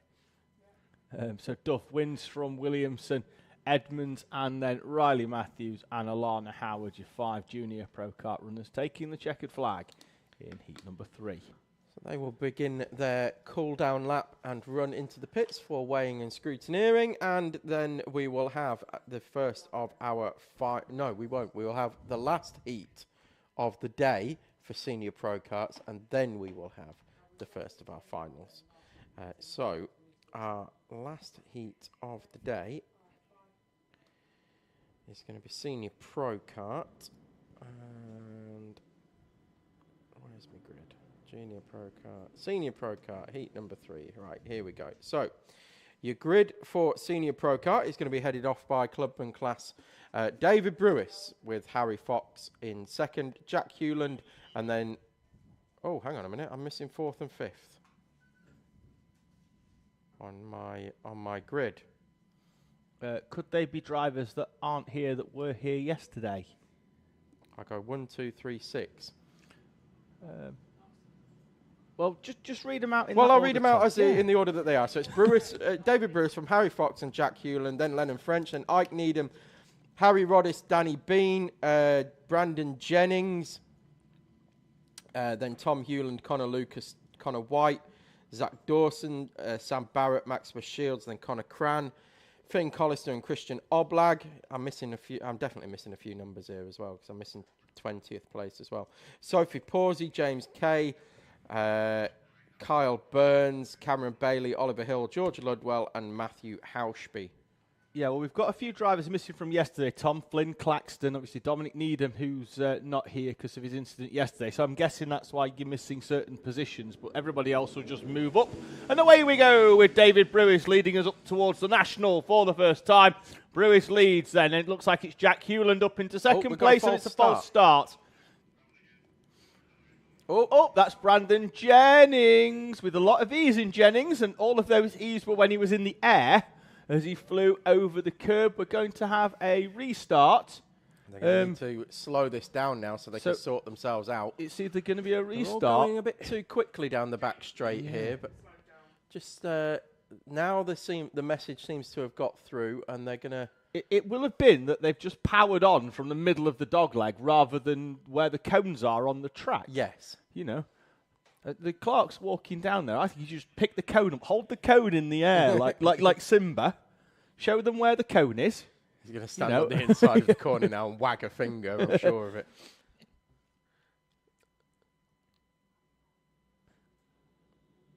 And we're underway and racing now. Yep, so can Brewis hold the lead again into the first corner? Brewis does hold the lead again, but this time it's Lennon French all the way around the outside, and Hewland hasn't got quite so lucky. In fact, no luck at all, because he's been collected by half the field, and he's all the way down the order in the 171. There was drivers sideways, there was drivers almost backwards, but they're all still facing the same way. Somehow, I've no idea, because I've seen Pinball take less hits than some of them on the way through the chicanes. But yes, they are all still pointing in the right direction, with Lennon French now at the front of this one. He needs to make an early break because he's got Needham in 4th place, who's under pressure from Connor Lucas and Max Shields as well. So French has got to get the power down early and break away. Yeah, so your top 10 is French from Bean, from Needham, Lucas, Shields, Jennings, White, Roddis, Bailey and Dawson. Dawson being your novice class leader at the moment. Yeah, Danny Bean proving difficult to overtake, but not difficult to overtake other people down the inside of David Brewis into hairpin number 2. That's going to give Connor Lucas a run down the inside, and he is going to be helpfully helped here, Tom. Helpfully helped by Max Shields and Ike Needham as well. Brewis is going to struggle to get back in. Needham, though, not quite close enough in the early part of South Bank, but he's late on the brakes into hairpin number 3, and through he goes up into what will be 6th place, I think. Brandon Jennings, the next one, to try and find a way past David Brewis. And there's a gap back to Connor White, Cam Bailey, Harry Roddis. As there's a warning for the UK plate of Ike Needham. Not sure what the warning is for. It's not a contact warning because it normally says contact warning on it, but there is a warning out nonetheless as Connor Lucas takes 2nd place now away from Danny Bean. Shields is round! On the back straight, Shields just rounded on the grass. He's going to have to wait for the field to come through. Not sure why, but it's not a place where you normally find a driver spinning on exit. But there's Max Shields rejoining the track as that'll be all the way down the order. He's going to be in 24th, 25th place for Max Shields. So we follow him round. He's just giving the steering wheel a little bit of a wiggle. He's side by side there, is he? With, is it Danny Bean? I think it was Danny Bean, yeah. Connor Lucas went through on Danny Bean at hairpin 2. Shields tried to follow through, and there was a coming together on the outside of the track. They were side by side, and normally when you do side by side on side pods, you just bounce off each other. He's come through in 23rd place as Max Shields. Lost 11 seconds on that lap. I just had to wait, didn't he? He was on the outside. If he was on the inside, he could have just rejoined and gone down the straight, couldn't he, and slotted in, but he had to wait for the whole field with him being on the grass. And still going. Still closing in on the back of James Kay as well. So the gap across the line for them was 4.5 seconds. It's definitely not that now. No, fastest lap of the race, though, that time round from Connor Lucas. And no, then it wasn't. immediately by Max Shields, who's in clean air and not having to find a way through.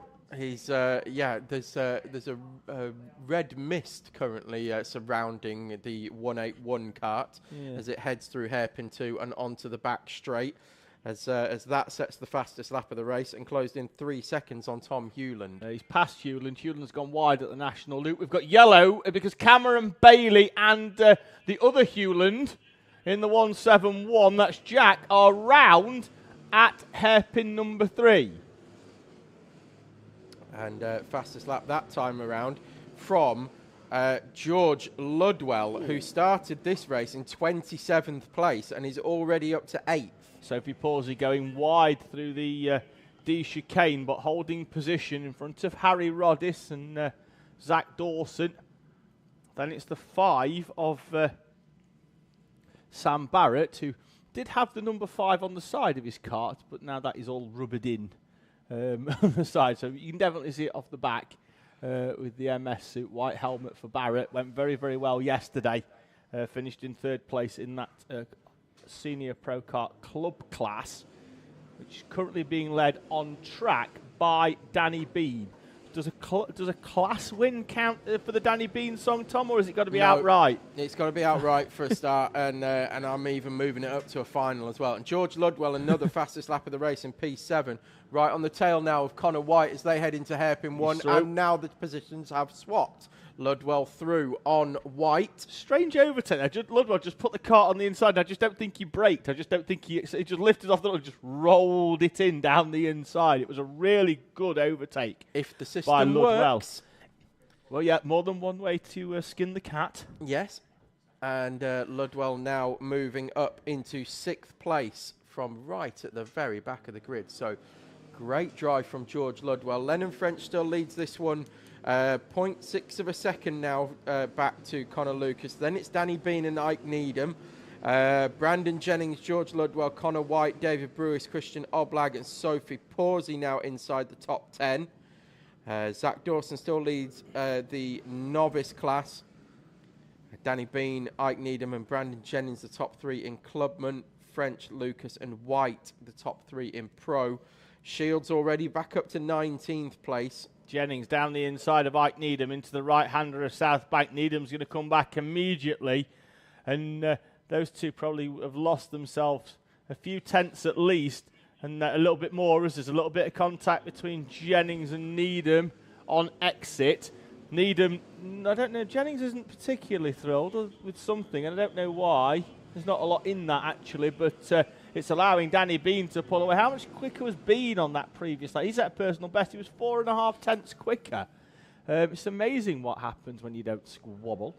I hate to sound like a broken record, but George Ludwell set another fastest lap of the race. Oh, it's almost like we've got Max Gilman here again, isn't it? 8 tenths of a second now behind Brandon Jennings for the final step of the podium in Clubman.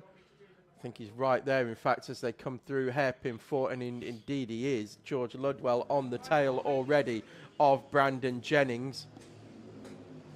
Technical defect, Tom, for your club class leader, the 23 of Danny Bean. He's got his BPEC radio comms wire hanging off the top of his helmet. It was attached to it, but it's now hanging free, and he's hanging backwards off the back of his car. If that gets caught in his rear axle, he's going to be very, very aware of that when his head decides that it's going to go in the opposite direction to his car. So he's going to get the technical defect flag, and I can fully understand why, because that is the matter of safety rather than a matter of the kart being having a technical issue. And Danny Bean, his class win has gone, probably down to a bit of Velcro. Yeah, that's a shame for Danny Bean. He's aware of it as well, because his head's just gone backwards over start finish. Well, don't put it too far back, Danny. No, don't do that. Keep it forwards. Yeah, so in the meantime, George Ludwell has overtaken both Ike Needham and Brandon Jennings on that lap and has moved up to 4th place. Change for the lead, Tom. Down the inside at hairpin number 2. Connor Lucas sends it down the inside of Lennon French, and the current championship leader is now the race leader here at Teesside in heat number 3 for Senior Pro. By virtue of Danny Bean pulling into the pits, George Ludwell will inherit 3rd place on the road and the clubman class lead as well. So last to first for George Ludwell here in the clubman class. Yeah, Bean's arm is up. He's peeling off into the pit lane. It might be a quick fix, that. He might be able to get that straight back out again. Yeah, he's going to fall all the way down the order. He's already. He is, but the points make prizes in this championship. Brewis is off as well with a problem. Not sure what it is, but he went down to his right-hand side, did David Brewis in the 8th. He was running in 17th as he peeled off. Max Shields' charge is continuing in the mid-pack. He finds a way past Kyle Burns for 14th. Potential to get up to 11th here as we've got a contact warning going out for the 71 of Brandon Jennings. Yeah, there's potential for 11th place on the cards for Max Shields if he can keep his nose clean for the rest of the race. Right on the tail now. Lucas is... And in fact, through. Yeah, Lucas is pulling away from Lennon French at the front by a huge rate of knots, a full second on the previous lap. Shields now behind the novice class leader, Zach Dawson, took another couple of places on that lap. Did Shields up to 12th now, and there he goes on the inside of Dawson, just able to brake so much later than Dawson was, and moved through, and that will be P11 for Max Shields. Good work by the 181, a recovery drive for Shields after the incident earlier on in the race tipped him into a spin. Final lap for Lucas.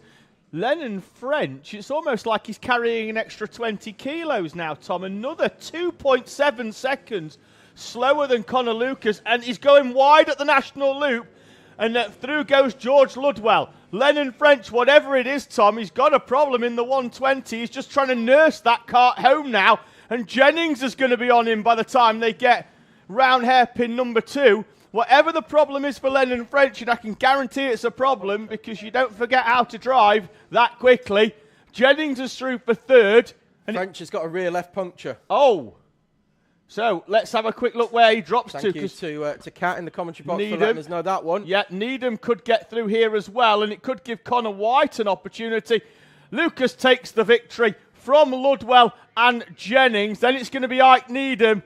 Lennon French is going to hold on for 5th place in front of Connor White, but in the final few laps, problems for Lennon French. So your finishing order, overall victory and pro class victory went to Connor Lucas, and George Ludwell from 27th on the grid finishes 2nd overall and wins the clubman class. Then it's Brandon Jennings also in clubman, and then Ike Needham 4th and 3rd in clubman. Then you've got Lennon French managed to ease it across the line and hold on to 5th place and 2nd in pro, just in front of 3rd place in pro, 6th overall, Connor White. Then it was Christian Oblag, Sophie Pawsey, Sam Barrett. Max Shields recovered up to 10th in the end, so great recovery drive from Max. Then it was Harry Roddis, and then your novice class winner, Zach Dawson, in 12th with Harry Fox. And then second in novice, Kyle Burns, Finn Collister, and then third in novice class was Matthew Hauschby. Then it was Jack Hewland, Cameron Bailey, James Kay, Connor Cran, and then Tom Hewland, and then Danny Bean and David Brewis did retire. I wondered whether Danny Bean would go back out, but it doesn't appear so. So he'd already cleared half race distance. He was always going to finish last anyway because of that issue, and because of that little point in going out for the final few laps. But yeah, problems there. He's had that on all weekend. The over the top of his helmet, Tom. The BPEC wire that plugs into the steering wheel. I thought it was part of a camera or something. I saw the wire. Yeah. I thought it was maybe he got a camera on the kart somewhere, and it was, the wire went to his helmet or whatever. But no, a radio would have been a much simpler explanation. So the BPEC teams, they'll either run like a wireless system, like a motorbike system where it's Bluetooth, just on the side of the helmet, or they'll run a system where it just plugs into a steering wheel with a power thing on it, and with the radio on the steering wheel. And then he's obviously then just velcroed that over the top of his helmet, and that's obviously come off, and quite rightly due to for Danny's own safety, more than anything else. That is why that has been brought in under a mechanical flag. We move to our first final, Tom. We do.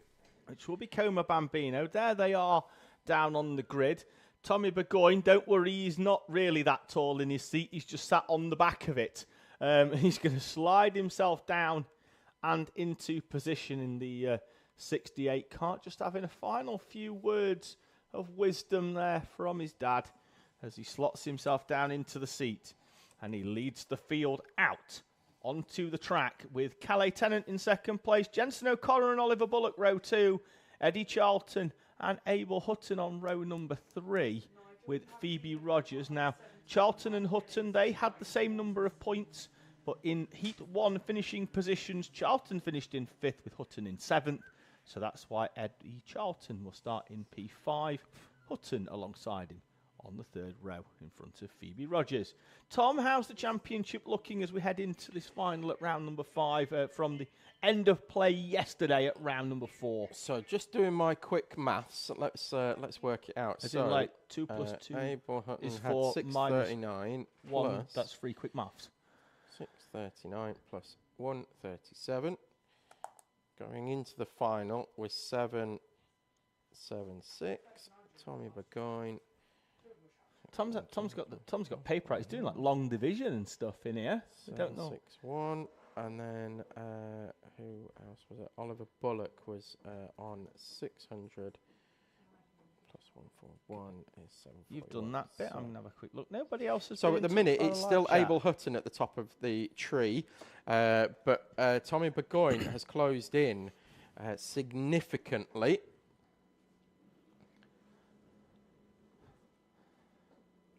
It was 27 points at the start of the day. It's now down to 15 points, the gap. So Abel Hutton needs a very strong final here to be able to hold on to the championship lead coming into round 5. He's going to go off the outside of row 3. He may well end up dropping this round come the end of the year, Tom, because he's going to have the round that he missed and then his lowest scoring round. And this may well be it with the problems that he's had with some issues earlier on in the race. Sorry, just having a quick chat there with our director for the British 24-hour. Adam, who will be supplementing Toby, who does us a grand job here already. And we are away and racing in the final for Como Bambinos. 10 minutes on the clock, and Tommy Burgoyne leads us through the D chicane. At the first time of asking, Calais Tennant, Jensen O'Connor in 3rd place, Abel Hutton already up to P4. Yeah, great start as usual from Abel Hutton right onto the back of the front 3. So they go nose to tail into hairpin 1. And Abel Hutton maintaining good drive out of hairpin 1 on lap 1.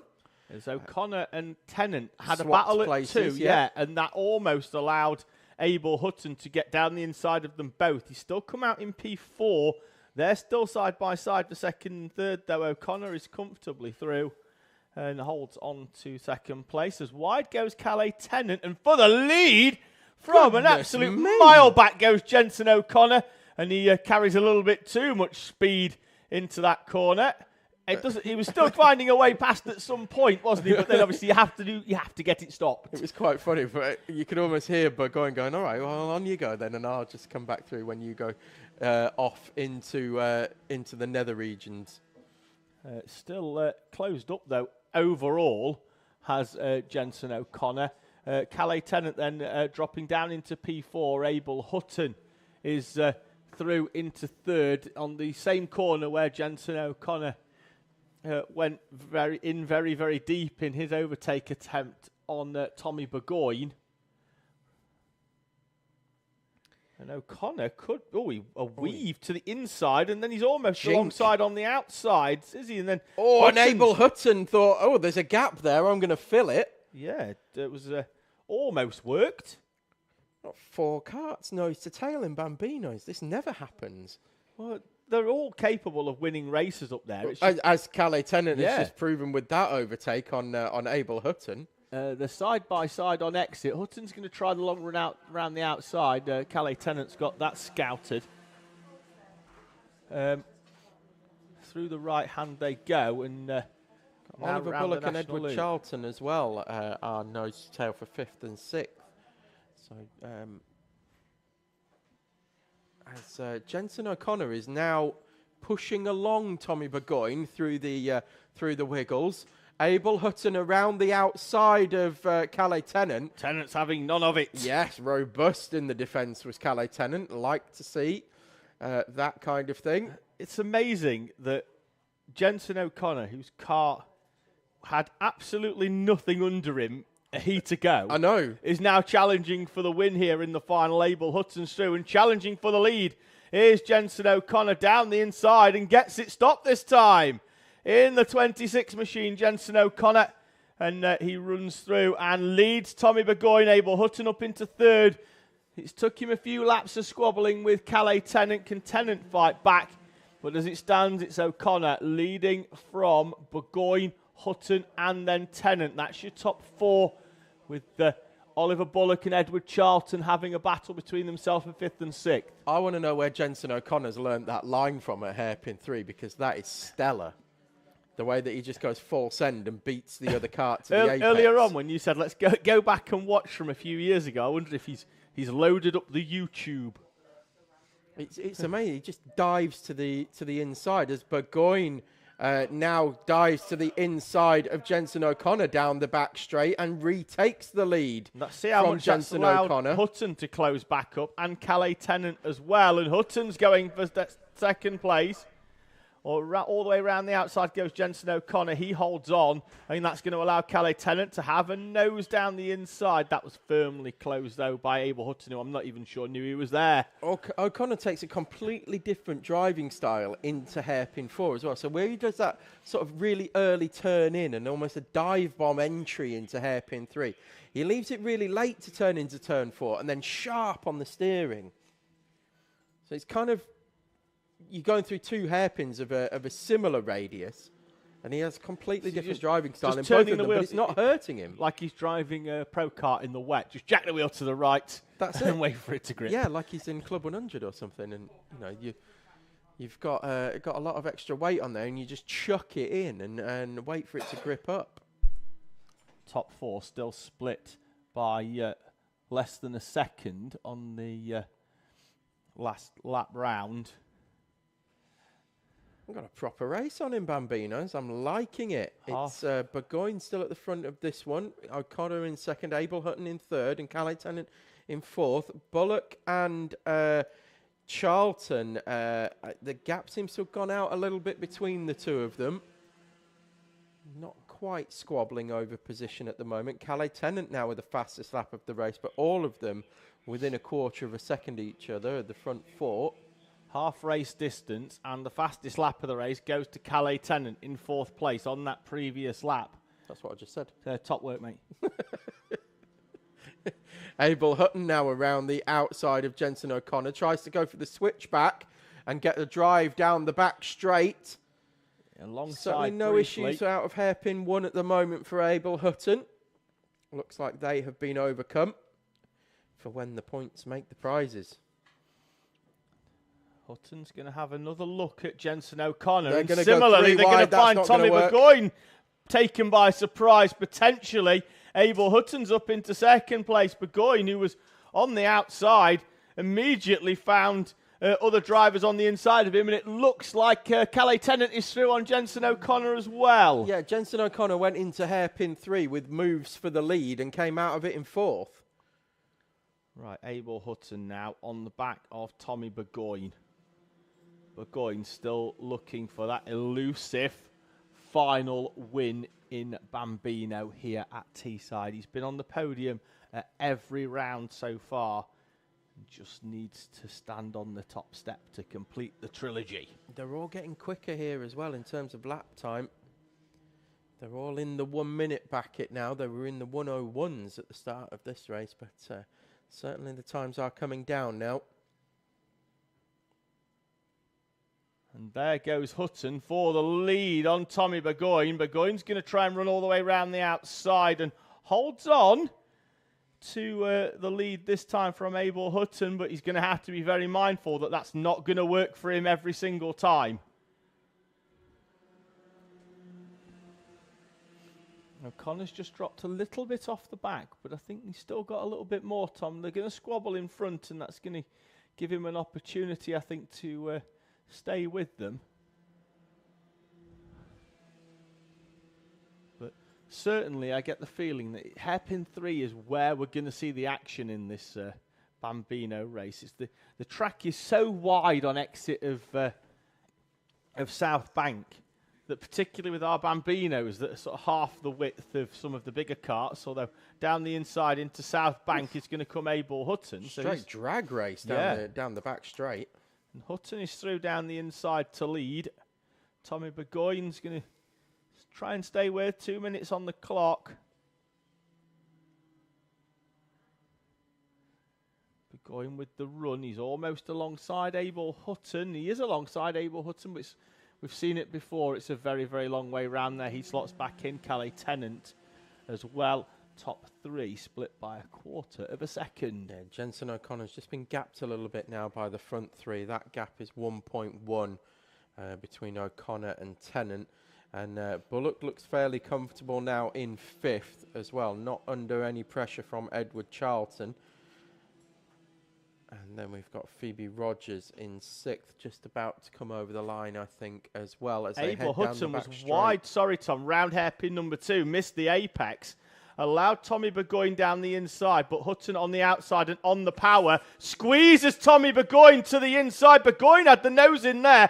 I'm absolutely sure Hutton knew of his whereabouts. They're still 3 wide. They swap positions once again around on the entry. And then Hutton's going to be robust in the defence. Burgoyne holds on and retakes the lead. And that could give Calais Tennant a run out of the final corner. Hutton's in 2nd place, still Tennant in 3rd. And as we mentioned earlier, O'Connor's back in the mix again. He is indeed. Yeah, 101.9 for Burgoyne, 102.1 for Abel Hutton that time around. So with them all coming together, that's brought O'Connor right back into play again and got to take advantage now, Jensen, if you are going to make a move. Right, it's South Bank, but it's back straight, South Bank hairpin 3. That's what we've got to do for Comas. Lap and a half to go, but going to the inside already to close off any attack from Abel Hutton. He comes out a little bit there then just to sort of try and run a bit more around the South Bank corner, and then I think he'll go a little bit tighter than Hutton and does into hairpin 3. Timer's down to 0. Last lap board awaits. Como Bambino, the first final of the day at round 5. And I think this is the biggest gap that Burgoyne's had at any point in He this has, race as well. And it's 3/10. That says how close it is. But he sets the fastest lap of the race when it matters most as well. So he's just got to do another one of those, and it'll be a first final victory here for Tommy Burgoyne. Although already Abel Hutton has closed that 0.3 of a second gap Round the national loop, to nothing. Round the national loop, but then goes for a nose down the inside of Tommy Burgoyne into a gap that was never going to be there. And that's given Burgoyne the respite he may well need down the back straight. 5 or 6 kart lengths for the 68. As we mentioned earlier on, Tom, he's stood on the podium at every round so far this season, either in second or in third place. Has Tommy Burgoyne, and he's got a couple of corners to go. Abel Hutton, though, we know he's got the ability to make the overtakes. I don't know if he's going to be close enough. Tommy Burgoyne out of the final corner. Power down, heads towards the checkered flag. Hutton tries to draw alongside into the corner, but Burgoyne, he's done it finally. Finally at round 5, Tommy Burgoyne makes the step up onto the top step of the podium. Burgoyne wins from Hutton and Tennant. That's your top 3. O'Connor, the unfortunate one to miss out in that quad of drivers at the front, in front of Oliver Bullock, who takes the checkered flag now. Then it's going to be Eddie Charlton and Phoebe Rogers. They'll cross the line shortly to complete their races in this Bambino final. They do. Well, yes, Tommy Burgoyne, as I said, he did a 1 minute point 4 to set the fastest lap of the race. I said he needed another one of those to hold on to victory. He did exactly that, a 1 minute point 4. Even with Abel Hutton setting the fastest lap of the race on the final lap, it was not enough. And Tommy Burgoyne taking victory here and a well-earned final, as we will clap them across the line as we always do for our finals. So well done, Tommy, and well done to Abel Hutton and Calais Tennant, and also Jensen O'Connor as well, who put up a really good fight there, and unfortunately only came away with 4th place. Good driving all round from our Bambinos. Great action. That already brings them to a close for the day. Next up, we've got our Honda Cadet final. And the grid for that sounds like this. Max Taddy is going to go off pole position from Joshua Sullivan alongside. Then we've got Noah Clark and Aaron Berridge. Hugo McCluskey and Luca Batuev go off row 3 with Layla Berryman and Charlie Quine. Then it's Dexter Petty and Rocco Geraghty on row 5. Row 6 is Tom Nichols and Ollie Carter. Row 7, Ollie Crumpton and Sebastian McCarthy, with Scarlett Whittaker-Dunn and Francesco De Caro on row 8. Row 9 is Ethan Pearson and Peter Webster. Row 10, Daniel Zayad and Tristan Gilfillan. Then it's Jake Gibbon and Sam Dixon on row 11. Row 12 is Harry Scrafton and Jensen Whitehead. Then it's Alfie Keeling and Andrew McCrossan and Jacob McDonald and Edward Rye. So, yeah, and Rye is out, having only taken part in 1 heat so far today. How many points do you get for a final, Kat? 65 for the win. It's 58 for second and 53 for third. I know I'm not. Well Kat, done, but I've Kat. answered the Thanks for question that. for Your voice has got a bit deeper than normal, but okay. Well, so hang on. Right. So it's what? Plus 60. Plus 60 what? 5? It's 65 for the win. It's 58 for second, it's 53 for third, and then it's other points after that. I don't know. What I do know, Tom, is Max Taddy is currently on a maximum points haul after 3 heats of 150. And already our championship leader here. We have not had a Honda Cadet maximum points haul since round 4, 2022. It's over 2 years since we've had a Honda Cadet clean sweep here at Teesside. It was round 4 of 2022. It was Thomas Potter. The streak was broken in race 17 of that season by Jack Collinson. So we could have a new name in the maximum points haul book for Honda Cadet here. Max Taddy sat on pole position, 3 heat wins so far today. And like I say, it's been over 2 years since we've had a Honda Cadet maximum here at Teesside. Max Taddy, of course, leading the championship at the moment from Luka Batchev and Joshua Sullivan. I'll bring you an update on the championship towards the end of today with those as well. Barriers are being put back in place. Edward Rye, the final of our 28 runners, is in position. So we are ready to go when the marshal gets to the front. So green flag is in hand for the start line. Marshal, green is up, green is down. We're away and racing. It's not the best of starts from the pole man, Max Taddy, but I think he could get helped through by Noah Clark, who does indeed push Max Taddy through into the lead with a little nudge in the rear. That helps Taddy through, and then Sullivan drops into second place. Clark in third in front of Berridge and McCluskey, then Batchev and Layla Berryman as the rest of the field heads down towards hairpin 1 and 2. They're through 1 cleanly. Similarly in 2, Ollie Crumpton getting forced wide ever so slightly by Ollie Carter in the 33. But looks like all of our Honda Cadet runners are through at the moment. All 28 that we were expecting out for the Honda Cadet final here at Teesside. Yes, indeed, as they head through hairpin 4 for the first time in the final. It is Taddy from Sullivan, from Clark, from McCluskey now, from Berridge and Batchev. Then it's Berryman, Petty, Quine and Geraghty, the top 10. Down the inside of Hugo McCluskey goes Aaron Berridge for 4th place round the national loop. And we've had a change at the head of the field. Joshua Sullivan down the inside of Max Taddy, hard on the brakes at hairpin 1. Sullivan then leads from Taddy behind. We've got Layla Berryman trying to attack Luka Batchev. So they run down that back straight towards South Bank. And into hairpin 3. It's Taddy now looking on the inside of Joshua Sullivan and takes the position away, then runs him out to the edge of the track. So not allow a cutback for Sullivan through 4. And Taddy will hold on to the lead of this one. So it's not going to look like they changed positions on that lap, but of course they did. Rocco Geraghty in 9th place, setting the fastest lap there as he starts to move towards this train as well. I think he's at the front of another train. Again, Sullivan down the inside of Taddy into hairpin 1. A do-si-do between the two of them. And Berridge just down the inside of McCluskey again. And Rocco Geraghty has overtaken Charlie Quine. Yes, he has. Now on the tail of Layla Berryman as they head up the second train of 5. Sullivan this time with the door closed on Taddy into 3. Taddy's going to try it into 4. And then the slot into line once again.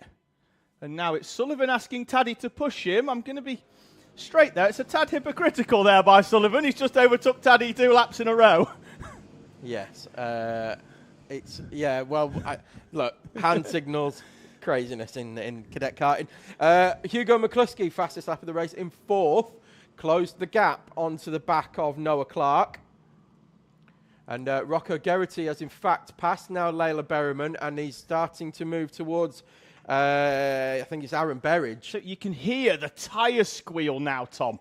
It's so warm that the tyres are squealing like it does when you go into Asda or Tesco car parks. You just squeal, at least the one near my house it does. They're just squealing round hairpin 1. Hairpin 3 is the same. I was watching practice from up there on Friday. They're just the tyres are just squealing. I thought you were just talking about hooning around supermarket car parks. Clark with the fastest lappers, almost the entire field. Everybody sets a personal best except, unfortunately, Crumpton and Gilfillan. Unfortunately. So we had 26 of our runners, Alfie Keeling, as well. So we've had 25 of our 28 runners setting personal best. Taddy's got a good run. He has. Down that back straight on Sullivan, and he's going to have a nose down the inside of the 13. Sullivan and Taddy's needs to through. Get back in line because Clark was having eyes on second position there as well. They all go tight into hairpin 3, and that's actually going to give McCluskey and Batchev the chance to close up. Berridge right there as well. Rocco Geraghty trying to bridge the gap between. And has actually dropped about a quarter of a second, so needs a bit of slipstream for Rocco Geraghty. Needs a bit of a push from Layla Berryman and Charlie Quine behind. You know, Clark went wide round the national loop, but I know why he did it, Tom. He went wider, he went sort of half a kart width offline to then basically, rather than get bought by the two in front, he's carrying more speed round there, and that's giving him a run into hairpin 1.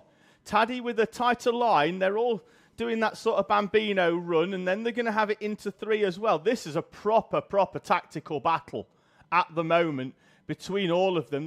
They've raced each other now for 4 rounds, and they've pretty much all got each other scouted as to where everybody's favourite overtaking attempt is, and they're all just trying to cover each other off. It's a proper game of chess. The thing is, though, you can't be the first one to jump out of line unless you're at the back of a group, because if you are, you're going to get overtaken by the one that's directly behind you. So if Sullivan goes wide at the entry to hairpin 3 to try and get a run into 4, Noah Clark's just going to send it straight up the inside and overtake it. That's the thing, isn't it? They've all got to be quite smart. There is a bit of a gap between that top 3 now, and by that I mean like 3 kart lengths back to Hugo McCluskey.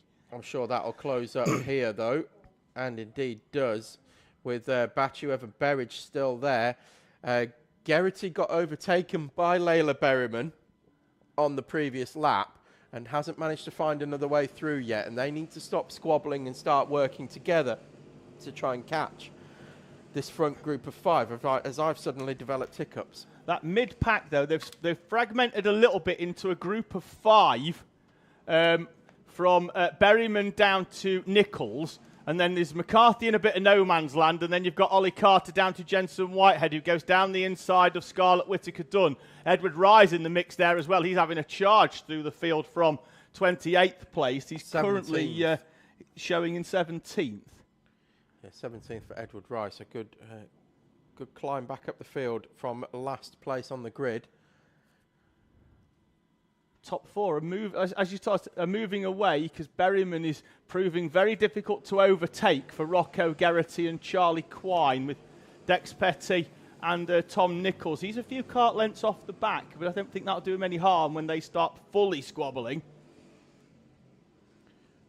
I thought Clark was going to have a little move there on Joshua Sullivan, but it's just that tight entry that he takes into hairpin 1. It's certainly stopping Hugo McCluskey passing him. Yeah, I think what it is as well with that line for Clark, yes, it's his line, but it does mean it has to get on the brakes a little bit earlier than the others taking that wider line, because they have got a tighter run in. So let's see what happens. There's McCluskey with the move down the inside of Noah Clark. That's what happens when you jump out of line like Clark did. They're going to be 3 wide because Clark's preoccupied with McCluskey on one side, and he could well find Luka Batuev on the other. Oh, they've all slotted straight back to where they were. I thought Batuev had the run on McCluskey there. I think that's going to be a lesson learned for Noah Clark there. Don't jump out of line at hairpin 3. That's exactly what we were talking about, and perfectly demonstrated by McCluskey and Batuev. 2.5 minutes of this Honda Cadet final to go, and Taddy's got a few kart lengths now as they run down the back straight towards South Bank. It's been closed up due to the slipstream. Taddy to the inside as Clark has another little look. Sullivan decided to jump out of line there, but he's jumping through down the inside, Tom, of Max Taddy into hairpin 4. Straight line, it's into 4 on the 112. We've got a yellow flag out down there after that because someone had a half spin, but they're okay now. Minute and 49. There's some lap traffic for the leaders to contend with before the end of this race. We're 2 minutes longer, remember, than our normal races here. And McCluskey's round. McCluskey into the wall, and Luka Batuev's up into the air as well. Layla Berryman has to take evasive action. Waved yellows at hairpin number 1, and then Scarlett Whittaker-Dunn is collected by a returning number 2 of Luka Batuev. Well, that's fragmented the front. I think, is that Scarlett Whittaker-Dunn out of the race, it looks like, at the moment? It could be, yes. She needs to get out of that kart quickly. So we're going to... Yellow out at hairpin 1 means no overtaking. And they'll have to go wide because there's a kart on the inside. They need to be told to push wide. Yeah, we haven't got because yellow flags they're not going to see that kart, are they, until they come round. There's lap traffic. They've got to be aware there's a kart there on the inside. So it is Sullivan Kart now is now leading. clear. Yeah, the kart's clear and track's clear, and it looks like we're back under green flag conditions again. But Sullivan now leading from Taddy and Clark. Now, even if Sullivan wins this and Taddy doesn't clear the maximum, Taddy's still going to extend his championship lead, I think, because Sullivan's tight at 4. Taddy's alongside him. Taddy's got track position. Sullivan's going to squeeze him tight. Taddy's through alongside. They're side by side, and there's more contact between the two of them. Taddy's holding firm. Taddy's through. What an overtake by Max Taddy. Clean Sullivan, around the outside of hairpin 4. Defending fresh air at hairpin 4, and Max Taddy's through down the inside. And great overtake from Max Taddy. I was about to say he's a wily old fox. I think he's about 10 or 11 years old, but he's a superb driver, Tom, and he leads. The timer's down to 0 lap and a half to go in Honda Cadet. Yeah, here we go then. The blue touch paper has now been lit, as demonstrated by the smoke pouring off the tyres of the pair of them as they headed over the start-finish line on the previous lap. But they are all, I was going to say they're in a line, but Sullivan's challenging round the outside again. Clark's going to have a look down the inside into the D chicane. It's as you were for the front 3. Last lap board is out, and there's a few kart lengths there as Sullivan had to come offline and drop back in. He got some overspeed out of 4, closing up to Taddy at hairpin number 1. He's not going to be close enough for a move at 2. And he's already shown his hand at hairpin 4 earlier on in this race. Max Taddy down the back straight he goes to the inside. He's got a gap. Got a kart length, which Sullivan's going to try and close up at hairpin number 3. It's not going to be enough. What's the plan for the 13? Is it a switchback out of 4? Don't think he's going to be close enough. He does draw alongside round the outside. Taddy's going to have enough though. Max Taddy, maximum points haul for the first time in over 2 years by a Honda Cadet driver as he punches his air over start finish. Max Taddy from Joshua Sullivan and Noah Clark. We've just had Sebastian McCarthy and Tom Nichols coming together over the line, as well as Rocco Geraghty thumps the steering wheel as well. Not happy with 7th place for Rocco Geraghty. But it looks like it's all smiles between the front 2 as they head down the back straight on the cool-down lap. Yeah, Tom Nichols and Sebastian McCarthy coming together over the line. So your top 10, in fact, I'll just run you through the full order. So you've got Max Taddy from Joshua Sullivan, Noah Clark, then it's Aaron Berridge and Charlie Quine, Layla Berryman, Rocco Geraghty, Dexter Petty, Sebastian McCarthy and Tom Nichols were the top 10. Then it was Ollie Crumpton, Jensen Whitehead had a great recovery drive to 12th, having started 24th. Then it was Ollie Carter and Francesco Di Caro, Ethan Pearson, Luca Batuev in the end finished 16th after that, going over the back of Hugo McCluskey, and he clipped the back end, and the whole thing just. Well, McCluskey went into the air. Yeah, McCluskey went for a move down the inside, got squeezed into the wall, and that kart got pitched into a spin, and then Batuev just collected by the rear bumper. Then it was Peter Webster, Edward Rye finished 18th. Then it was Daniel Zayad, Jake Gibbon, Tristan Gilfil and Sam Dixon. Hugo McCluskey eventually finished 23rd. And then it was Harry Scrafton, Alfie Keeling, Andrew McCrossan, Jacob McDonald 1 lap down, and Scarlett Whittaker Dunn is just having the kart recovered from the inside of hairpin 1. I like that camera shot there of them all coming in at the end, Tom. That was quite nice.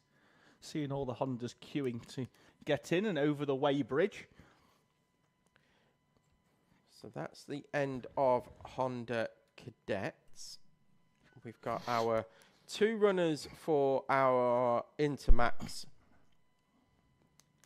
class are going to go out for their final next. That'll be Joey Swan from River Bell.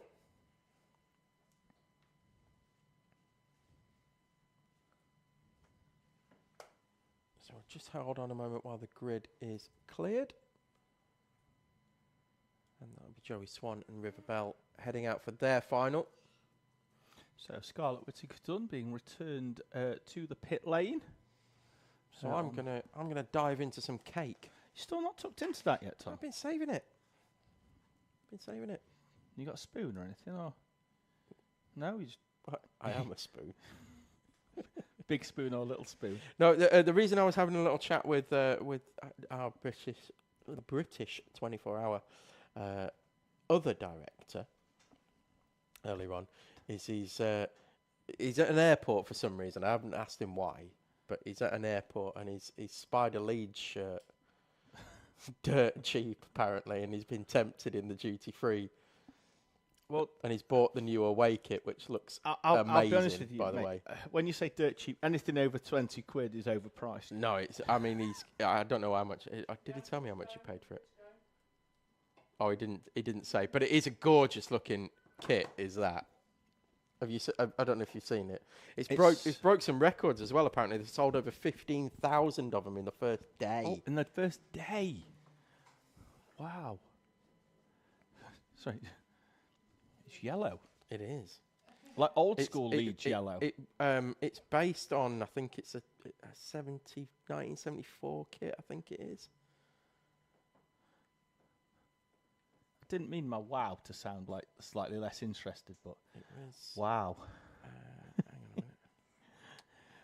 Joey Swan and Riverbell, they're making their way round here in this final for our Intermax. Log on to me. Actual.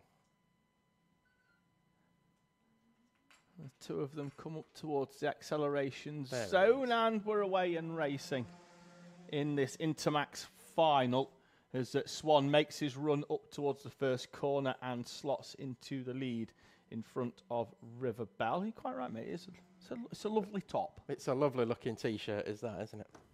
I shall be buying one for myself at some point, but I'll wait for the prices to come down. 68 quid on Leeds shop. Jeez. For a T-shirt. Jeez, I'd move the decimal point to the left and it'd still be overpriced at £6.80.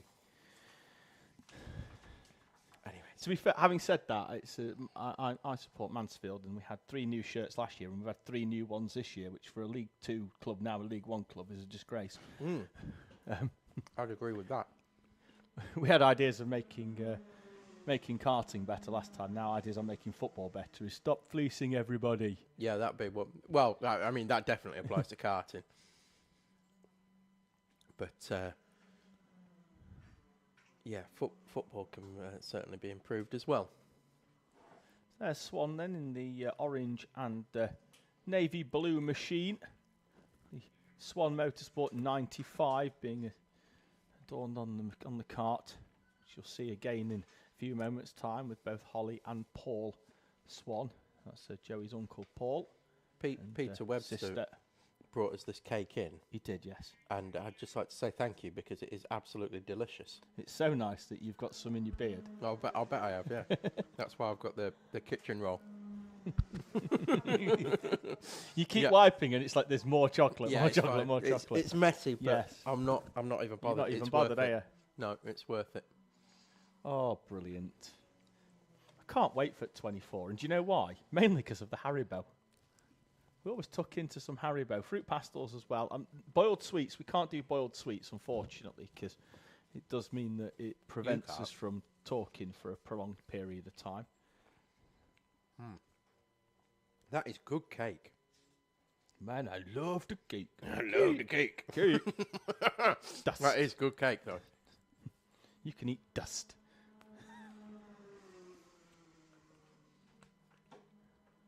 Let's have a quick rundown of some more 24-hour entries then. Pop a piece of paper here so we can have a flick through. Well, yeah, because I know what it all says because I've created them. You wrote it. So we've got RAF Spitfires.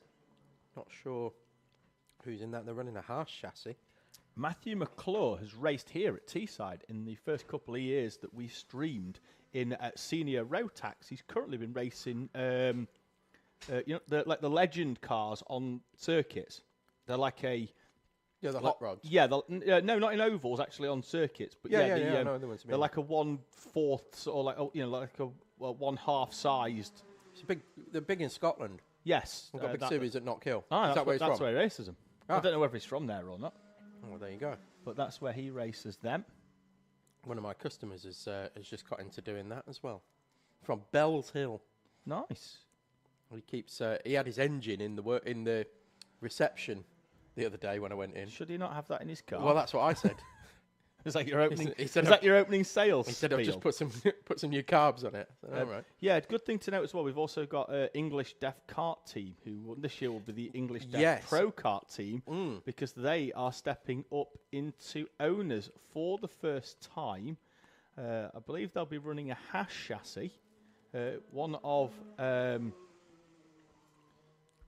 think one of 5 different chassis we'll have at the British 24-hour this year with MS, Apollo, 7 Kart, Wright, and Haas. Yes. Boneheads in the 200 will be the Running only ones. Wright. Will be the sole Wright Kart entry. Their second year in owners after stepping up from hires in 2023. I was just having a look at the MS Window Doctor kart that's got the Hewlands and the Needhams in it, but I've got a funny feeling they might be shopping around for another driver. Yes, they will be. Dom Needham has seen a doctor, but it's not the Window Doctor, and I don't think he'll be doing the 24-hour. So there's a seat going spare there.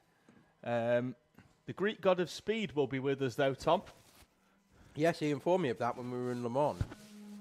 When you took the picture of his photo of his sticker on the first floodlight on the right when you walk through down the pit lane at Le Mans for the Greek god of speed, Costa Karitsis. Yeah, he's got the. So it's a guy called Dan Street who raced here in the 24-hour. Used to race with us in EKL and a couple of teams he had that he raced in EKL as well. Now runs a bus company down in the or a coach company down in the southwest of England. Like day trips and stuff. Yeah, proper coach company. Yeah, Dan had a load of stickers made up, just as a joke, as you do, and stuck them all around Le Mans when he raced there with Costa in the same team, and they're still there. So every year I go, I take a picture of them, send them to Costa. And say, look, it's still here. Can't believe it. They must be 6 years old. Them stickers. I don't. Why is nobody peeling that off? Because it's true. Because it's It's almost bad karma, bad juju if you take it off. It's almost like a Banksy, isn't it? Well, it is, yeah. But it's bad juju if you deface the god of speed at a kart track. Goodness me, you are messing with powers beyond all of our control. Having a quick look down the rest of the 24-hour lineup into our higher karts grid, which is it's at capacity and probably at capacity and 1 or 2 more. We've got lots. We're going to be at the moment we're 62 deep. There'll be some people karts out there, Fred Flintstone in it. I think they'll just find themselves a chassis and just go out there and push it round. But yeah, good to see such is the popularity of the event.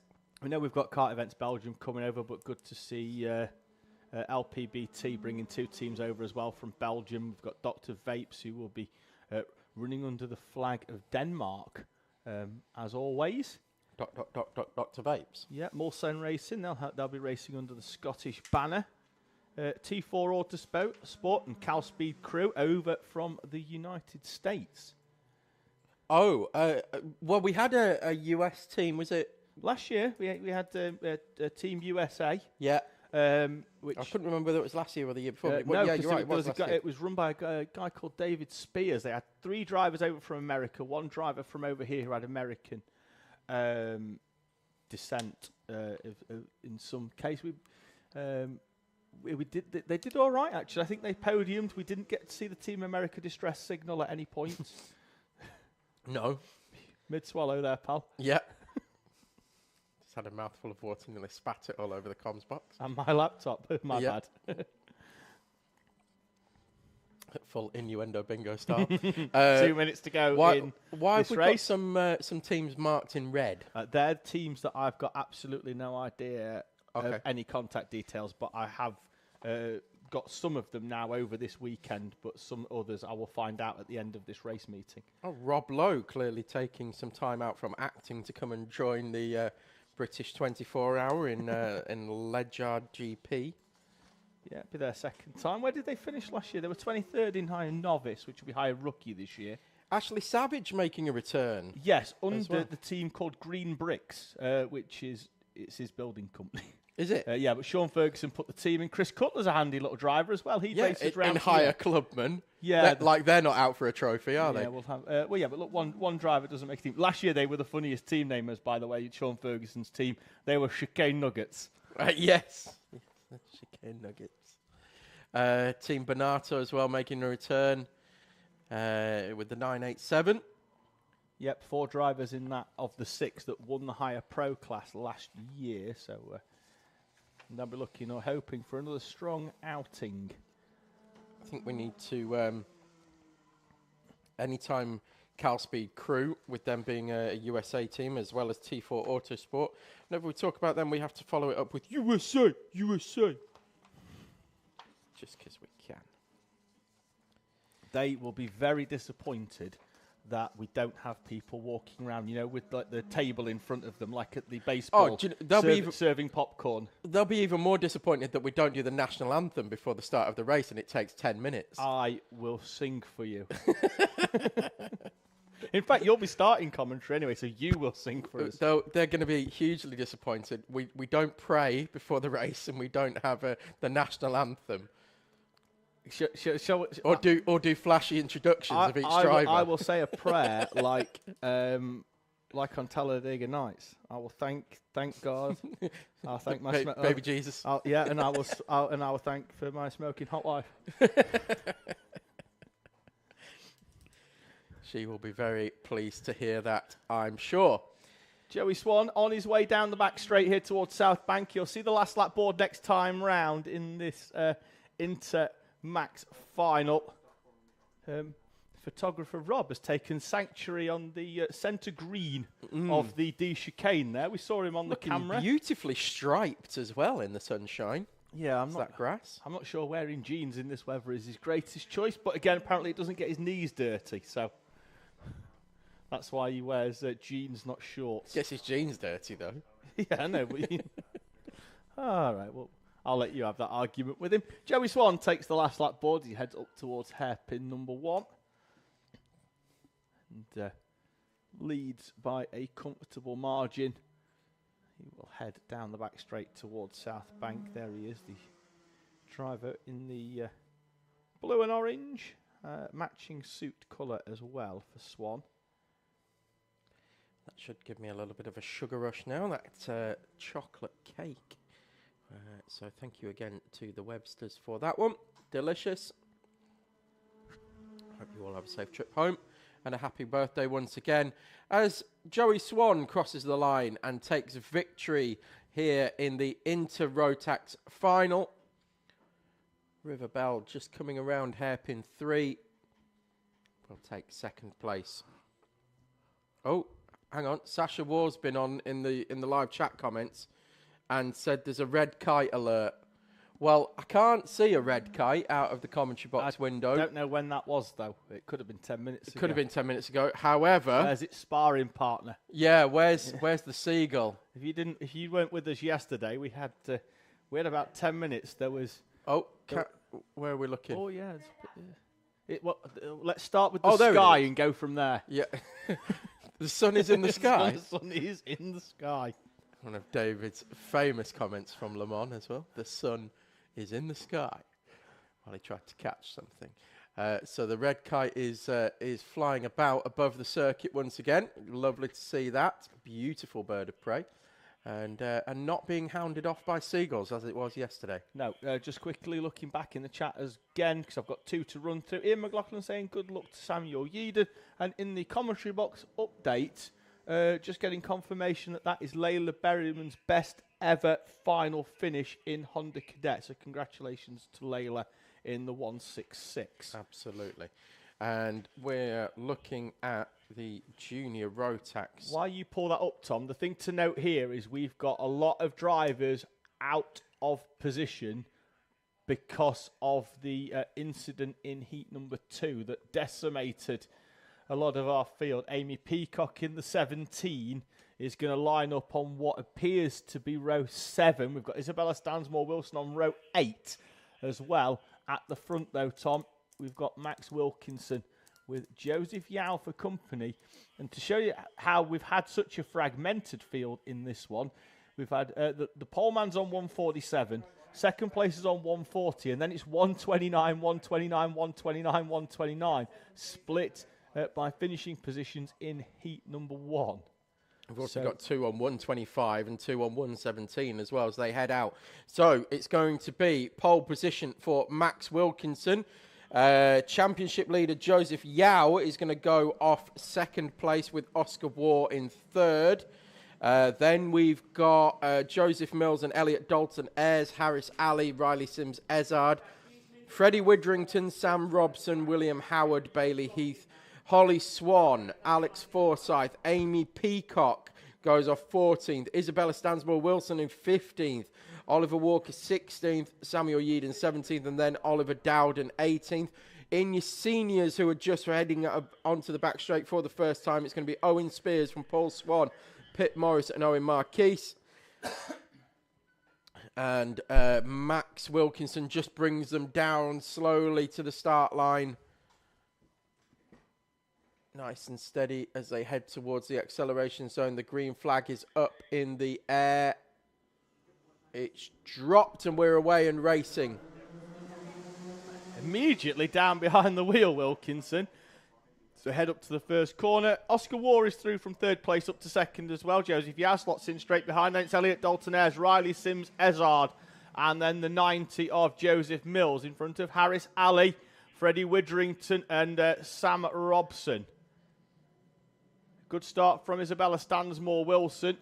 Looks like she could be up a few as the seniors get underway. Owen Spears leading Paul Swan, Pitt Morris and Owen Marquis into the right hand of the national loop.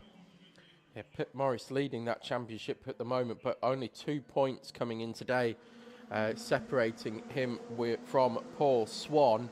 As they come across the line, it's Max Wilkinson in juniors from Oscar Ward, Joseph Yao, Elliot Dalton Ayres, Riley Sims Ezard, Joseph Mills, Harris Ali, Freddie Widrington, Sam Robson and Isabella Stansmore Wilson.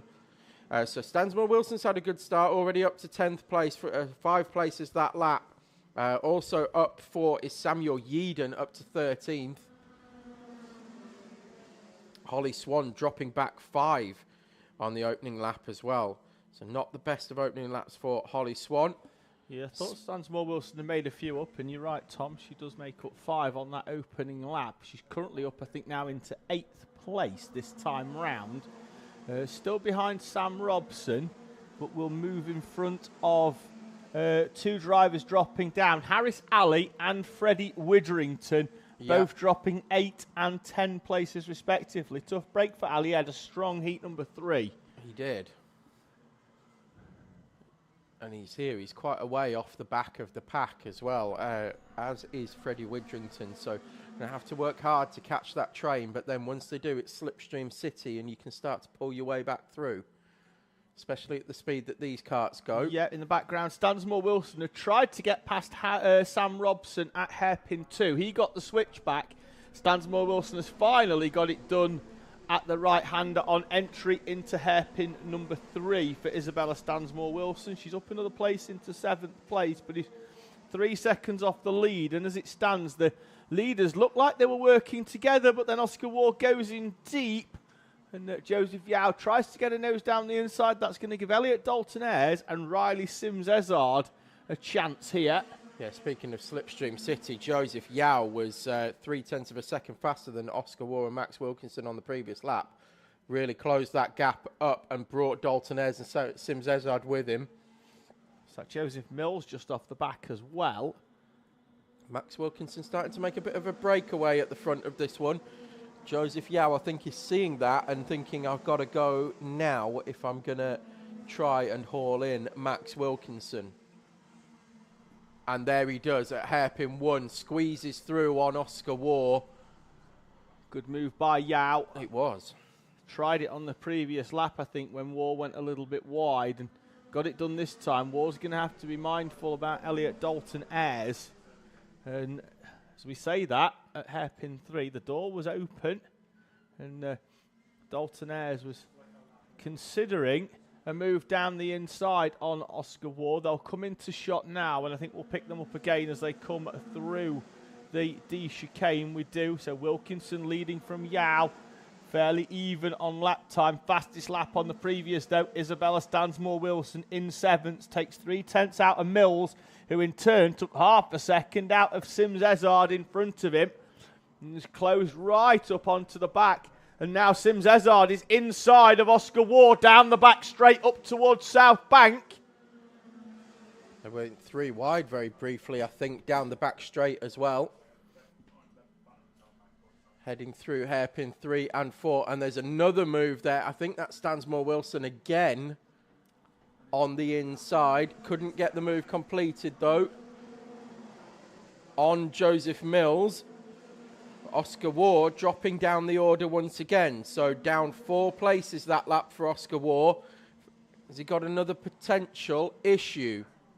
We'll keep an eye out. Can't see. Oh, no, he has now. He's in the wall on the inside of the left-hander. He tagged the tyres.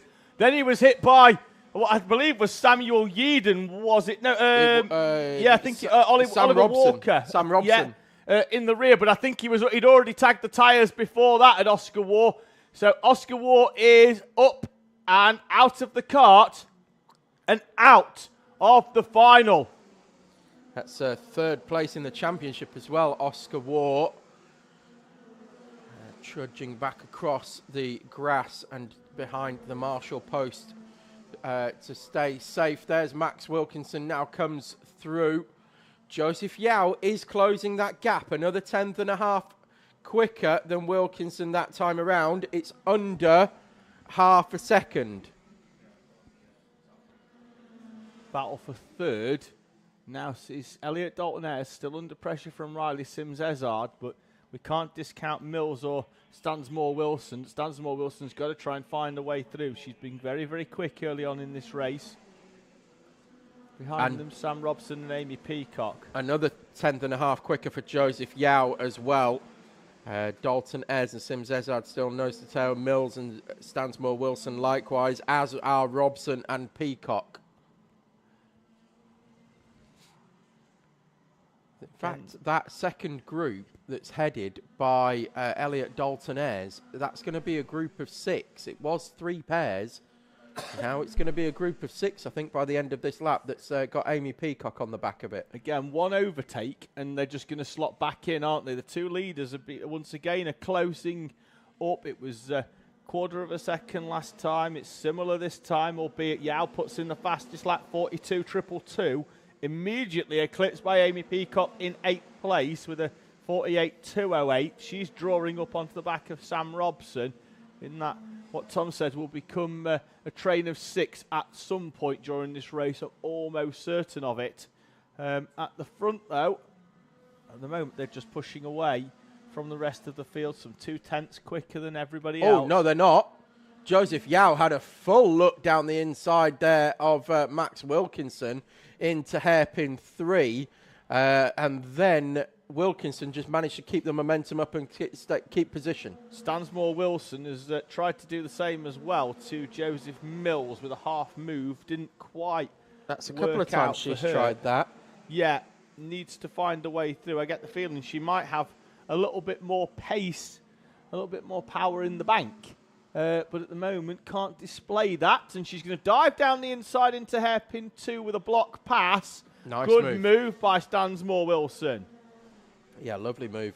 Just straight lined it between 1 and 2. And didn't allow Mills to turn in where they normally would. She's immediately started to put a bit of a gap, and that's what we expected. We thought she had a little bit more pace to go with. Yeah, Amy Peacock's closed up onto the back, so yeah, it is a train of 8 now from 3rd down into 8th. At the moment, Sims-Ezard is just pushing away on Elliot Dalton-Ayres, but he's going to be mindful now that he's going to become the meat in the sandwich.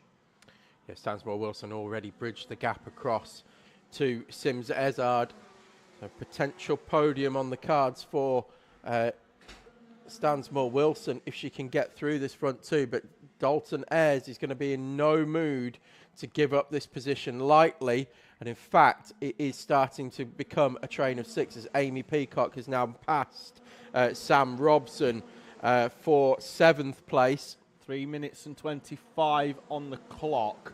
Fastest lap that time round by Isabella Stansmore-Wilson. She's not quite close enough to Riley Sims-Ezard just yet into hairpin 1 or nor 2, which she likes that move a straight line into 2, but she does draw alongside on the way out of South Bank as we see this battle for 3rd place in seniors on screen, Tom, between Pip Morris and Owen Marquis in the 32.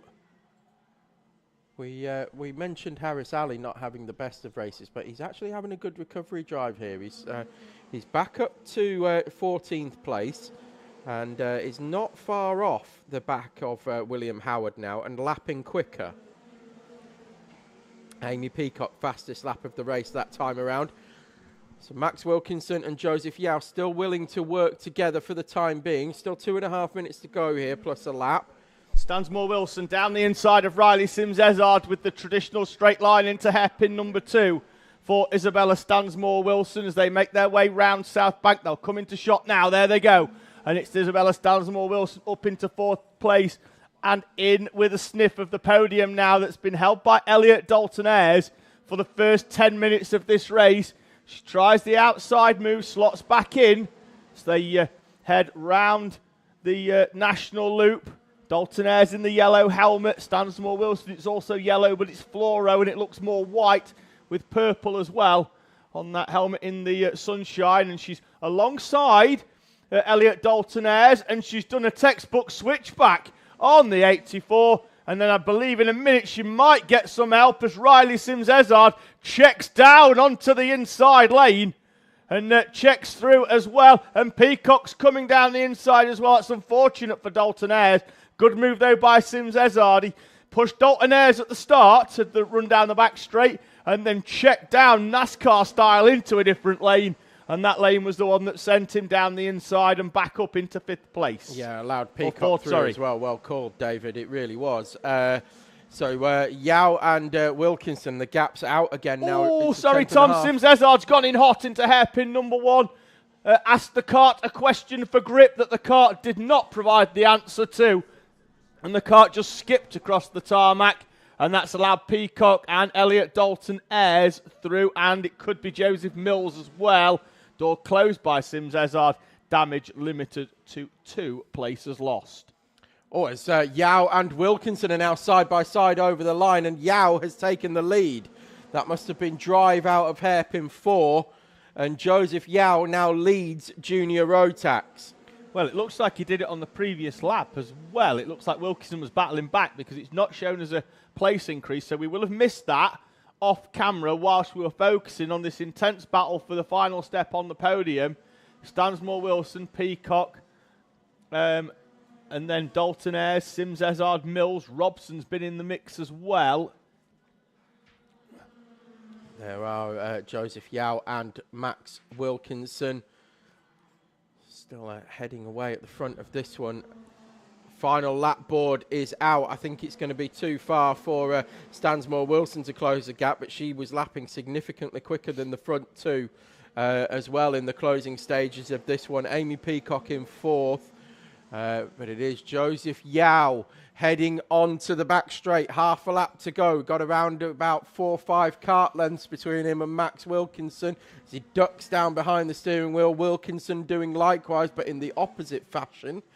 As they head into hairpin 3 for the final time. And hairpin 4 they go, and it's as you were. So Joseph Yao is going to take victory here in the final. Junior Rotax, Joseph Yao, Max Wilkinson in 2nd with Isabella Stansmore-Wilson in 3rd, Amy Peacock in 4th, and Riley Sims-Ezard 5th. And it's Elliot Dalton Ayres in 6th, Joseph Mills 7th, Sam Robson 8th, Oliver Walker 9th, and Samuel Yeadon crosses the line in 10th. So a good recovery drive from Yeadon. Then it's Heath, Swan, Ali up to 13th in the end with Howard and Widrington. Your senior class has just been taken, the checkered flag, by Owen Spears, and then it was Paul Swan. And coming across the line now is Pip Morris just in front of Owen Marquis And then we had the retirements of Alex Forsyth and Oscar War. Yeah, I wonder whether War will be able to drive that back or whether it will just be pushed back into pit lane.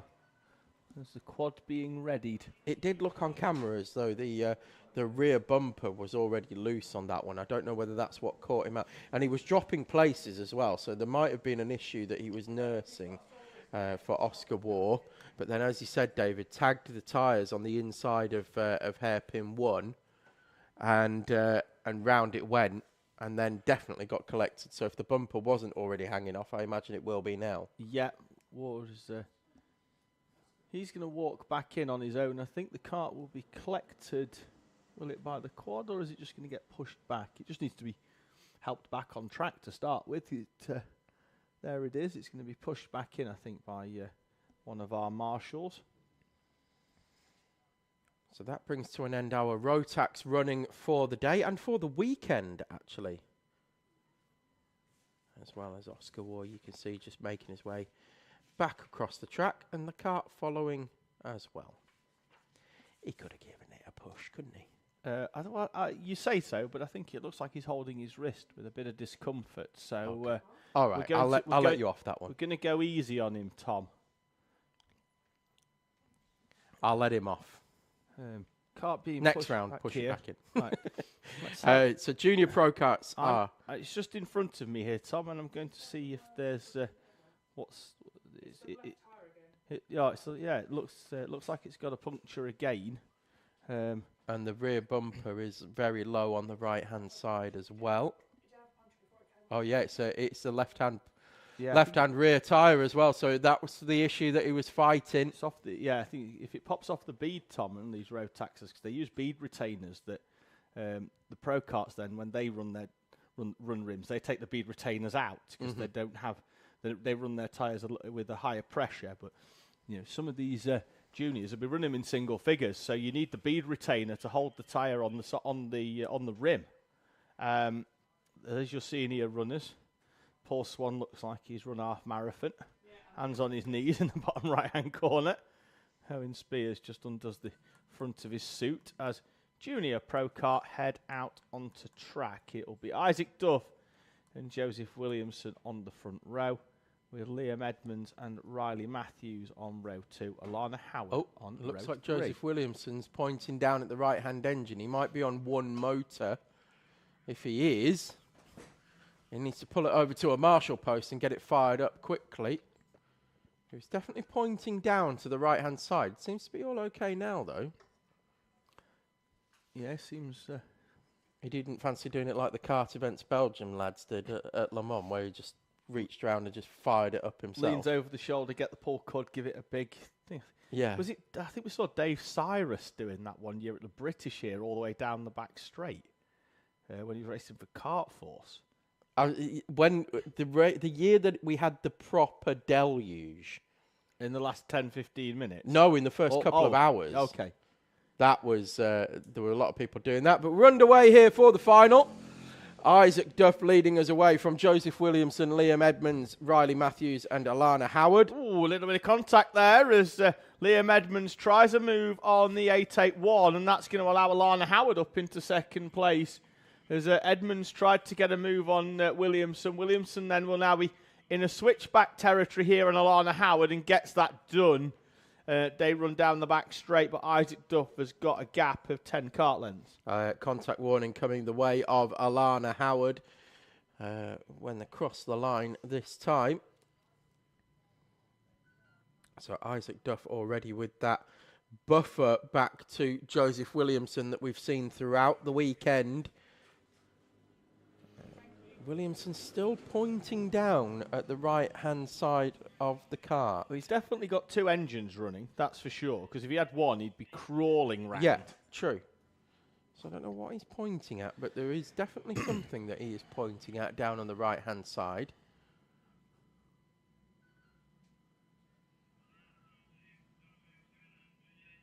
Isaac Duff takes a long look over the shoulder on the right-hand shoulder as he heads down the back straight. So Alana Howard holding on to third place well. at the moment from Liam Edmonds, and then Riley Matthews still there in 5th. Closing in is Williamson. He is. On the back of Isaac Duff. Are we gonna see the usual 3 laps and then a fall off, or is he gonna stick with? He's managed to get into the slipstream now of Isaac Duff. I fully expect Joseph Williamson to, at the very least, stay there. 2 laps to 2 tenths quicker on the previous lap was Joseph Williamson. Needs to get down behind that steering wheel now. There you go, straight out of the out of hairpin 2 and down the back straight. Minimise the drag from the helmet and the driver's shoulders. Smaller. What's the word I'm looking for? Smaller silhouette, if you like, of punching through the air. If you duck down behind the steering wheel, and you go a little bit quicker, less drag. Alana Howard holding on to 3rd place after the finding the gap through on Liam Edmonds, as Edmonds came into contact on the opening corner with Joseph Williamson. Opened the door and allowed Alana Howard through, which very tight into hairpin 1 on that occasion, and then sliding the rear at hairpin 2. So I don't want to cook them tyres too early, because it's an extra 2 minutes in the final here compared to the heats. It's 10-minute heats and 12-minute final. Fastest lap last time round was Isaac Duff. He opened up the gap, but it was a fraction. It was less than a tenth, half a tenth on the nail actually, in front of Joseph Williamson. And once again, Isaac Duff quicker than Joseph Williamson to the tune of .070. So these two very evenly matched at this point in the race. The gap out to .4, and it is very slowly eking out from Isaac Duff. And all he's trying to do is just ease out a little bit more and a little bit more, and eventually will break the main part of the slipstream to Joseph Williamson. And you can see how hard Duff is now pushing to break that slipstream, ducking down behind the steering wheel, down the back straight. These Junior Pro Karts, of course, running the same chassis and same engines that you will see in the next final of the Senior Pro Karts, just with a restrictor in, just to dull the power a little bit. Same restrictor that the cadets use in their class. So it's essentially twin cadet engines, isn't it? Yes. And 58 extra kilograms. Yes. Of which 16 of that is the engine. They weigh about 16.5 kilo. Does the Honda engine.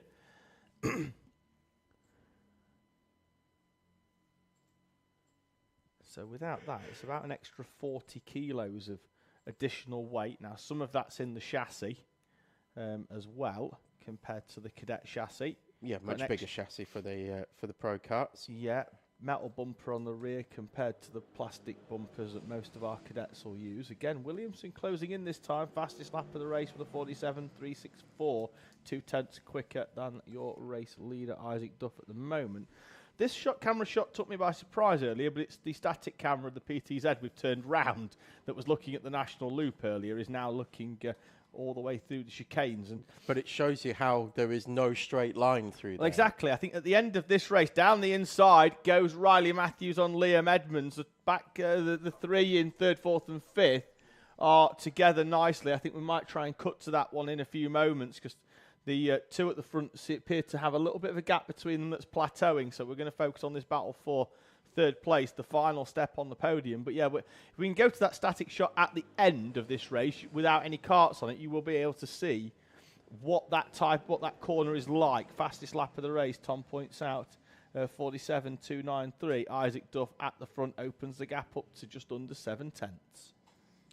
That's the shot we were talking about. Perfectly illustrated. So as you can see, there's only one kart width through that section of the Wiggles, which is why we see so many karts go side by side, and then one will inevitably go over the grass. Alana Howard still holding on very well here in 3rd place from Liam Edmonds.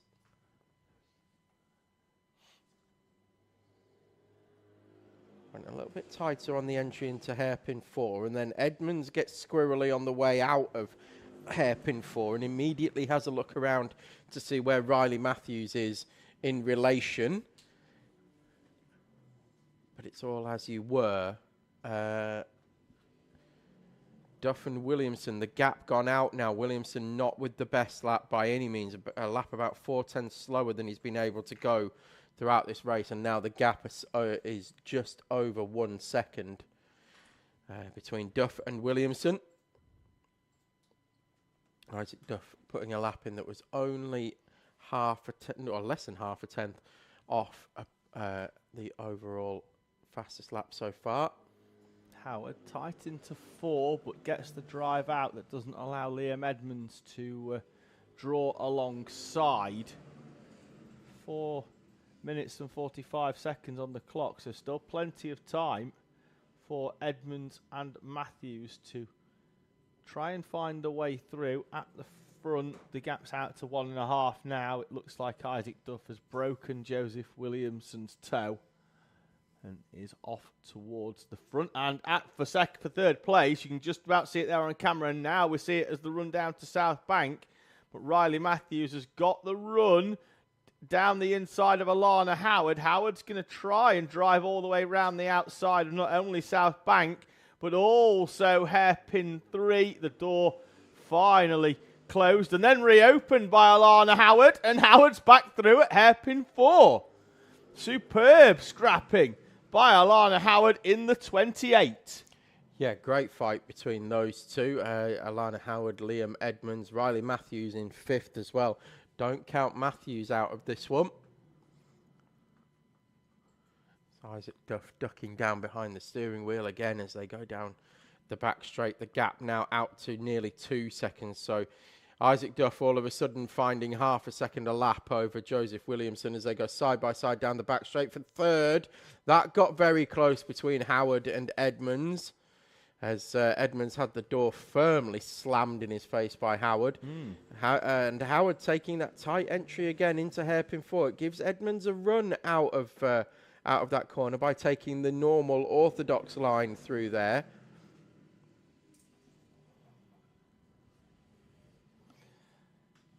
National loop as Alana Howard hugs the inside white line. Isaac Duff has set a new fastest lap of the race. The gap between him and Joseph Williamson, 2.1 seconds now. So it looks like that one's done and dusted as Riley Matthews sends it through hairpin 2. It's side by side now with Liam Edmonds.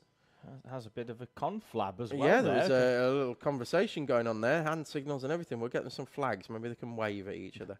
Semaphore, is it? Yes, exactly that. We communicate that way. Riley Matthews is now through and into 4th place and already closing in on the back of Alana Howard. 2 minutes and 20 to go. Said don't count him out. No, not at all. He's up into 4th place. Let's see whether we can get Matthews onto the podium here. I'm sure Alana Howard will try her hardest to hold on. Well, we saw that all the way around earlier, didn't we? When she was fighting all the way round South Bank, round the outside of hairpin 3, and then retook 3rd place at hairpin 4. So Howard from Matthews and Edmonds. Edmonds seeming to drop back a little bit at the moment. It might just be the way that the camera was shaping out. I said that, and then immediately it looked like he was going to take Riley Matthews at hairpin 4. Leaders will probably get round for an additional lap. Personal bests all round for 3rd, 4th, they've all had a bit of a G up. Yeah, Alana Howard's got a gap as well, Tom. She was a 10th quicker. Now just needs to be consistent.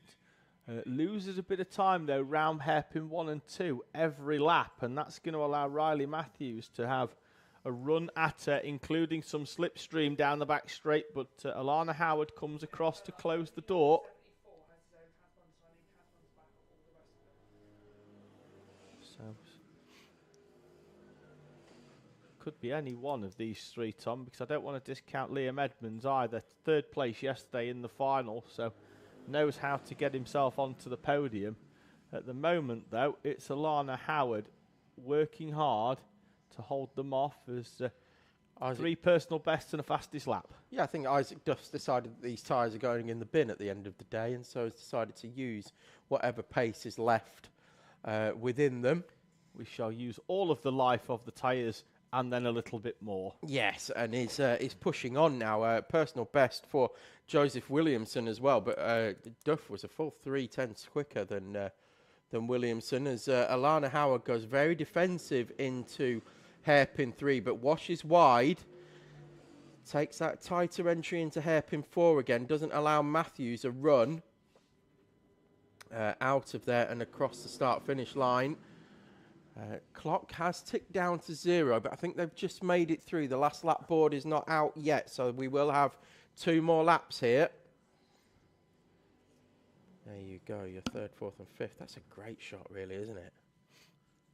Yeah, nervous times as well for those on the bank watching, particularly those with affiliations to the drivers in 3rd, 4th and 5th. Because if I'm not mistaken, Alana Howard's mum's on the bank here watching her driver go round hairpin 4 and head on to the final lap in a podium position. Howard through in... We've got Isaac Duff still leading this one, taking the final lap board. And Joseph Williamson comfortably in 2nd place, 4 seconds in front, 4 seconds behind Isaac Duff, but 8 seconds in front of Alana Howard. Then you've got Riley Matthews and Liam Edmonds. Leader is going round hairpin 4. As soon as they're through and over the checker, I want to try and see if we can get back to this battle for the final step on the podium. Isaac Duff is going to complete the perfect day here at Teesside, take victory in the final from Joseph Williamson. And then out of hairpin 4, Alana Howard under pressure from Riley Matthews. Matthews with the head back. I think he's resigned to 4th place. Alana Howard will go to the podium for the first time in Junior Pro Kart in 3rd place in front of Riley Matthews and Liam Edmonds. Your result then, your 5, Duff, Williamson, Howard, Matthews and Edmonds in Junior Pro Kart. And on the final lap, as Tom suggested, the tyres are scrap as Isaac Duff decides to stick in another fastest lap. Let's have a look at what I could have done. I think that's what that was from Isaac Duff. He was a full half a second quicker than Joseph Williamson on the final lap. Yeah, absolutely flying from Isaac Duff.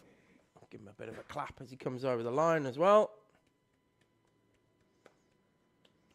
And that will move us on to our last race of the day, our last race of the weekend as well. I'll try not to get emotional or anything like that. But yeah, it's been a great one here once again at Teesside. We've been quite lucky, to say the least, with the weather, especially yesterday when about 3 or 4 minutes after the race finished, we started to, well, the heavens opened really, and we ended up doing the presentation in the cafeteria. So, pole position for Connor Lucas for the Senior Pro Kart final. George Ludwell will go off P2, but first in the clubman class. Then it's Lennon French and Max Shields in pro class. Then Brandon Jennings and Christian Oblag, 2nd and 3rd in clubman, 5th and 6th on the grid. Then we're going to have Ike Needham and Sam Barrett, Connor White and Cameron Bailey. Then it's Danny Bean and Jack Hewland in 12th with Sophie Pawsey and Zach Dawson behind. Then it's Harry Roddis and Finn Collister, Harry Fox and Kyle Burns, Matthew Hauschby and Connor Cran, with James Kay and Tom Hewland, David Brewis and Oliver Hill, your 24 runners. And I didn't mention them, but Zach Dawson, novice class in P14, Kyle Burns, novice class P18, and Matthew Hauschby, P19.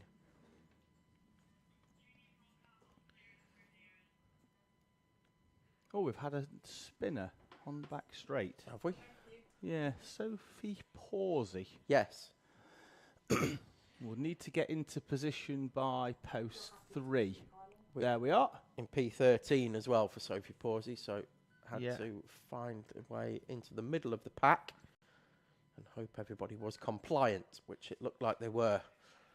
Connor Lucas will lead us round. Yeah, George Ludwell's looking over his shoulder to try and find out where he is. There he is. They are alongside.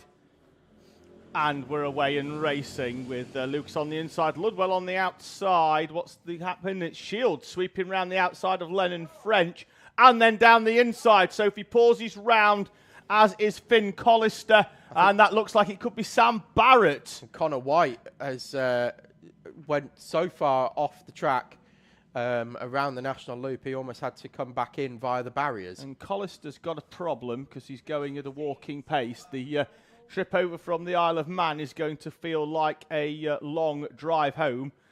He's got the technical defect flag, which I think he's going to be very aware of because his side pod has currently taken a bit of a beating. Yes, indeed. So at the front, we've got Connor Lucas from Maximus Shields, from George Ludwell, from Lennon French, from Brandon Jennings, Ike Needham, Danny Bean, Harry Roddis, Christian Oblag and Cameron Bailey, the top 10.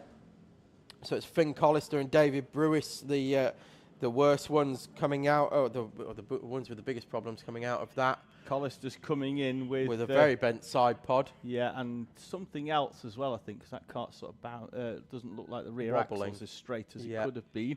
Oh, we've got a change for the lead, have we? We have, off camera, Shields, Ludwell, and Lucas is down to third. He was, but now he's back up to second because Ludwell and Shields came together at hairpin 3. As Shields tried to turn down and in and found Ludwell on the inside. So we were looking at Finn Collister's damaged cart on the way in and missed the change for the lead. Apologies for that, folks, but Ludwell and Lucas then, your top two, with Max Shields in front of Lennon French, Brandon Jennings, Ike Needham, Danny Bean, and then that's Harry Roddis in front of Christian Oblag, Cameron Bailey, Jack Hewland, and Zach Dawson, your leading novice runner. But he's under pressure from Connor Cran. I think George Ludwell is going to be very pleased with whatever setup tweaks he's found for this weekend. Yes. Because second in the championship behind Brandon Jennings, who's currently running 5th. But George Ludwell has been right at the front of this one all weekend. Personal best for Ludwell, 0.2 quicker than Lucas in second place. Yeah, flying is Ludwell. And, trying to like genuinely wondering what's been the change. Why all of a sudden? I mean, you've been second in the championship, obviously not having a bad season by any means. Shields just telling Lucas, "Let's go, let's catch up onto Ludwell," because Ludwell's gapping them. And Lucas isn't defending Shields. He's round hairpin 3. He's a little bit tighter into 4 on Shields, but it's letting Ludwell get away. Ludwell's a club runner, so realistically, Lucas doesn't have to battle Ludwell. Obviously he wants to win overall, but points-wise, in his class, in the pro class, it's Shields and Lennon French are his problem. Ludwell is escaping at the front. Connor White's coming into pit lane as Shields and Lucas came together at hairpin 1, and Shields is through on Connor Lucas. Almost allowed Lennon French to go through as well, who pushes Connor Lucas down the back straight. Well, honestly, Shields needed to get past Lucas because Ludwell was leaving them. And Shields picking up a contact warning as well for that one. Let's see what Shields can do now. He's got some clear air in front of him. Shields might think that's worth taking the yellow card for, but through goes Max Shields and into second place. Connor Lucas coming over the line in third with Lennon French right on his tail in fourth. And I'm surprised that French didn't move to the inside of Lucas down the back straight. Elected to push him along instead. But yeah, you get the feeling there, Shields. He's effectively taken a tactical foul, hasn't he? Yeah, there? that's what I mean. Yeah, he's taken one for the team. Exactly. And as I say, I think French is going to rue the opportunity, the fact that he missed the opportunity to overtake Lucas down the back straight. You don't get many chances to overtake. Yellow flag, Connor Sophie Lucas. Pawsey and Tom Hewland come into contact. Sophie Pawsey's had an adventurous final, hasn't she? She was the driver that was behind at the time, and she is the driver that's going to get a contact warning. Yes, indeed. Shields, he was half a second behind. Now he's just under 3/10 and sets the fastest lap of the race, a 46.5 dead. for the 181. Yeah, really honing in on the back of George Ludwell now. I think Shields is wanting an overall final victory here. But how soon does he do it? Because he's dropped Connor Lucas in the same way that Ludwell did as well. I'm not sure. French is coming down the inside, Tom, of Connor Lucas into the right-hander at the end of the straight, and Lennon French is through. Do you think he's got an issue because of the contact, perhaps? Well, no, because he wasn't exactly flying before no, that, he was wasn't. he, Tom? No, So, Ludwell was already gapping them, yeah.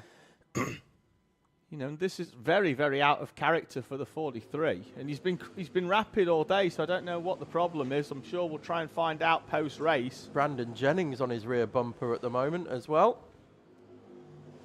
So at the front two, Ludwell and force of habit and Shields now moving away. At the front of this one, Max Shields almost managing to match the fastest lap of the race that he set on the previous lap. He missed it by a couple of hundredths. Yeah, we've got lap traffic in front for them to negotiate shortly of Sophie Pawsey.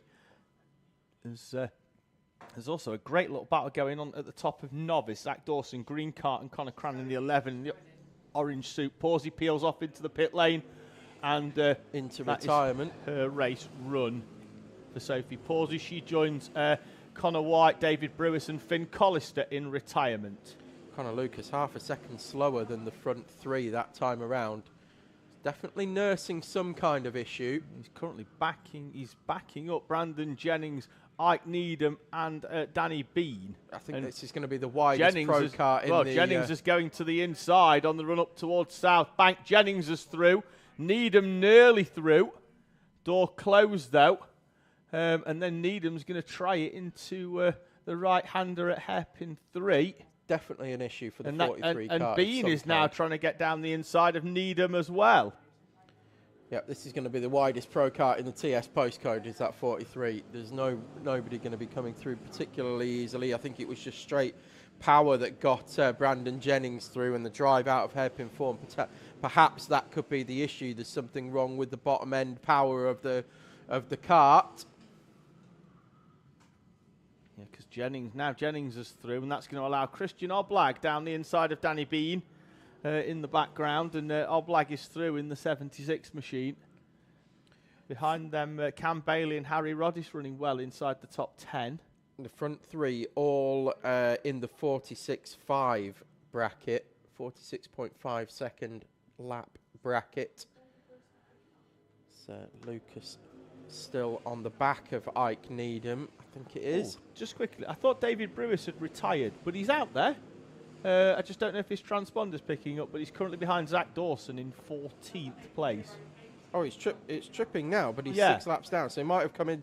Oh, he did come into the pits. Did he? Yes. I saw Collister come in. I saw White come in. I think Brewis came into the pits, yeah. Oh. Pretty sure. Oh, we've got people down there. We should ask some questions. Anyway, George Ludwell, fastest lap of the race that time around. Both him and Shields into the 46.4s now. Pace increasing at the front of this one. Shields at the minute just pushing with Ludwell. They're gapping Lennon French by 1.5 to 0.2 a lap with 3 minutes to go. Class leaders, Ludwell in club, Shields in pro. Cran now has got past Dawson for the top step, as we've got a contact warning for Matthew Hauschby in the 2.15. He sets a 48-second lap, so I think that might be why, although we just see James Kay dropping down the order by 2 places. Yes, indeed, and Hauschby up 2. Up 1, and Carl Burns up 1. That lap around. Shields setting a new fastest lap with a 46.3 as they head out of hairpin 4. So he's gone 46.5, 46.5, 46.4, 46.4, 46.3 for Shields as he pushes George Ludwell along. That one a little bit slower.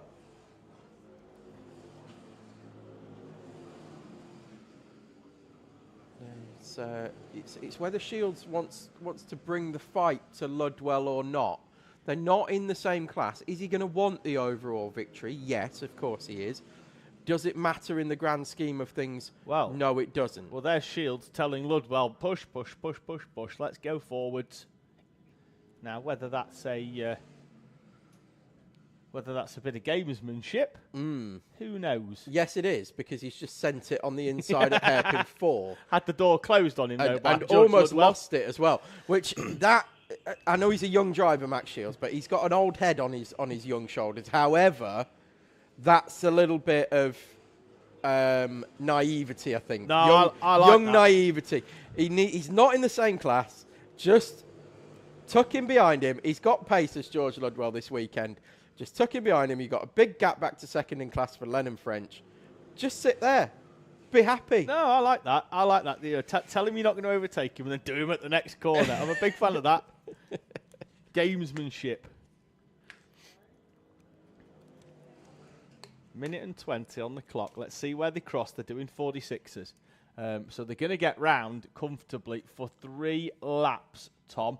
As Connor Lucas is now down in, he's behind he's 13th. David Brewis. He's behind 443 of Harry Fox. So he'll be 16th.